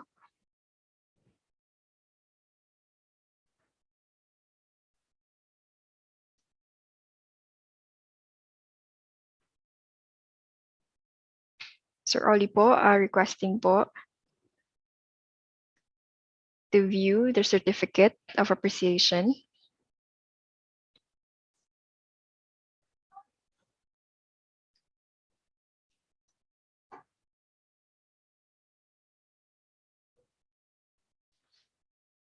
I guess our technical is having also technical difficulty. So yes, the Institute of Integrated Electrical Engineers of the Philippines Incorporated, the IIEE, hereby awards the Certificate of Appreciation to Engineer J. Martin Rubiano as for sharing his or her support as an exhibitor via Zoom given this 13th day of June 2021, signed by the Engineer Clarence Dondiano, Zamboanga del Norte Chapter Secretary, Engineer Ferdinand E. Caldusa, Zamboanga del Norte Chapter President, and Engineer Christian J. Maligro, the IIEE Western Mindanao Regional Governor. Thank you so much, sir. So I guess, partner? Oh yeah. Sorry. Yes, everyone, Ayan. sorry po sa naging Yes, technical difficulty indeed. natin kanina. And then may we request an answer po? May nagtatanong dito if the presentations would be shared sa ating mga participants as well as ating mga panelists if ever they wanted to review or anything sa ating mga speakers. Ayan. Okay. Okay. So as of this time, we will be introducing another speaker for this afternoon.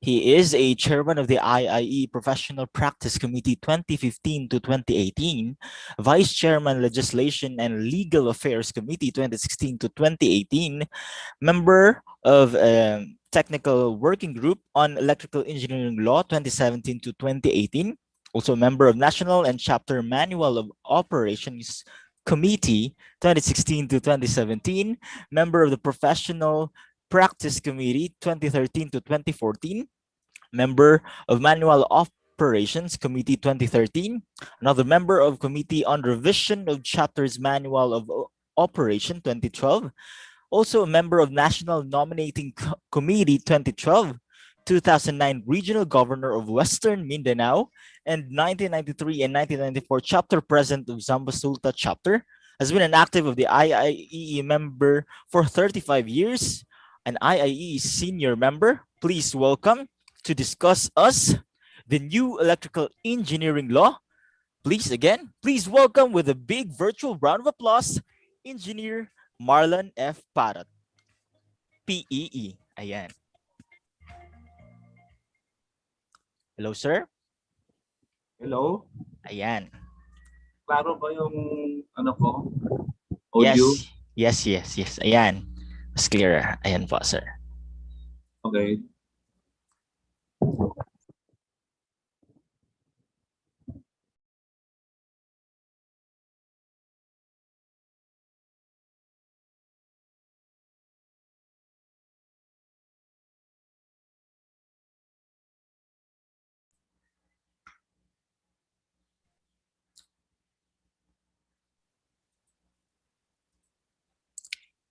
Okay na? Can I share my screen now? Let me check. Ayan.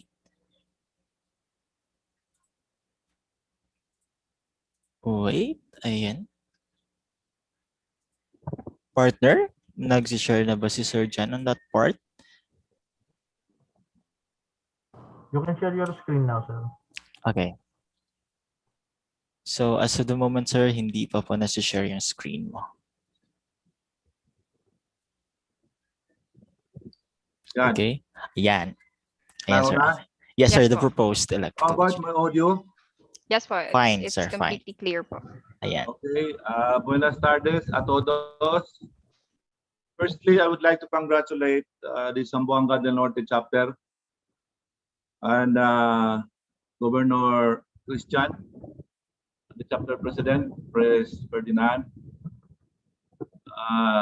I know this has been a challenge, but way back 2009, by the way, I was not a regional governor of Western Mindanao, but the Region 8. I was the last regional governor of the former Region 8 covering Zamboanga City up to Surigao and Bukidnon. That is why during my term, I proposed the division of that region being so big, and I experienced the kanang magbiyahe from Zamboanga City to Surigao to Butuan, then to Bukidnon, pagbalik via Dipolo. It will take 2 weeks. Mapurdoy ta sa pagbiyahe. So I asked for the division of the region. That is why we are now Western Mindanao region. So again, I would like to congratulate the Zamboanga del Norte chapter. Atong napakita nga bisan gamay ta nga region, fighter ta. So Zamboanga del Sur chapter has already hosted. Now it is time to make a call for the Misamis Occidental and the Zamboanga Sibugay chapter kamunay sunod. So naumana si Zamboanga del Norte. We will be with you. We will be behind you in your preparations. Misamis Occidental and Zamboanga Sibugay. Ayaw kabalakan, may pirmi sa inyong likod. If the time comes that you are able and willing, don't worry. So my topic for today is about the proposed electrical engineering law of 2019. So let me proceed with some sort of history. As we all know, wala pa tanataw, our original RA 184 was born 1947 and it lasted for 48 years. Then comes the revision, the new law, which is RA 7920, 1995. So it lasted for 22, now magpila na kayo sa 26. So there are strengths and there are weaknesses of our present law. That is why we have found the realities, and due to the emerging demands of present times,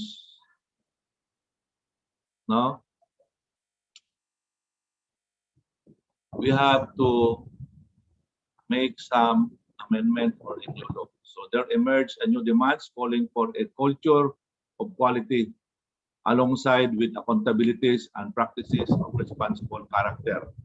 Summary are as follows. Anong kinahanglan nato? The consciousness on quality standards of electrical materials and resources to fit new creations. Daghan na kaayong mga pagpukaron. And we give high value on the quality. Next is the consciousness to the quality of installation and construction methods. Hindi na pwede na. It should be on the high standards. The need for quality of electrical plans and designs. Pwede na takaran with new technologies. Kinahanglan na jud nga dili na to pwede itong sa una. By the way, Mr. Moderator, do we have participants from other regions? Yes po, sir. Pila ka buok? Nabamoy number, kasi di sila kasabot ng Bisaya. Okay lang. So the need for real teeth in the enforcement, because as we all know, nationwide now, there are claim for more enforcement ng naatay changes nga himuon sa atong proposed law. The globalization of professional practice of Filipino practitioners. We all know that electrical practitioners are in demand worldwide. So we have to address via a new law. So because of this, ug daghan pang uban, marami pang mga concerns to address in meeting the new technologies, the new challenges for recent times. There is the need to revisit the relevance of our, we say it is outdated, we need to upgrade it. The proposed new EE law seeks to be responsive, furthermore motivating and more compelling to achieve growth in our profession. This is why we need to have a new law. Ang mga lamas, unsa dapat ang ato ang i-address. Ano yung dapat? A law that strengthens the value of the profession as a dignified institution by cultivating a professional practice that is honest, honorable, and of high integrity in the service of society and mankind. A law that seeks a profession of continuing growth in proficiency and competence by promoting a culture of quality and global competitiveness amongst electrical practitioners. Pwede na. It should compete, our practice should compete in the world stage. A law that addresses the wide gap between the academic output to the realities in the industry as well as the pragmatisms inherent in modern practice. Mauna, kami product ni sa more on the academic preparation for the passing of the board exam. So not necessarily addressing what is needed in that industry. That is why we need to revisit our law, change. A law that advances a profession of high employability that is conducive to growth and work life in any local or international arena. You can see in the following slides why we can see high employability.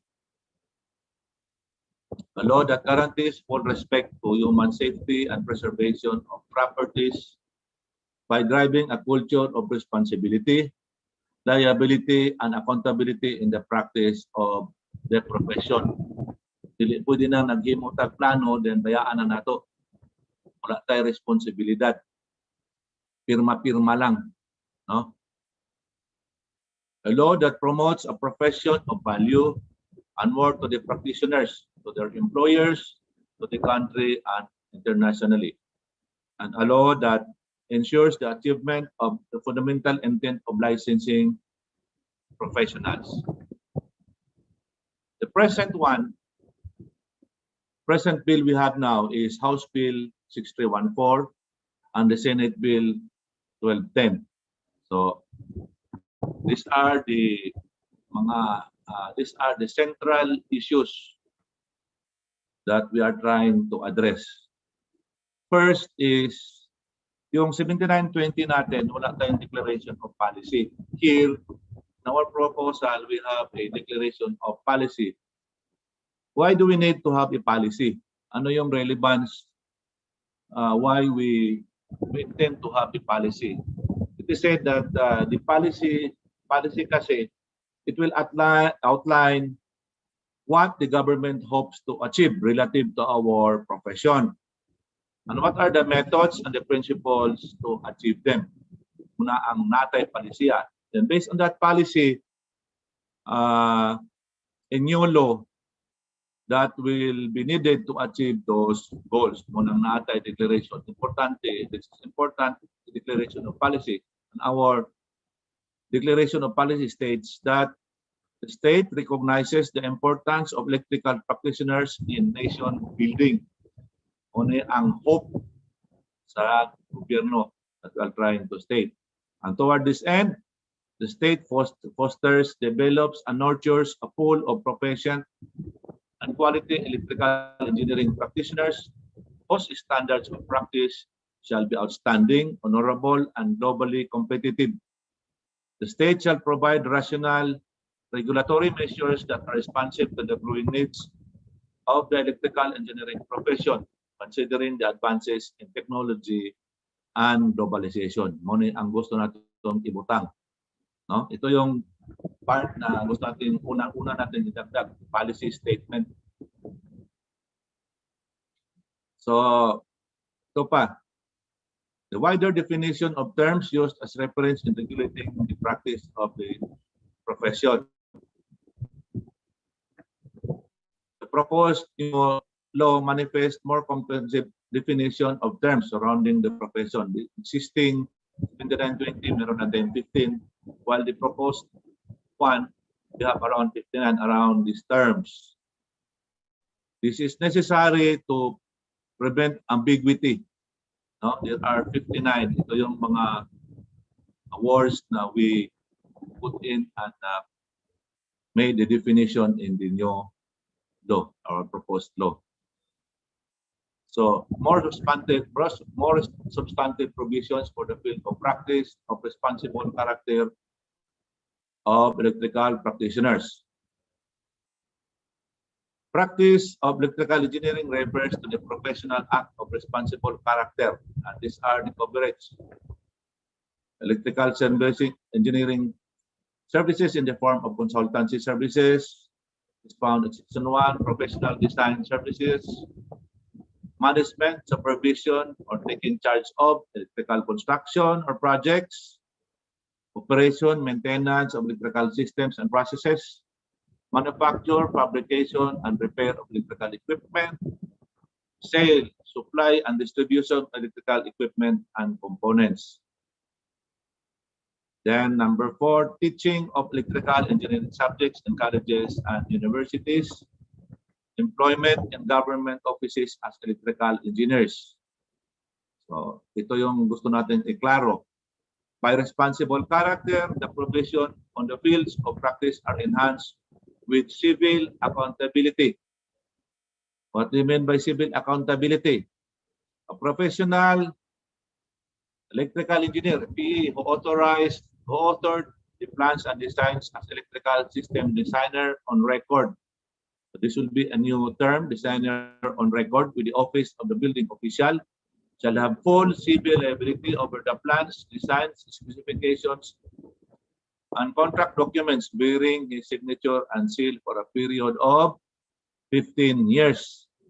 Hindi na biro yung gagawa ka ng design and specification and contracts for a PEE. You'll have civil liability na pwede kang mapreso, pwede kang makalaboso if within 15 years your design and specification will be found defective, or something happens because of the defects specified on your design. Second, a professional electrical engineer or a registered electrical engineer who is directly responsible in the supervision of an electrical construction in compliance of the plans and designs on record with the office of the building official shall have full civil liability over the quality workmanship of the installation process for a period of 15 years.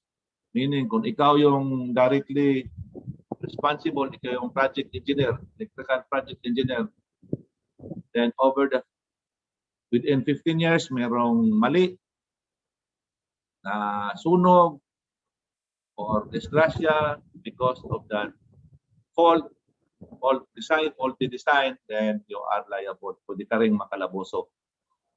Moreover, the proposed law requires the faithful compliance to our Philippine Electrical Code or other Philippine-recognized international standards for system design and installation methods and processes. Then we have the highlights. We have the clearer mandate on who are authorized to practice electrical technology and electrical engineering profession. A more purposive characterization on who are authorized to practice electrical engineering is better defined. It should be noted that passing the board examination, registration with the PRC as professionals, and taking the professional oath are not enough. In this proposed law, the professional is not allowed to practice unless his professional ID is valid. Mahimo naman, kabalo man tatanan karon. And most of you know somebody na nag-practice of electrical tapos ang iyang ID expired na. No? They may have the license for a lifetime, but without this valid identification, this practice would be a violation. Not, we have a section specified for that. Who are those authorized electrical engineering practitioners?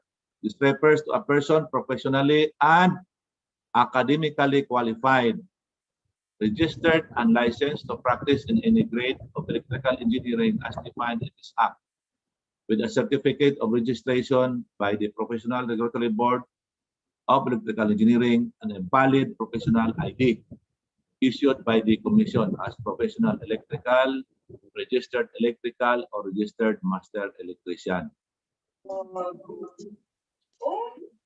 You have a clear mandate. Oops, may pumasok na sino yung naka-on ang ano dyan? Naka-on ang mic. Clear mandate on who are authorized to teach in electrical engineering courses in colleges and universities. More purposive characterization on who are authorized to teach in the electrical engineering course. Teaching electrical engineering is one scope in the practice of electrical engineering since RA 184. So teaching without the authority to practice electrical engineering as defined in this proposed law would be a violation. So yun. The proposed law, the minimum requirements for the field of practice for teaching electrical engineering are the following. For basic electrical engineering subjects and allied sciences, REE or professional EE. For professional electrical engineering subjects, professional EE, or with ang REE with masteral or doctoral degree related to electrical engineering. For electrical technology, minimum is a registered master electrician. So the much improved employability among licensed electrical practitioners as embodied in the provision for minimum. We will discuss this one later on. Ano yung mga required personnel? Ito yon. As I have said, yung employability. Magdaghan ang makulang ta, makulang. Actually, makulang ta. A wider and more comprehensive field of coverage of the practice. Ito yon, we will discuss ito. In KBA capacities as measurable reference for the minimum requirements on the different installations. Note that in RA 7920, the REE is allowed to practice the full scope of the profession without limits as to voltage and capacity, including designing, except sealing. Muna ang mga punto nga gusto sa uban. Wala masabti sa uban pod, no? Hindi naintindihan ng iba. This means that regardless of how small or how enormous the power plant is, or the grid, or the industrial or commercial complex, RA 7920 only requires one REE per ship. In several instances of reality, this provision na may dagko kayong installation, actually, pwede na isa ka electrical lang, but actually, and technically, but impractical. That is why this one, but it is compliant to the law according to the present one. That's why in the proposed law, the concept of KBA capacities as measurable reference disobey the field of coverage of resident manning complement electrical practitioners inside the industry, utility grid, commercial complexes, and other establishments. Is one of the major features of this proposed law.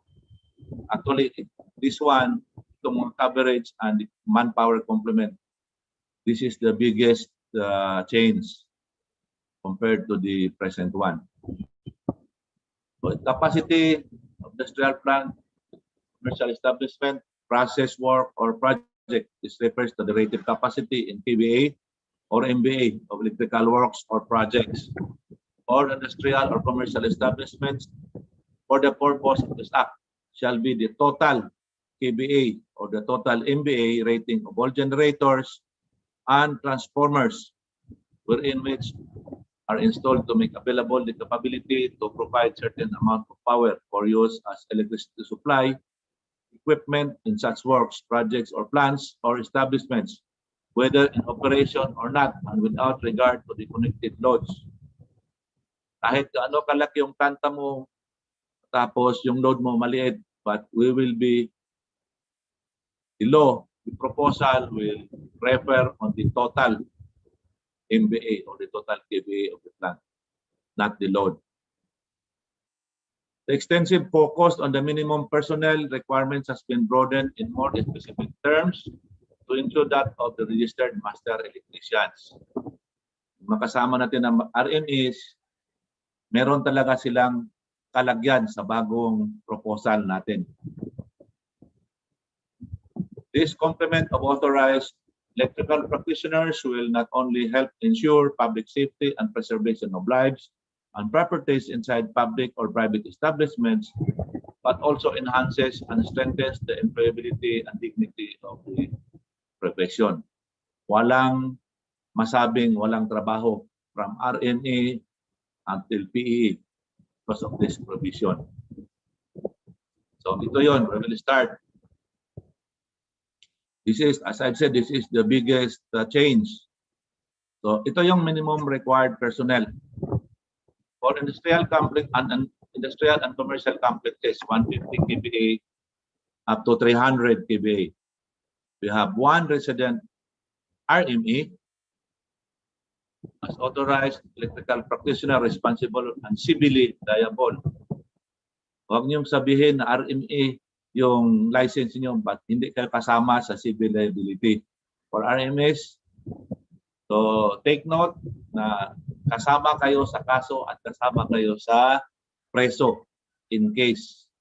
No? This is about civil liability as to the integrity and safety of the electrical system to include any changes, alteration, addition, subtraction of any parts of the electrical system. So what this means, lahat yung changes, hindi yung tayo-tayo lang, gawin natin changes, tayo-tayo lang, hindi i-report. So everything should be recorded because you are civilly liable and it should be approved. Provided that every factory, building, or commercial complex in this category operating more than one shift, of my shifting in 24 hours, shall have the minimum required personnel of 1 RME per shift. Meaning kung nag-operate yung establishment for 24 hours, dapat may RME na shifting. Hindi tulad ngayon na ikaw RME, buntag o tuhapon, apil ato sa CR, imo ng cargo. Wala na kay rest. You are the only one in the establishment, ikaw lang. So in this provision, sample pa lang ito, introduction pa lang, it should have 1 RME per shift. Hindi yung isa ka lang 24 hours. For industrial and commercial complexes, 300 kVA up to 750. 1 resident RME as authorized electrical practitioner, responsible and civilly liable as to the integrity of the safety of the system. No? Lahat yan. Provided that same, every factory, building, or commercial complex in this category operating in more than one shift in every 24 hours shall have the minimum personnel herein required. Ito na. For per shift, we have 1 registered master electrician per shift. Hindi ito or, this is and 1 resident master electrician or 1 resident registered electrical engineer as head. So dito pwede na yung medyo mataas na experience or who has the supervisory capability, pwede siya ang RME or the REE as the head.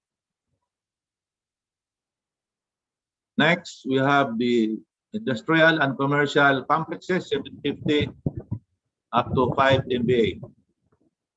We have 2 resident RME and 1 resident REE or PEE. Again, provided that every factory, building, or commercial complex in this category operating in more than one shift in every 24 hours shall have minimum personnel herein required.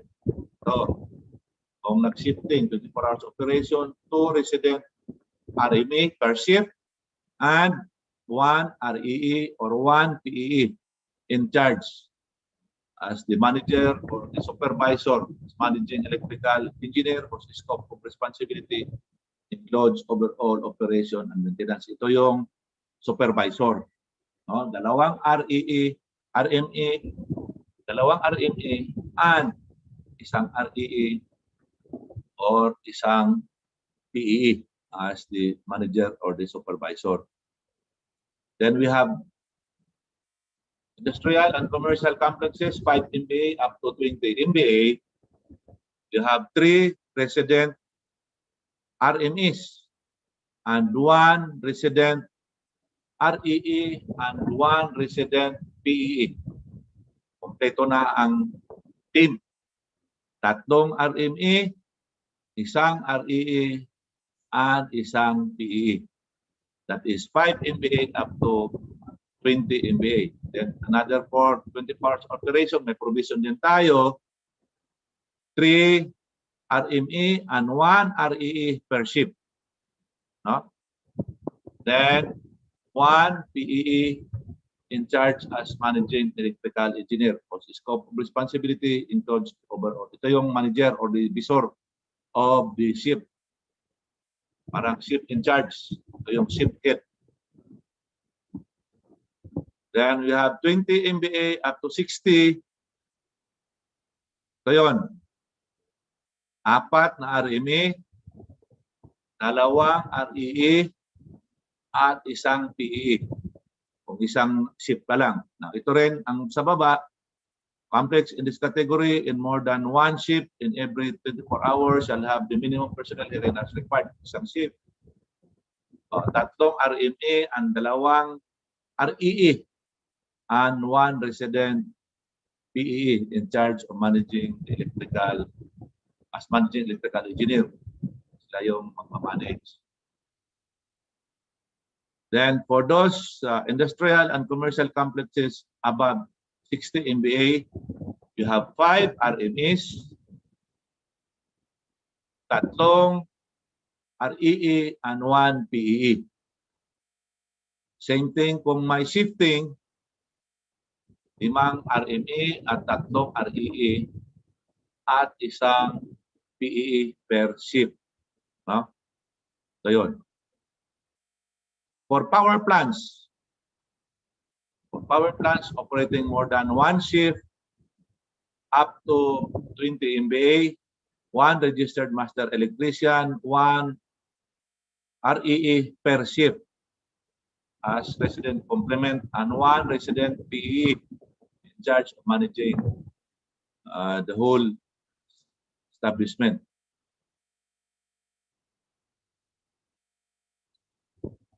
Power plants operating more than 1 shift, 20 MBA up to 60 MBA, 2 RMA and 1 REE per shift, and 1 resident PE in charge as managing electrical engineer. Scope of responsibility includes lahat-lahat na.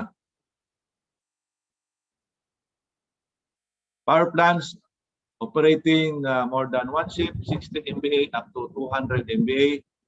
You have 4 RME, 2 REE, and 1 PE as head of ship operation. Then, and 1 resident PE in charge of managing, siya yung manager. So, meaning to say, yung isang PE, if he has the capability to manage and supervise, can also manage the ships which has a PE as their lead, as their supervisor.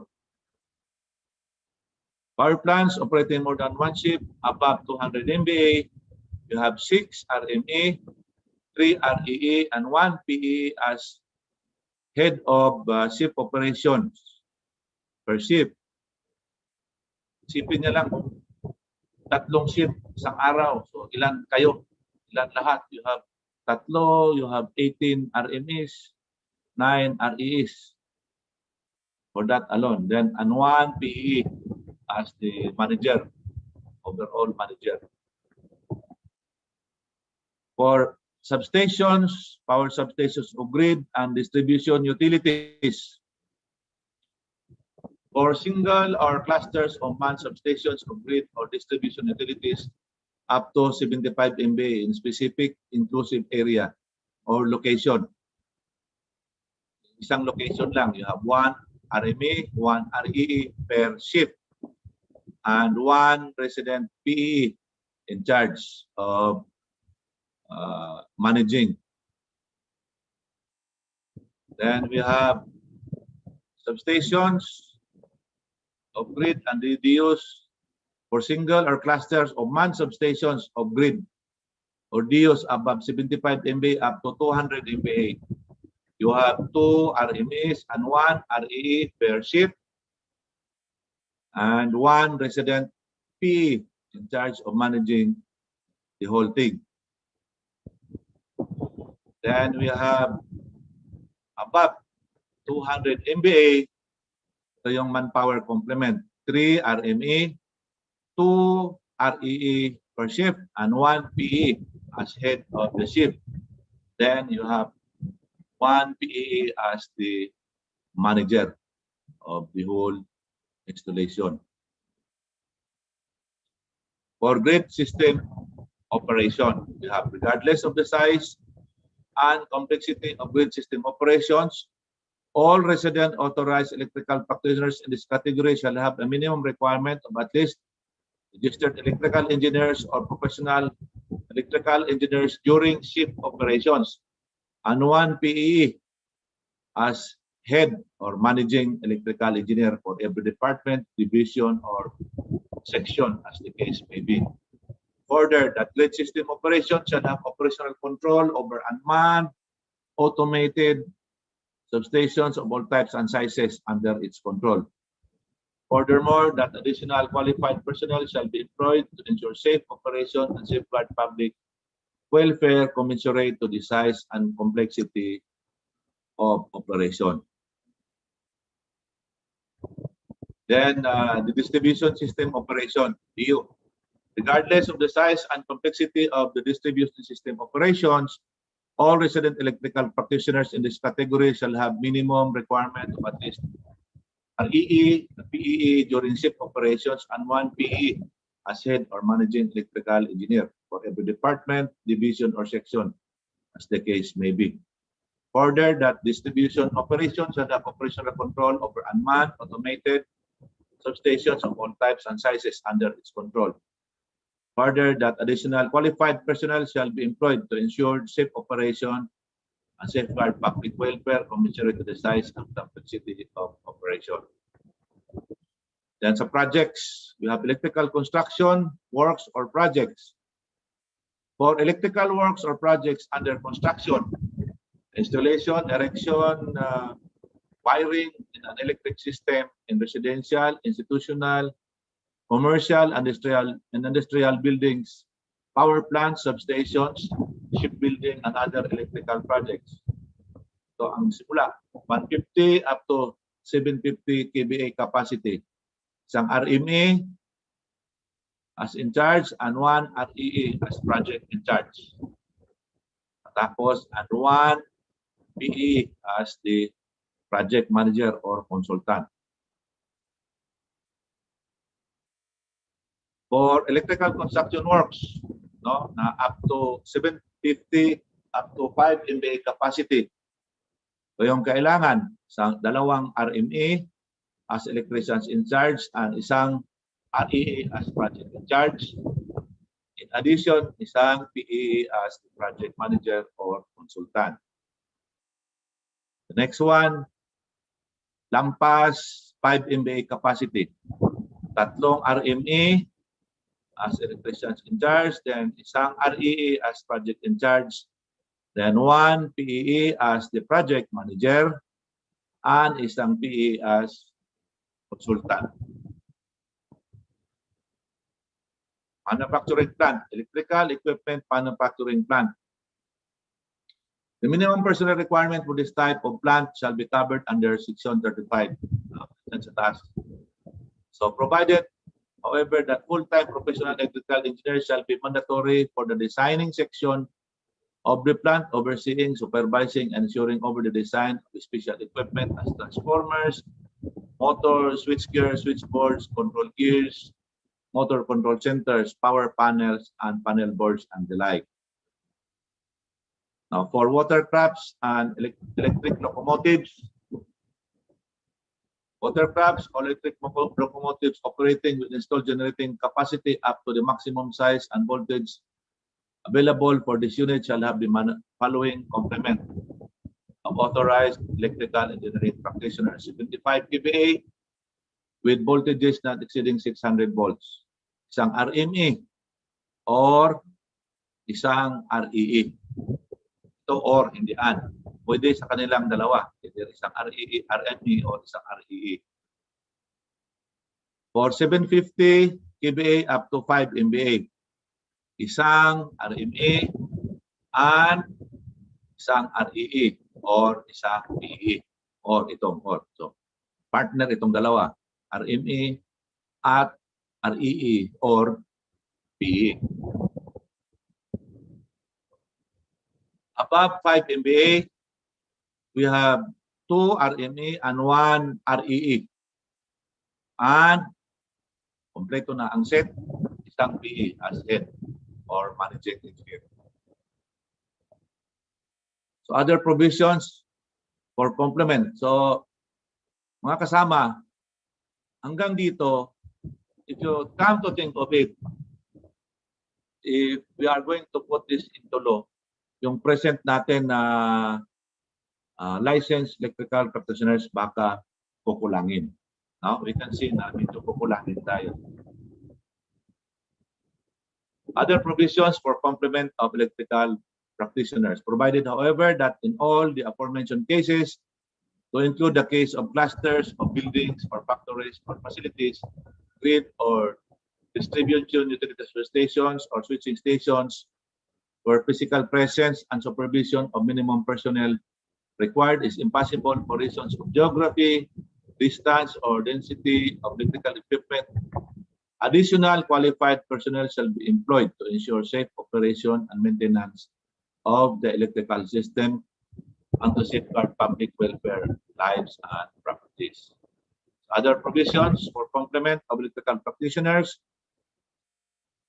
provided further that in case of operation, maintenance, or construction projects, a registered master electrician can technically supervise, yung sabi ko kanina, the activities of fellow registered master electricians or non-licensed personnel but assumes the full responsibilities and accountabilities as the scope and limitations mandated in this Act.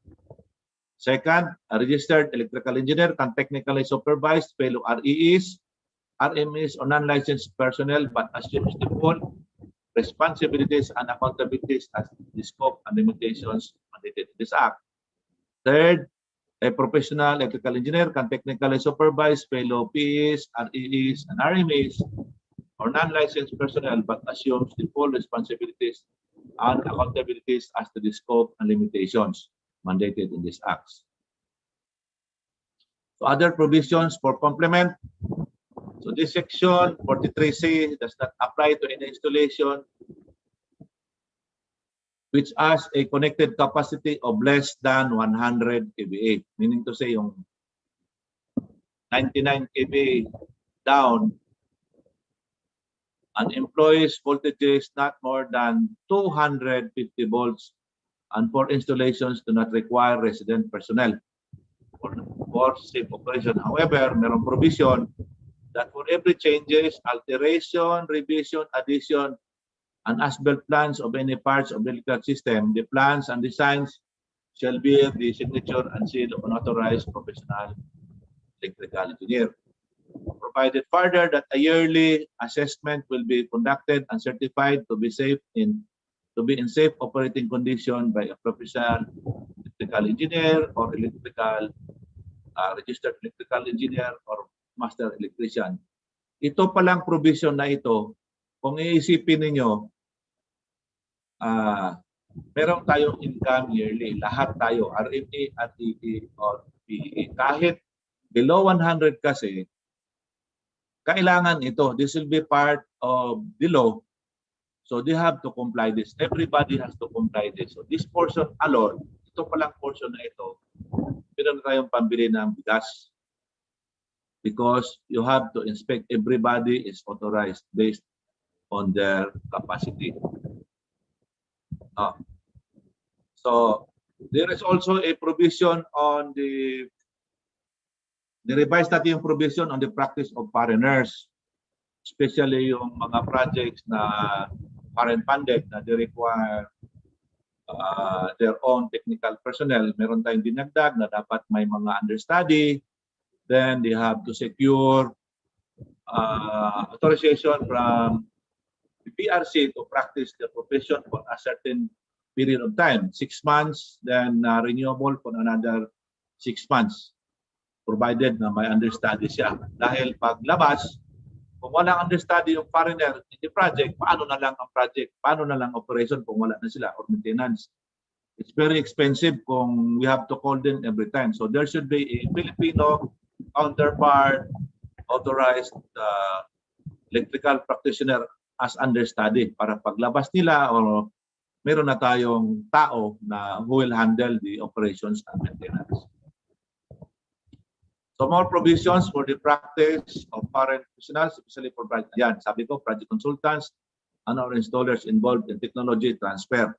Yan ang importante, technology transfer. The mutual internalization of works. So the new provisions related to the practice of electrical engineering. Yung highlight. Provisions for provisions related to the practice of electrical engineering involving others. Then more substance in the licensure examinations to ensure a pool of quality licensed electrical professionals.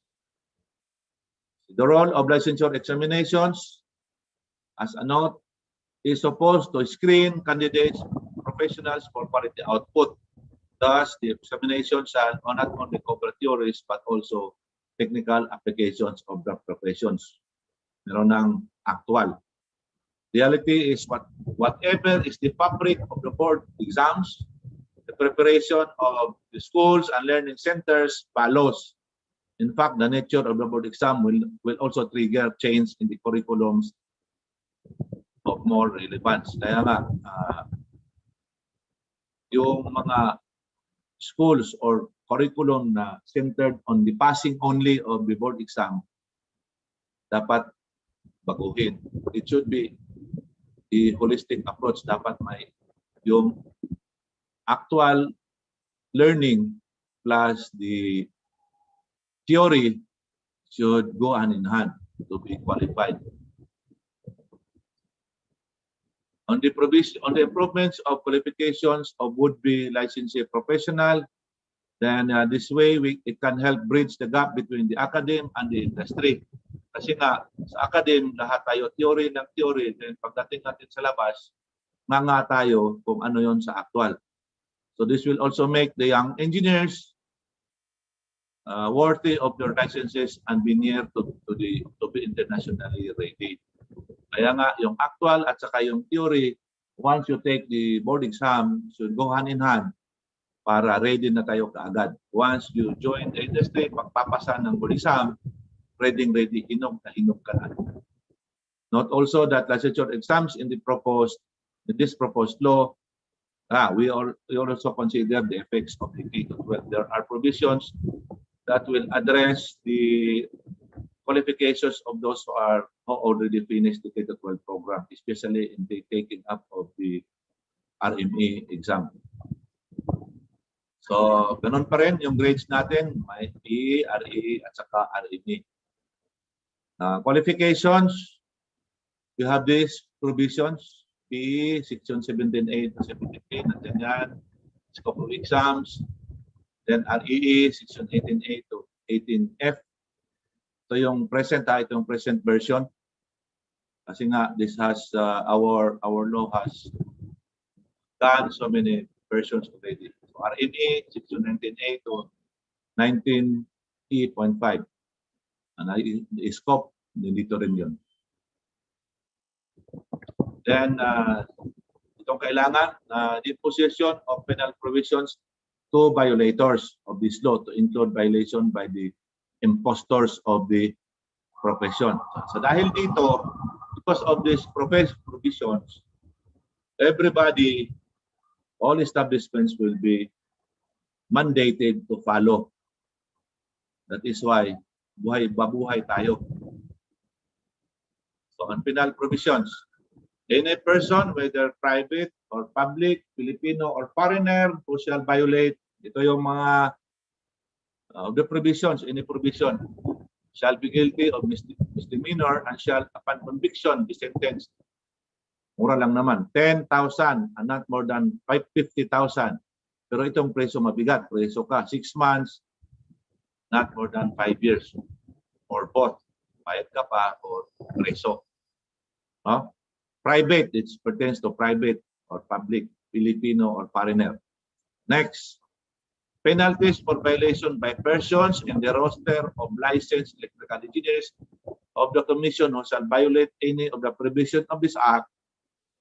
Then itong mali yung mga licensed practitioners shall be guilty of misdemeanor and shall upon conviction be removed from the registry.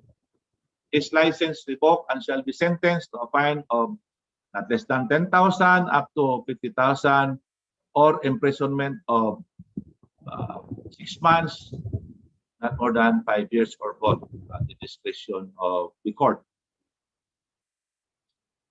For violation of Section 35, this is 738, by heads of government, ito yung importante, by heads of government agencies or officers of private institutions. Kung hindi man susunod ni isa dito, ito yung penalty nila. Remember, heads of government agencies. Ito yung penalty nila. 6 months, punished by imprisonment not less than 6 months, and 1 day to not more than 6 years, or a fine of not less than 50,000 and not more than 500,000 or both at the discretion of the court. Then we have this one, gross, deliberate, and repetitive violation of this act or its rules and regulations by entities, government offices or agencies, private companies or establishments, or operators. The Commission, through the Board of Electrical Engineering, shall impose a maximum fine of not more than 500,000 pesos annually, annually, until such time that the act have been complied with. Further, that for the purposes of the application of the fines, the BE shall prepare a system of penalties based on the violator's ability to pay, degree of willfulness, degree of negligence, history of non-compliance, and degree of recalcitrance. Provided further that in the case of negligence with mitigating circumstances, the first-time offender to the discretion of the board may only be imposed a stern warning. So ito yung mga benefits, additional benefits. It will generate more jobs, as I have said a while ago, and more meaningful opportunities amongst electrical practitioners. It will strengthen the assurance of public safety and industry and the preservation of lives and properties. Yan nga, kasi ngayong meron silang mga penalties. It will enhance the quality of Filipino electrical practitioners to international standards because of the severability that is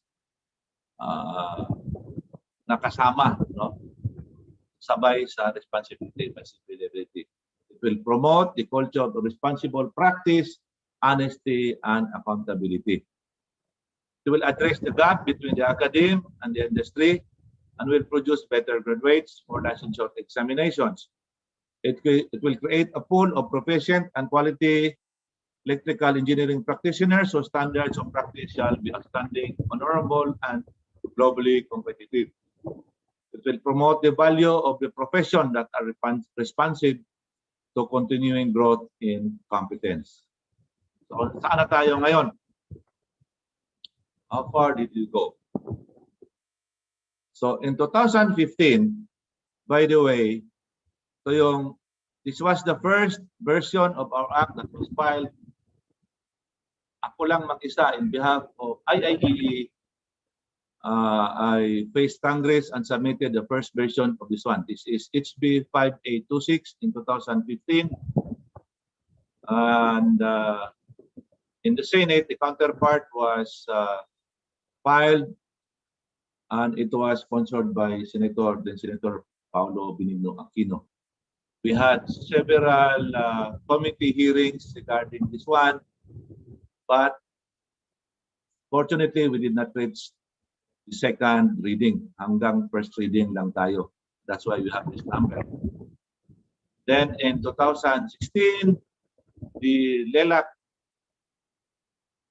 was able to file another version, HB 1622. This was sponsored by then Congressman Michael De Vera. Then the counterpart was also by Senator Aquino, HB Senate Bill 1127. Ngayon, so yun. Committee natin, we have already made and conducted several roadshows. That's why we have changes. Since 2015, we have several changes because there were inputs from our stakeholders. So that's why we have now, present natin is House Bill 6314. Naka-first reading tayo, kaya may number tayo. We are trying our best to have this in the second reading. That's why the LELAC, the direction of the national officers, is trying its best to sana maka-second reading tayo. And this one is sponsored by Congresswoman Paronda. We filed this last year, February 2020, right before the pandemic. The counterpart bill in the Senate is sponsored by Senator Lacson. Nauna itong i-file natin. It was filed in 2019. So ito yon. We say that we need a law that ensures achievement of the fundamental intent of licensing professionals. Why do governments impose licensing? Kasi nga yung drivers, pilots, watercraft officers, nurses, midwives, mag-get license. Dahil when lives, properties, and public safety are at stake, resulting from acts of an individual in the performance of this trade, we need a purposive licensing of responsible professionals who are allowed, permitted by law to perform as such. So therefore, ngayon, kasama sa yung nakikinig ngayon who are present or attending this one, we have only another a year to go for this Congress. And we are asking for the help of everybody na sana we can have anybody who can help us in sana maka-second reading tayo sa Senate at sa Congress kasi ang madugo na phase is the second reading because after that, the third reading is parang ministerial. I-pass na yan. Hopefully, within this year, even with this pandemic situation, all of us can help in securing for a second reading for our law in the Senate and in Congress. Daghang salamat sa tanan. Mr. Moderator, mayroon tayong mga questions? Please, yes sir, may mga questions dito. Ayan. Okay. How much time we have left? We have 4 o'clock ba yung mag-start ang closing ceremony? Yes po, sir. Yes po, sir. Yan. Okay. Ayan. Porter, kung may makikita dyan, just bot in na lang. I'm still finding a valuable question. Ayan. Yan. Yes, Porter. I'm still, yeah. We're the same page. Still finding some. Saan tayo mag-start? Question po. Can you post, ito yun, when you start this one, and then you propose i-load the committee, consider the sign and seal of the RMA with load limitations. anonymous, ayaw magsabi. Yes, Ayaw sir. sana yung pagsabi nito, dapat ito kasing, meron kasi tayong that is why in conferences and regional and conventions, mid-year, annual, and regional, we let somebody stand and speak before us, but he should say his chapter, his name. Yes, ayan. Dapat pare, sino ito? Dapat magsabi ka ng pangalan mo, huwag kang mag-anonymous kasi lahat naman tayo participant dito. We are considerate and we consider this as kasi itong questions like this, RME unsigned, unsealed. Wala naman sa batas natin ito. And what is the purpose of this one? I would like to ask, sana nga may pangalan kasi marami tayong I do not really want to answer this one kasi kung gusto ko lang, malaman ko lang yung pangalan, sana kung member ka naman, mahiya kang member ka ng IAE, sino ka man, kakahiya yata yan. Sir, So we will go to the next, anonymous din. Ayan. Bakit ayaw magsabi? I will not answer questions na hindi magsabi yung pangalan. Bakit mahiya silang magsabi na are they practitioners? Bakit ito? Kasama ba ito sa natin? Regional conference na may Sir? I don't want to answer questions ng anonymous. Gusto ko malaman pangalan. Ayan, we would like to ask na lang po sa mga nag-question noon to address our names. Kasi mostly, yung pangalan nila, yung mga question dapat may pangalan, may chapter, kung saan man silang lupalok. Yes, sir. Ayan. Okay po. So, yes, pakilagay na lang po ng inyong pangalan at inyong chapter. Ayan, may pangalan dito, may sir. Question po kayo. Ayan. From Engineer Ray Dianes Balyadares, is there a law that prohibits the LGU electrical engineer to sign electrical plans? Yeah. Dalawa ito. Sa LGU, kung LGU electrical engineer ka, there are forms in the LGU. Nagbibigay kayo ng forms. Meron pa nga dyan, endorsed and approved, recommended by, kung sino yung OBO, si electrical engineer magsasign yan. There is no law. But signing a plan within your area of jurisdiction, trabaho ka ng LGU, kung trabahante ka ng gobyerno, you have the rules and the conduct of that will be under, kung pipirma ka ng mga plano as a practice of your profession, nagmo-moonlight ka, kahit sabihin mo Saturday and Sunday, ito yan, sir, Ray, if you are connected with government, you have the rules, the conduct of government employees, yun ang sundin, which prohibits the practice of professionals working in government without prior approval of the heads of government. Meaning to say, kung ikaw gustong mag-practice ng profession mo, and we have cases like that, kasi I have been the chairman of PTC for 4 na taon, we have cases like that, tatanong, sir, nandyan ako sa LGU, electrical engineer ako, can I practice my profession sa labas?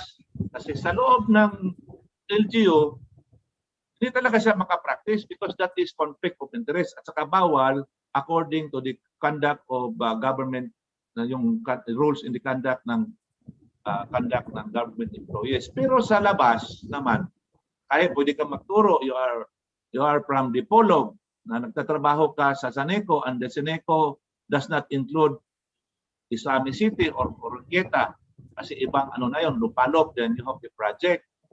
Magsabi ka lang na you are working sa the Polog City LGU, you have to ask permission from the mayor.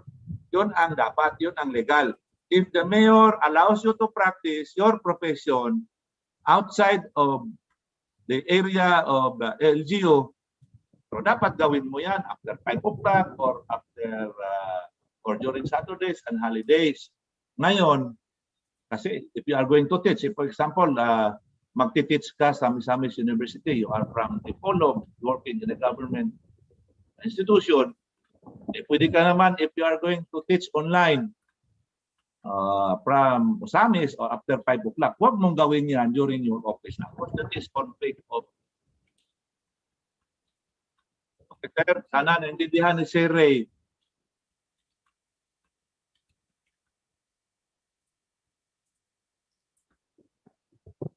Ayan. Meron Hello, ba? sir?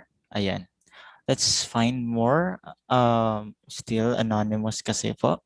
So we can ask that. Huwag yung anonymous. Yeah, Alams ko na yan yung mga anonymous. Alams ko na yan. Alams ko na yan. Ayan. I thank you daw po, sabi ni Sir Ray. Ayan. So I think it's clear na po sa kanya. Okay. Ayan. So I think wala nang questions. Jan, partner, on that side. Makapag-snack na tayo. Virtual snack. Ayo, ako, friends, I will call you friends at saka Jendil. Sir? Yes po. You are student chapter or bagong pasa? Student pa po kami. Sir. Yes po, sir. Good. Congratulations sa inyong dalawa. Thank you po. I was also a student chapter president sa WIMSU sa Zamboanga City. Wow. Wow, thank you Yes, po. indeed. Ayan. Congratulations din po on your successful presentation. Ganyan tayo magsimula. Okay. Yes po. Ayan. One step at a time. Mag-snack. Mag-snack. Yan. So I think wala nang questions. Partner, meron dito. Meron. Sige. Yes. So, pinangalanan na nila anonymous attendee. Meron dito, si Sir Leto P. Escaro from Palawan Chapter. Sir, ano po ang assurance naming electrical practitioner na mai-implement ng tama ang bagong revision ng RA 7920? Samantalang RA 7920 ay hindi talaga na-implement ng tama, kaya may ilang mga electrical practitioner ang naliligaw ng line of work. Thank you, sir. Yeah, that's a very good question. We are members of IIEE. Kaya nga tayo, sa dami ng in my 4 years as chairman of the personal practice, we have met so many problems, magreklamo lang tayo. That's why the IIEE set a mechanism by way of the rules in handling cases. And aside from that, tayong mga nandyan sa field, karamihan yung nagpa-practice, marami tayong nakikita. Now, if we see that there are anomalous or unfair practice or hindi na talaga tama, we have the mechanism sa ating IIE through the rules in handling cases, yung ni-discuss kayo na ni Gov. Ramil. So, make use, that is why we are in the IIE through the direction of our national officers. Nandyan yung palagi, ever since nandyan yung rules in handling cases, hindi lang siguro na-appreciate ng mga members. I would like to remind the members that we have that mechanism. We can complain. Fellow members, nandyan yan sa rules. Kahit hindi member. Meaning to say, yung mga ibang profession dyan, I will not mention anong profession, pagkaaroon ingnon na electrical, nag-design, naghimo o plano. Kani pong electrical engineer, pirma lang pod, na dili na mao. Naay laing profession kahit mo og plano. Ikaw, EE practitioner, ano mo pirma man ka? Pirma ka lang diretso si Raohos. Meaning to say, piyong nakagmata, kay naay kwarta gihatag 2,000, 3,000, pirma ka. That is unfair. That is why tayong mga practitioners, it's up to us. We will have to inform the board because only the Board of Electrical Engineering can institute ano yung dapat. But among us, among electrical IIEE members, we have that mechanism. That is why it is important to listen to the processes and the steps how to make complaints. We have our chapters nationwide, we have our chapters worldwide. Ano yung pinakamalapit? Ano yung chapter mo? Doon ka mag-start. You start the complaint na talagang, kung hindi, kasi si chapter naman will make the first approach, si chapter. So, that we have that mechanism. We make use of that mechanism and we make use of our being members of the IIEE. Hindi lang natin pabayaan kasi ang tendency natin is, ay, ayaw ko yan, baka babalik sa akin. No. We should be aware. We should help. Hindi ba yung, pabayaan natin si board. Ang board natin, especially ngayon, dalawa lang. It is physically impossible for the board to monitor the whole Philippines. So that is why, kaya nga si Chairman Francis ask our help to monitor the compliance. Then through our mechanism, our complaint mechanism, doon tayo sasalpa. Hindi natin pabayaan na si chapter president lang. Lahat tayo. It is everybody's business. Kahit anong law, kahit anong kalaki ng law, kahit anong ka-stricto ng law, if we practitioners will not help in the implementation, walang magagawa kasi nga the government agency that is mandated to implement it, ilan lang sila katao, and they cannot monitor nationwide. Hindi tayo, especially in the provinces. Merong mga LGO na lumalabag. Alam natin, merong mga DIOs ang nilalagay sa posisyon. Instead of electrical engineer, ilalagay civil, ilalagay mechanical. Magreklamo tayo. We complain as one, hindi complain as individual. Takot tayo na matamaan, babalik sa atin kasi we are practicing. Then we will complain as one. We will complain as the whole chapter or a whole region. Pirma tayo lahat. 50, 40 of us. Magreklamo. Hindi yung isa, dalawa kayo, you are practicing in a certain area, baka babalikan na. So that is how we are going to comply or support the law for compliance.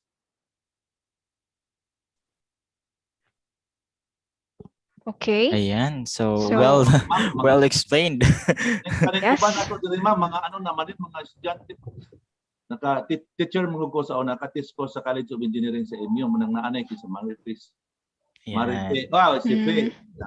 Yes. Kay Pe. Yan. Si Ayan, sabi ni Sir Ronnie, sir, very well said daw, Sir Marlon. Bisan tigulang pa ko, tigulang na ko, kaya nung pa ko ni Pe. Pag umako, parang ako ni Sinig. Ganyan yung mga engineers, very sharp yung memory. Hindi. Ayan. So meron pa po dito, sir, sa ating chat Yes. box. It's from Mr. Ramil C. Jaime from Zamboanga del Sur chapter. If that new EE law will be approved, does that mean that RA 7920 will be replaced by the law, sir? Yes, sir. Of course, of course. If we have the new law, just like RA 184, mapulihan na siya sa 7920. So whatever number na karon mga approve, hopefully nga pati na ito na ma-approve, that will be the new law. Wala na ng 7920. I-replace na ito na. That is why, nakita na ito na ano yung mga pagkukulang ng 7920.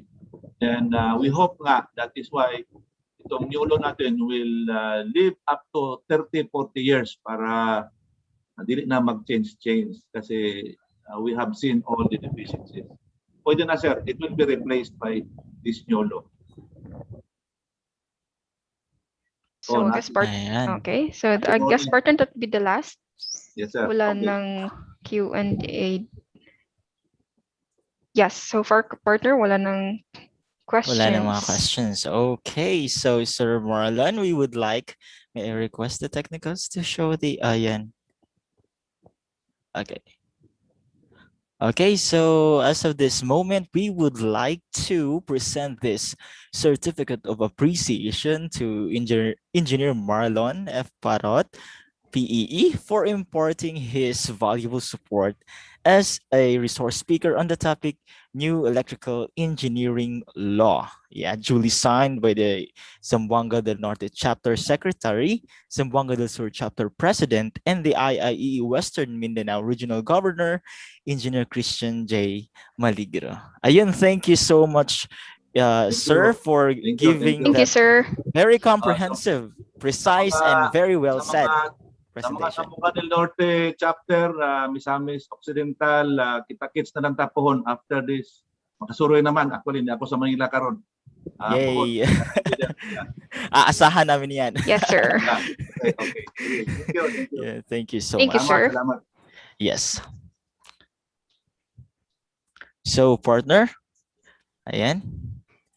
Okay, shall we proceed now to? Yes, ayan. Okay, so now, with further ado, ladies and gentlemen, please help me welcome Zamboanga del Norte Chapter President for his closing remarks.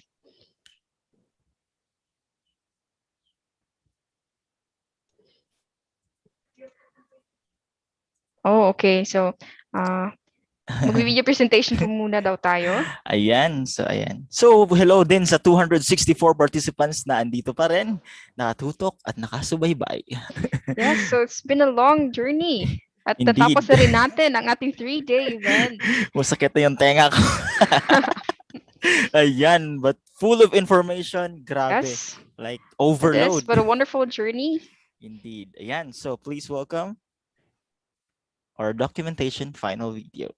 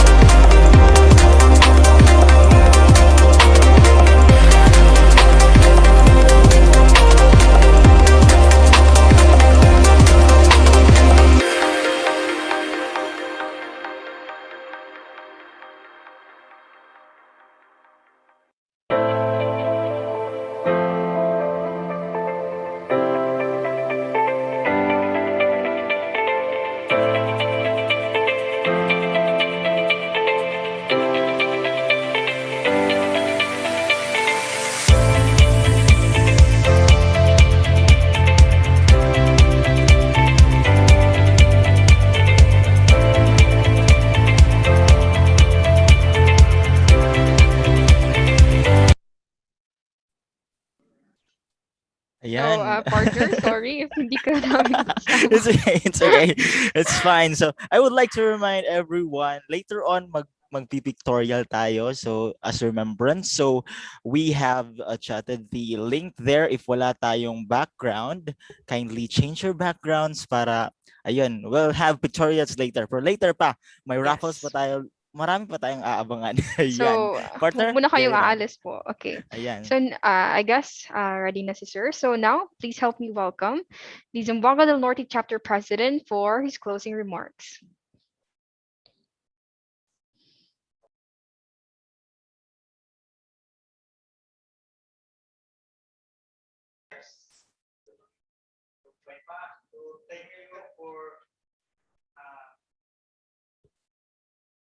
Sir, nakamute po kayo. Magandang hapon po sa lahat. Sir, hindi pa rin po naririnig. Ayaw mag-end ng program, sir. hindi ka po pa. Ayan. So, technicals kindly check. Ayan. Ayan. So, ayan, reminder natin, nag-send na tayo ng link for the change. I-change natin yung ating mga backgrounds. Ayan. Yeah, as of this time, ayan, marami pa tayong time to change. Ayan. So, while waiting for our president, ayaw na mag-end, sir. Ayan. Ayan. Ayun. Sige. Alright, magandang hapon po sa lahat, sa mga participants natin from day 1 to day 3. So, buhay pa pala tayo lahat, ano? So, welcome na 246 na mga participants natin. So, I would like to thank to our national officers,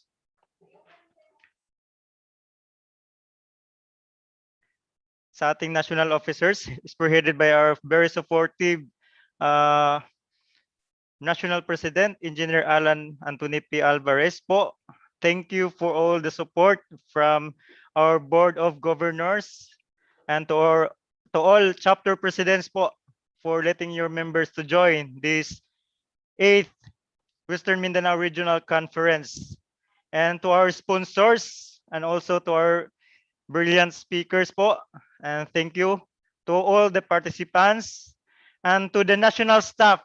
I will mention who has assisted us since from the preparation up to this moment.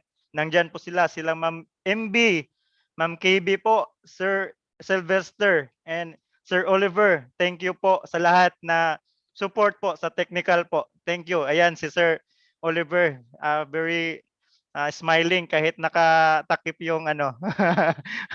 Ganyan tayo ngayon. So, thank you sa lahat, lalo na po sa IIEE, Zanorte chapter na kami po yung host na sa ngayon na conference. Thank you sa lahat ng mga chapter officers na tumulong din po sa preparation at saka sa Council of Student Chapter na very attentive at very supportive at sila yung inatasan namin sa ating host na sina Jendel at saka si French, no? Thank you for making this conference na very lively dahil sa inyo, sa aming support staff, sa ating chapter secretary si Clarence, si Queenie at saka si Boyd na nag-host ng ML tournament natin. So, and also sa aming regional governor na very energetic at todo suporta na naging successful itong event na to.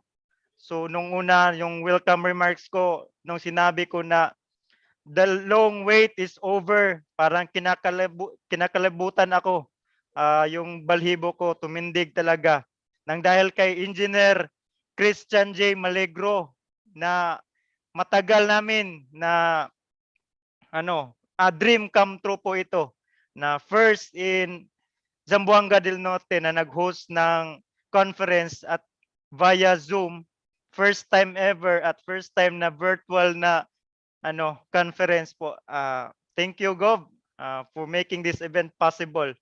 We thank you all for the support and for joining the 8th Western Mindanao Regional Conference. And now, wala na akong masasabi. Thank you, and most especially sa ating pong may kapal na binigyan tayo ng opportunity na makasali sa conference na ito. So, again, nagpapasalamat ako at masaya kaming lahat dito sa Zamboanga del Norte chapter. Kung naging pa lang, kung wala pang pandemic, pinaghandaan na namin yung venue, yung preparation namin sa mga activities. Marami na po kaming hinanda sa mga national officers namin. I know nga gusto nilang pumunta dito, pero sir, pagkatapos nitong pandemic, si Gob sabi niya welcome kayong lahat po dito.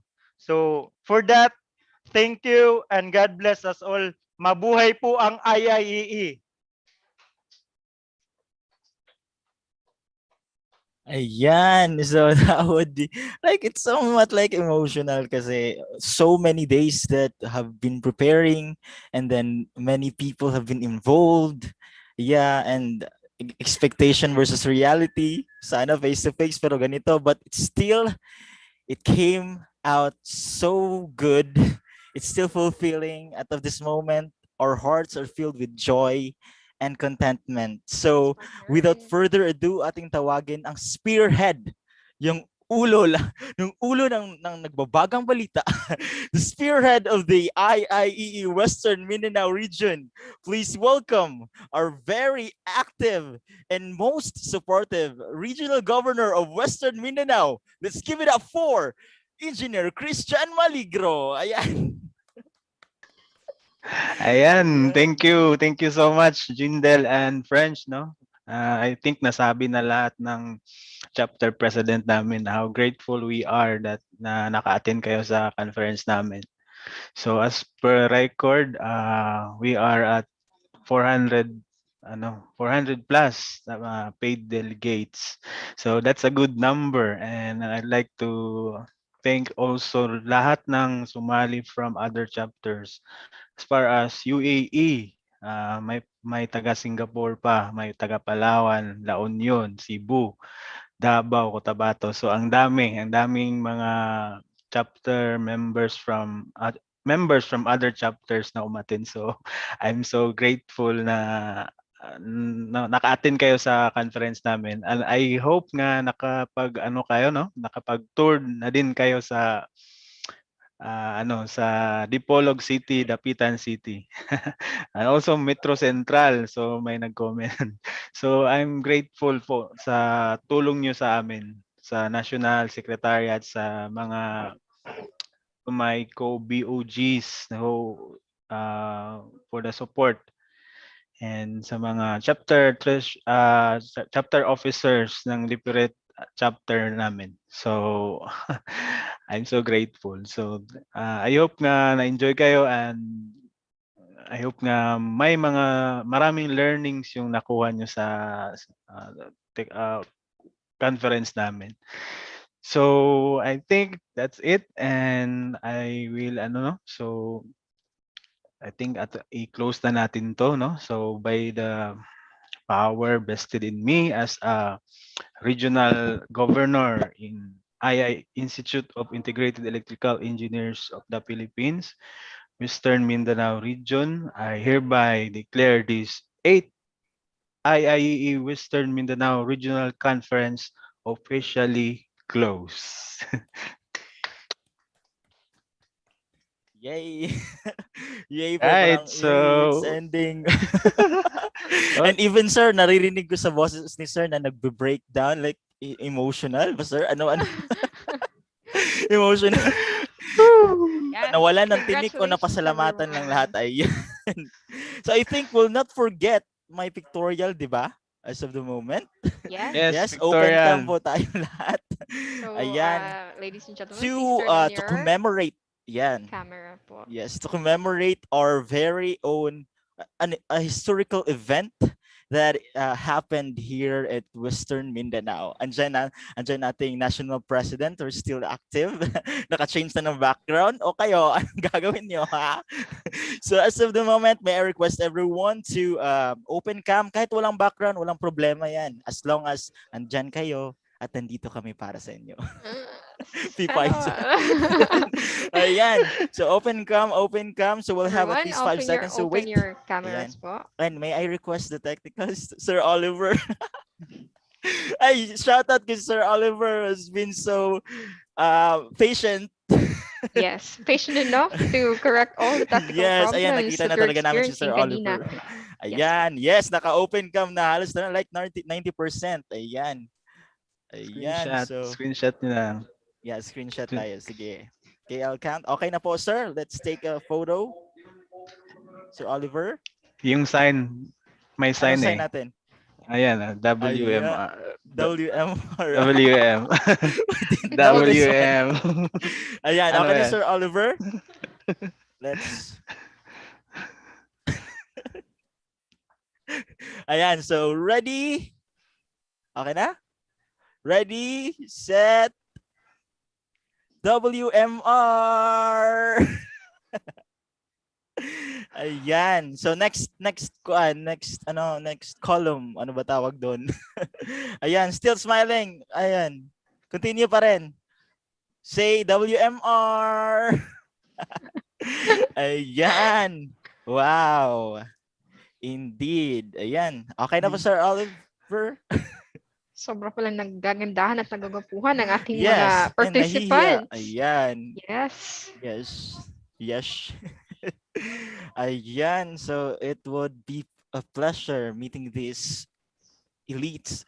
Yes. One of the powerhouse of the IIEE. Indeed. And nakikita natin here. Noon nakikita lang natin CSC, and this is the next level. PEs. My God, and I wasn't really expecting that in this chapter of my life I could see this in one setting. I could see this, the catalyst of innovation, technology, sciences. Yes, and there it's very fulfilling. Yes, and it's a privilege po na maging host po sa inyong It's a event po privilege na ito. indeed. Yes. I think would not end by raffle pa, di ba? Right? Yes, may raffle pa, partner. And then today po, as of today, we are going to i-share na po namin na yung winner ng ating ML tournament. Ayan. So, paging Mr. Boyd, Bowen Zamora. Ayan. And also shout out din sa ating CSC. Yes. Yes, and all the students out there. Yes. Thank you then for Thank you participating. then. Yeah. So now, dito na naman. Ayan, so stay tuned lang tayo. Sama-sama tayong mag-end. Ayan. Bind us together, so together tayong magli-leave. Before that, let's Ayan, do we still some have raffle 238. draw. Yeah. Yes. So ilan ba yung yung mga winners, mananalong winners? Ilan ba yung prizes available, partner? Ayan, so while waiting, yes, nagpapasalamat si Ma'am Glenn or Sir Glenn Talua. Yes, salamat po, WMR. You're welcome. Ayan, also. Okay, so una daw po manulan ngayon today, partner, is si Jacket. Wow, jacket, double-sided jacket, right? Yes. Yes, wow. Ayan. So, Tech, please spin the wheel.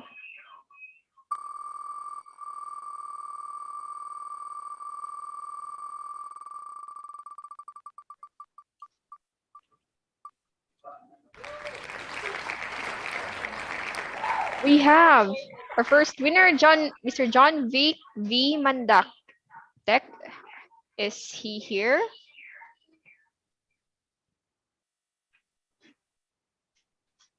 Wala po. Wala daw. So wala. Okay. Ayan.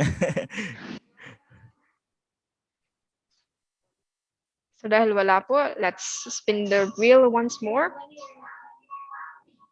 Yeah, let's take at least a background music. Yes. Ayan. Ako na Much lang better. dito.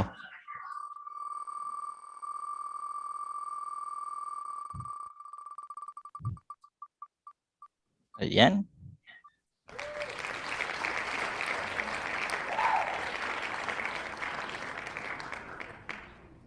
So it's Sir Mark Anthony Ancahas.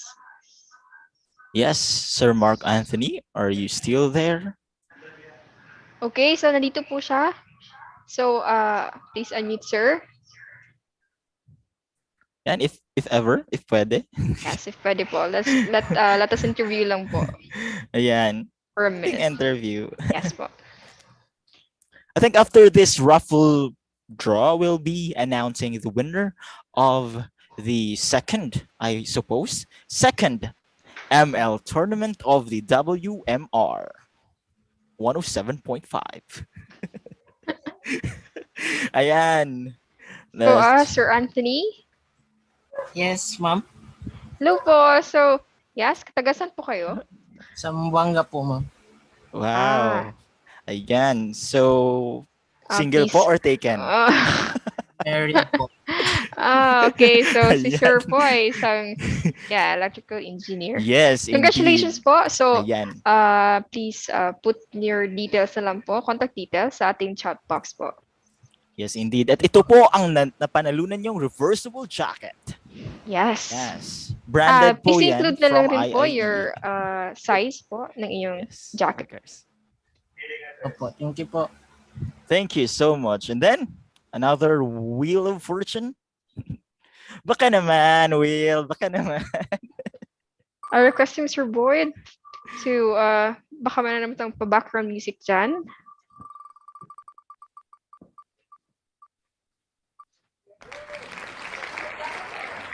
The winner? So, it's Mr. Evander Piratilia. Meron po ba si Mr. Ratilia? Tactical?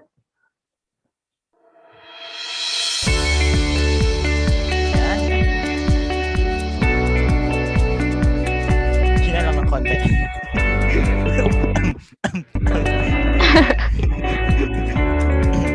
Hinaan lang po ng technical. Ayan, so while we're spinning, we would like to thank also ating mga participants. 231 still holding and staying. Ayan. Yeah, so congrats. nandito po Ayan. ba si Mr. Ratilia?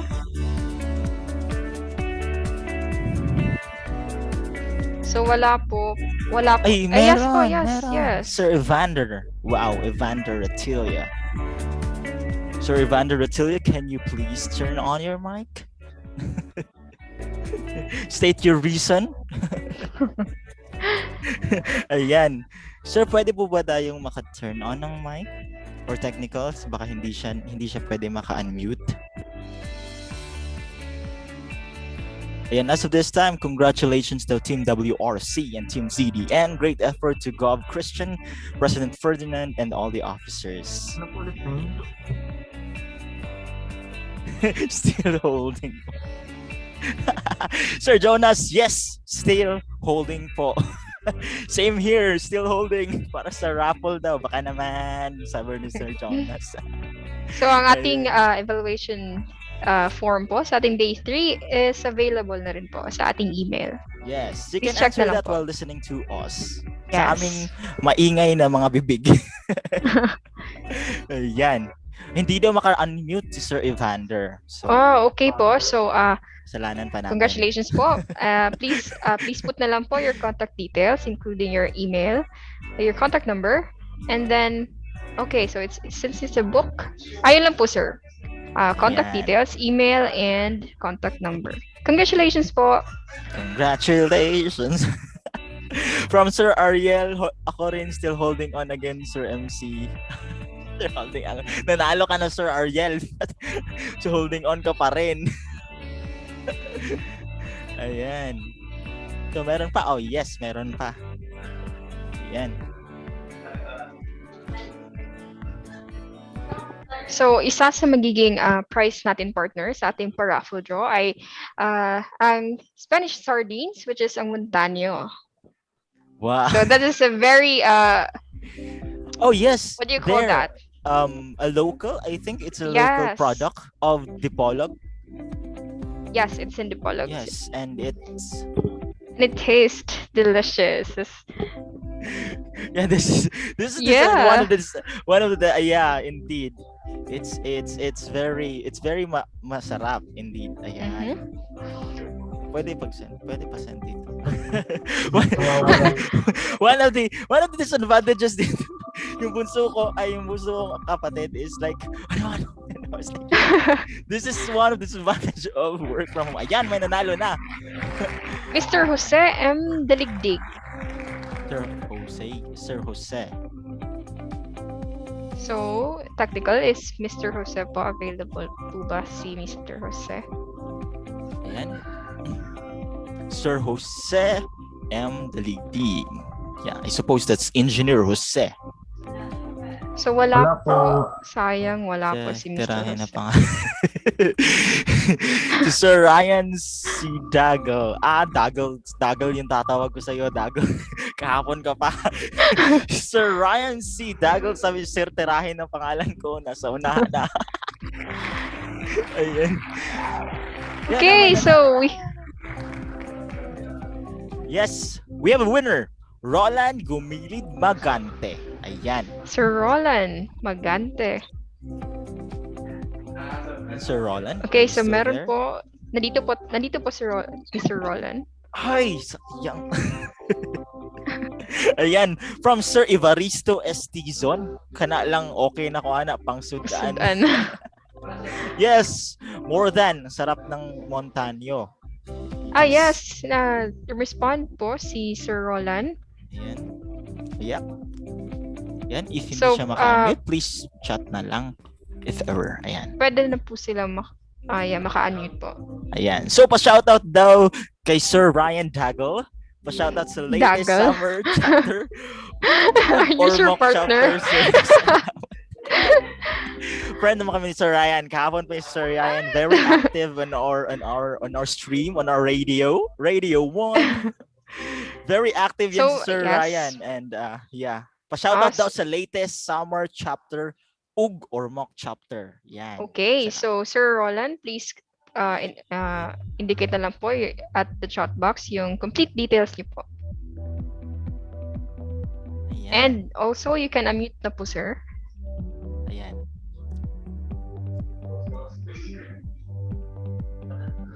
Hello? Ayan.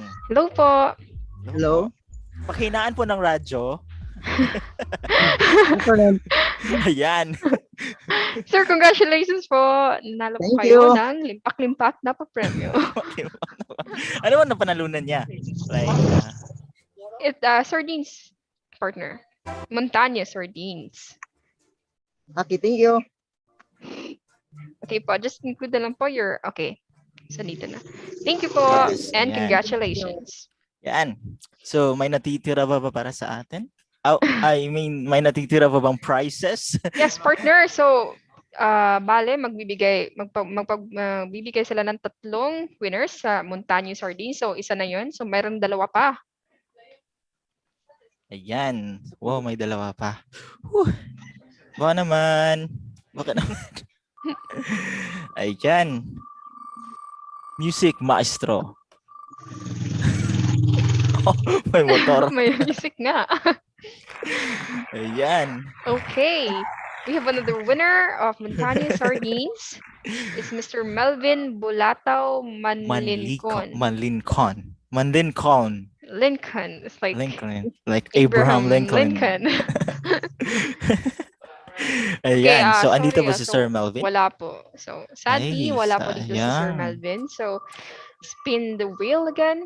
Ayan. Sabi daw, and we have a winner, Roland Magante daw.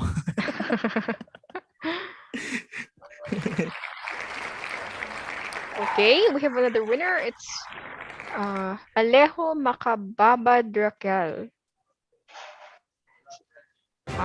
Sorry, pero wala rin po si Ano ba to? Si Alejo Macababa Drakel. So, Ayan, spin the so wheel spin again. the wheel. Yan. Yeah, para tayong sa Marvel heroes niya na. Avengers, assemble. Ayan. Yay, we have a winner. Francis Xavier Sarmiento. Ayan, nandito po ba si Sir Francis? Sir Francis? Wala rin si Sir Wala, Francis. ayan. So guys, parati pa rin na nakatutok sa ating paraffle draw dahil malay mo.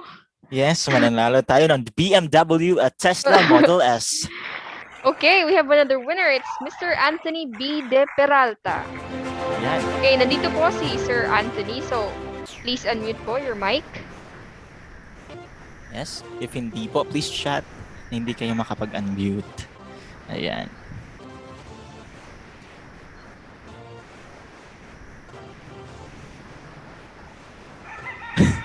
Sir? Dito po ba kayo? Super perceptive talaga. Persistent. I mean, Sir Roland Magante. Nag-send. Nag-send na ng details. Kahit nanalo ba si Sir Roland? Yes, partner. Oh yeah, I thought he was just joking. Sorry. Yeah, so we're just having May fun. bunga rin ng kanyang paghihirap kahapon. Indeed. Ayan. Mukhang wala yung pangalan ko from Macedonio Rolly. Meron po, sir. Meron Basta po lahat nakapag-register ng ating pangalan. tayo. Yes. Yes, andun po yung pangalan. So, nasaan na Kaso pa yung lang, winner? Si Will is parang ayaw talagang piliin yung mga pangalan natin. Ayan, iniiwasan. So, nasaan na ba yung winner kanina? Anong pangalan Sir nun? Anthony B. De Peralta. Sir? Is Sir Anthony available? Technical? Okay, so available po siya ngayon. So, sir, if ever, please chat na lang po sa ating, comment na lang po sa ating chat box yung complete details natin, including your email and then contact details. At congratulations po, nanalo po kayo ng Montaña Sardines. Iyan. Meron pa ba? Okay, yes. Yes, meron pa pala. Another Ayan. Montaña Sardines. Last na lang Yes. po ng ating Montaña Sardines. Ayan. And after this, abangan natin kung sino ang awarding. Sino alam natin kung sino. But awarding of the ML winner. Yes, so we also have another winner. We have Mr. Michael Bunal Hepiga. Ayan. Sir Michael? Wala po. Sadly, Ay, wala sayang. po. Ay, oh, okay. Sir Anthony na. I thought you... Akala ko nga eh.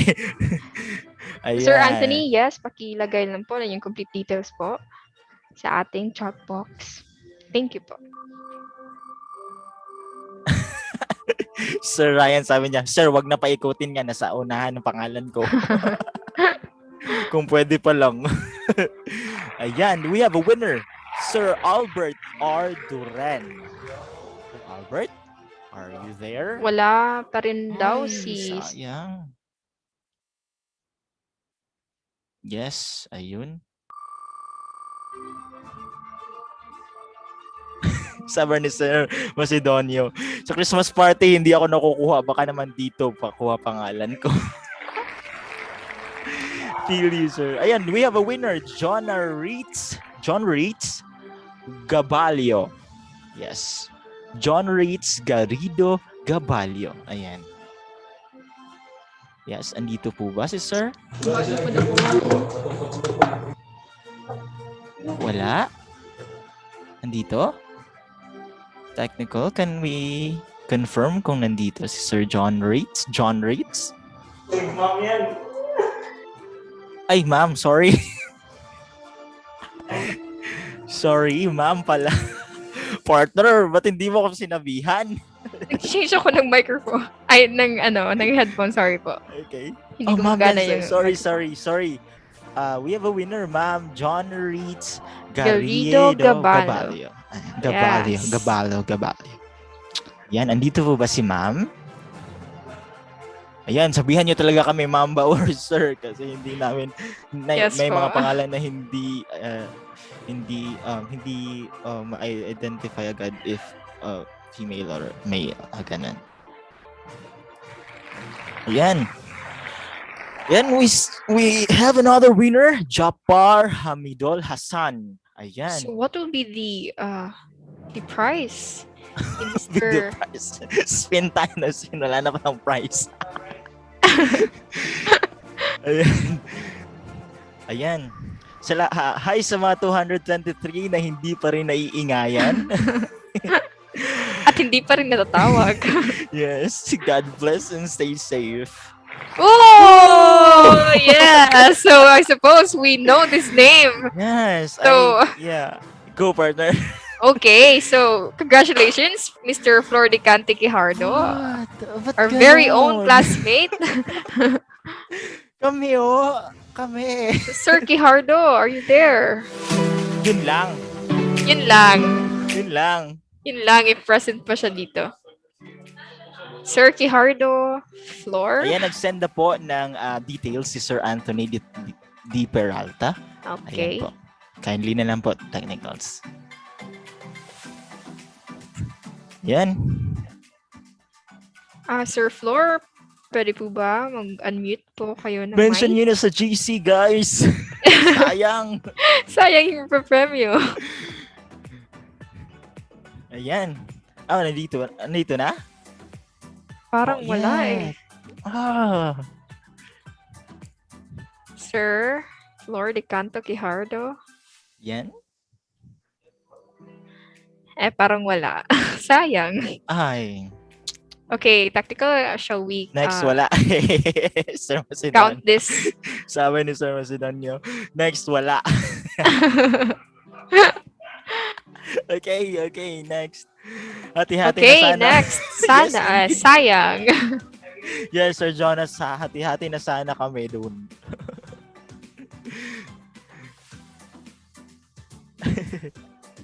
Ayan. So, ano bang mapapanalunan dito, partner?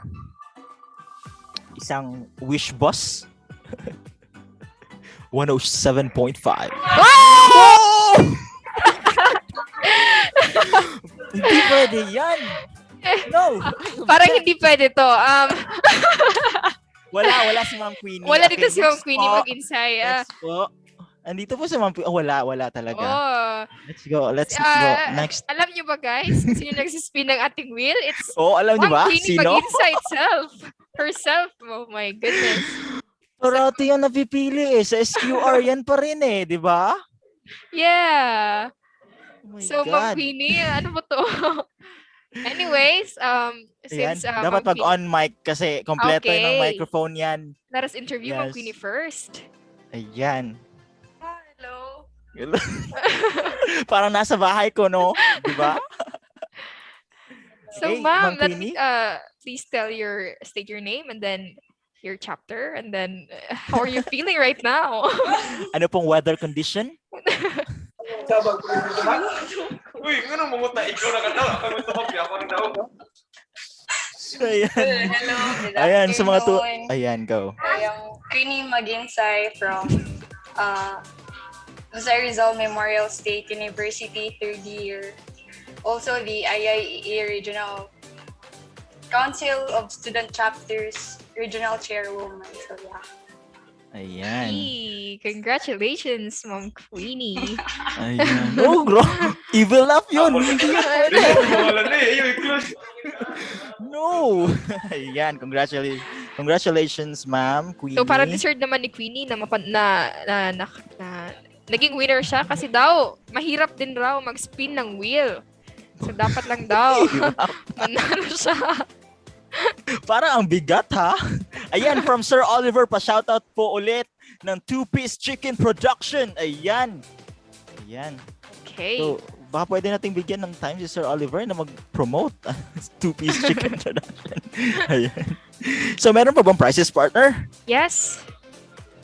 Ayan, from Sir Lefijun Pakana or Pakanya. Baka naman matsambahan ako sa raffle.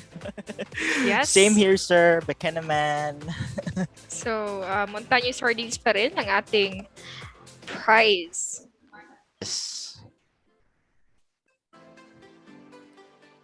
Ayan, so baka matikman nyo yung Montaño Sardines at hahanap-hanapin nyo. Siguro you'll just call WMR. We don't need electrical supplies. We need Montaño Sardines. Yeah. Partner. Okay, so where's the wheel? Where's the wheel? Where's the wheel? Sana mawala na yung wheel na yan. Hindi tayo pinipili. Wag naman. Ayan. So parang na-overwhelm yata si Mang Pini at nawala na yung wheel. In-exit yung tab. Oy, paki-check daw ni Sir Jefferson. Pa-check naman kung kasama pa talaga name ko. Hindi ako lumalabas. Okay, so ayan, kay Sir Eldred. First prize na lang ako For Tagalog, first prize na lang daw sa kanya. Sabi niya. Ayan. Still, Montaño Sardines pa rin po ang ating prize sa ating. Okay. Yes, we have a winner and a future investor of Montaño Sardine, Noel. Engineer Noel Padugdog. Yeah. Wala po. Wala. Okay. Yes. Okay, sorry.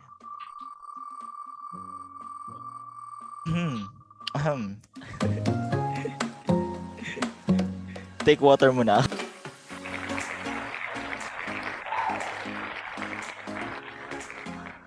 Yan, we have a winner, Severino L. Garing.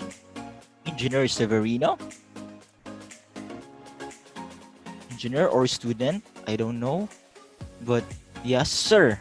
Severino L. Garing. Ayan, may nag-raise ng hand.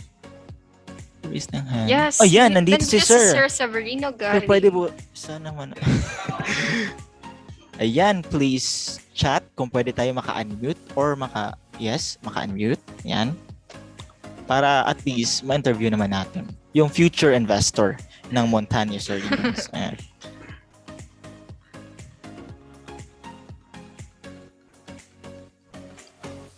Yes, sa mga nagtatanong kung saan natin mahanap ang Montaño Sardines, pakikita ito sa heart ng Dipolog. I'm not sure. Is that right? I'm not sure either, partner. But when I'll be going there, like Dipolog Terminal, Si Kaya, I'll be passing that Turno pala, sabi ni Queenie. So, Sir National President, if ever meron po kayong nag-work with us si Sir Severino. Ayan, don't worry, sir. We'll be sending your Montaño Sardines on your place. Yan, please send na lang po ang ating details. Like name, ano po yung partner?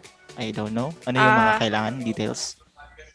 Your email po at saka contact number din po. Ayan. Email lang po at contact number, Engineer Severino. Ayan. Ayan, we still have ang daming Montaño Sardines. Umuulan ng Montaño Sardines today, So again po, if ever, Sir National President, if ever meron po kayong updates or gustong i-impart na bagong infos po sa atin, please, please share lang po. Okay, yes. We have 219 participants, and if ever may mga announcement kayo with your chapters or anything, you can chat the technicals and we'll give time for you guys. Ayan. Sino nanalo? Overwhelmed si Queenie talaga, promise. Nawawala parati yung wheel of names. So, Sir Alan, if ever meron po kayong announcement,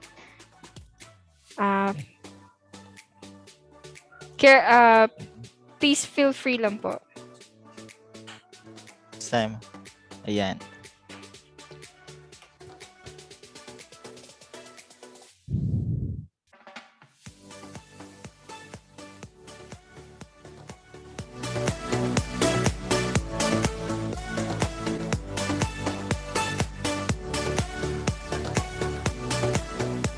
Shoutout din sa ating belated happy birthday to my friend Junfred. Yeah. Who is trying to say something right now that made me laugh. Okay, so partner, I guess awarding ceremony na tayo sa ating ML tournament. Ready na pala, okay. Yes. Yan, Welcome. Yes. Yes, to the 8th IIE Western Mindanao Regional Conference Mobile Legends Tournament.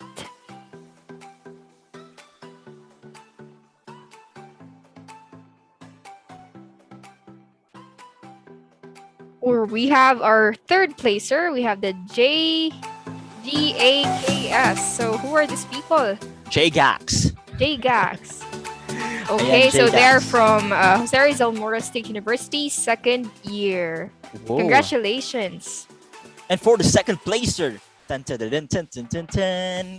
Please welcome Chess Nalangta. And, that's great.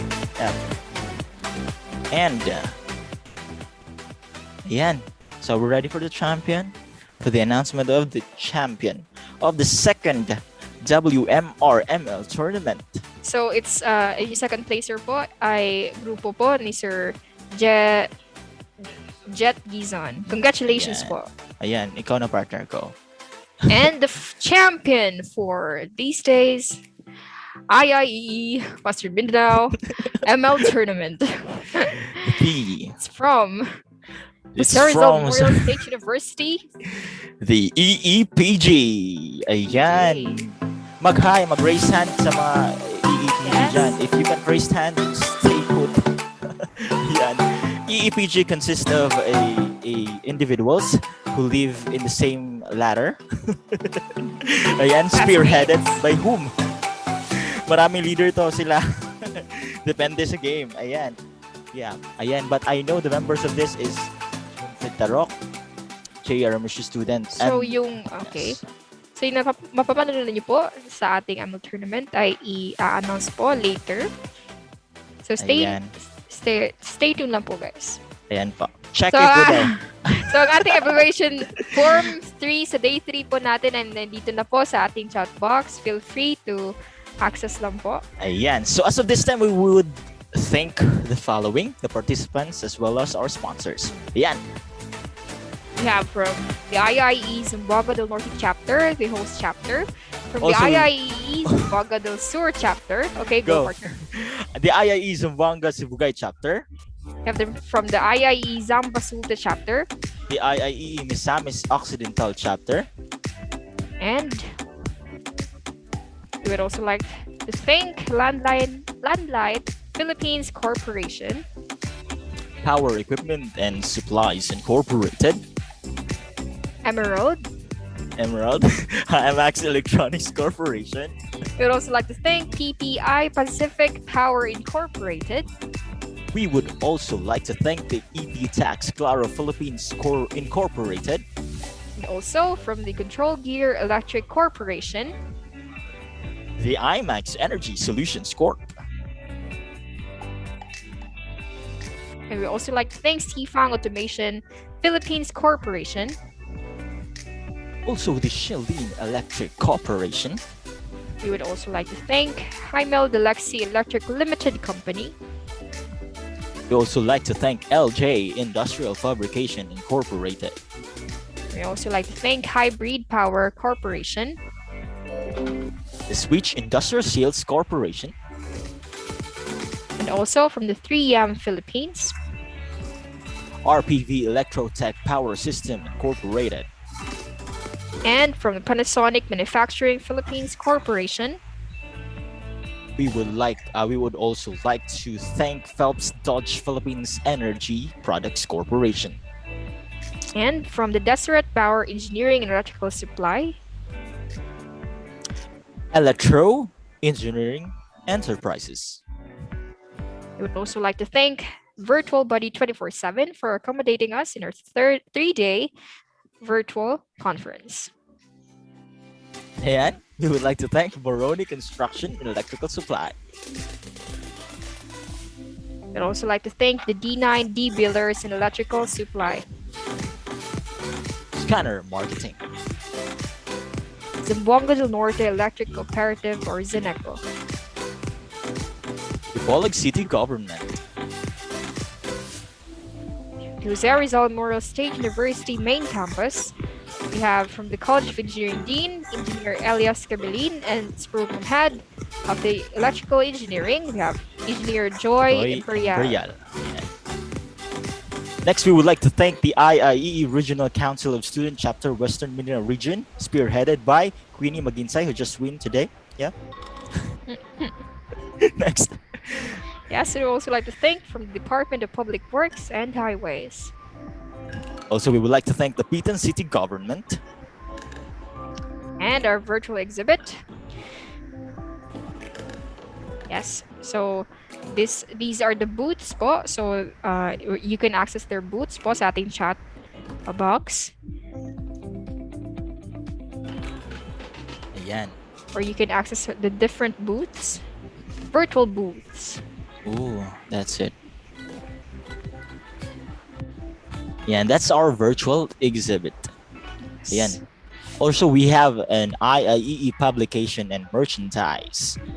Yes. And there you can access po some merch na pwede nyo pong orderin, like this polo po. Yes, and we will be, the National will be catering your orders, of course, and they will deliver nationwide. Yeah. Yes. Again, we have the publications, we have the PEC, the polo shirts, different customization, as well as different informations you needed as an electrical engineer. Ayan. Okay, so that would be all. Okay. So that ends our raffle draw. Sayang at hindi tayo natawag, pero it's okay pa rin. No, I will be nasasaktan sa char lang. Anyways, Okay, so still at this it's a moment- win-win situation for us, partner, Yes, and indeed. all the With the participants information? out there. Yes. Yes. Because we have tons and loads of information na pwede nating magamit as an electrical engineer soon. Soon. Yes. Ayan. So I think this would be the part. Yes, partner. Okay. I think now, as we formally end our program for today, and as we continue pursuing our dreams together, don't stop to fight and win the war in education. See you on our next activity. I'm looking forward on it. I am Jendel Olyamina. And I am Francia Lecapiri Camara, your humble moderator. Yes, indeed. Thank you. And once again, good day. God bless everyone and stay safe. Ayan. So See ya. maraming salamat po sa lahat. Shout out din sa kay RCP Talaman, who has been so supportive. Thank you so much.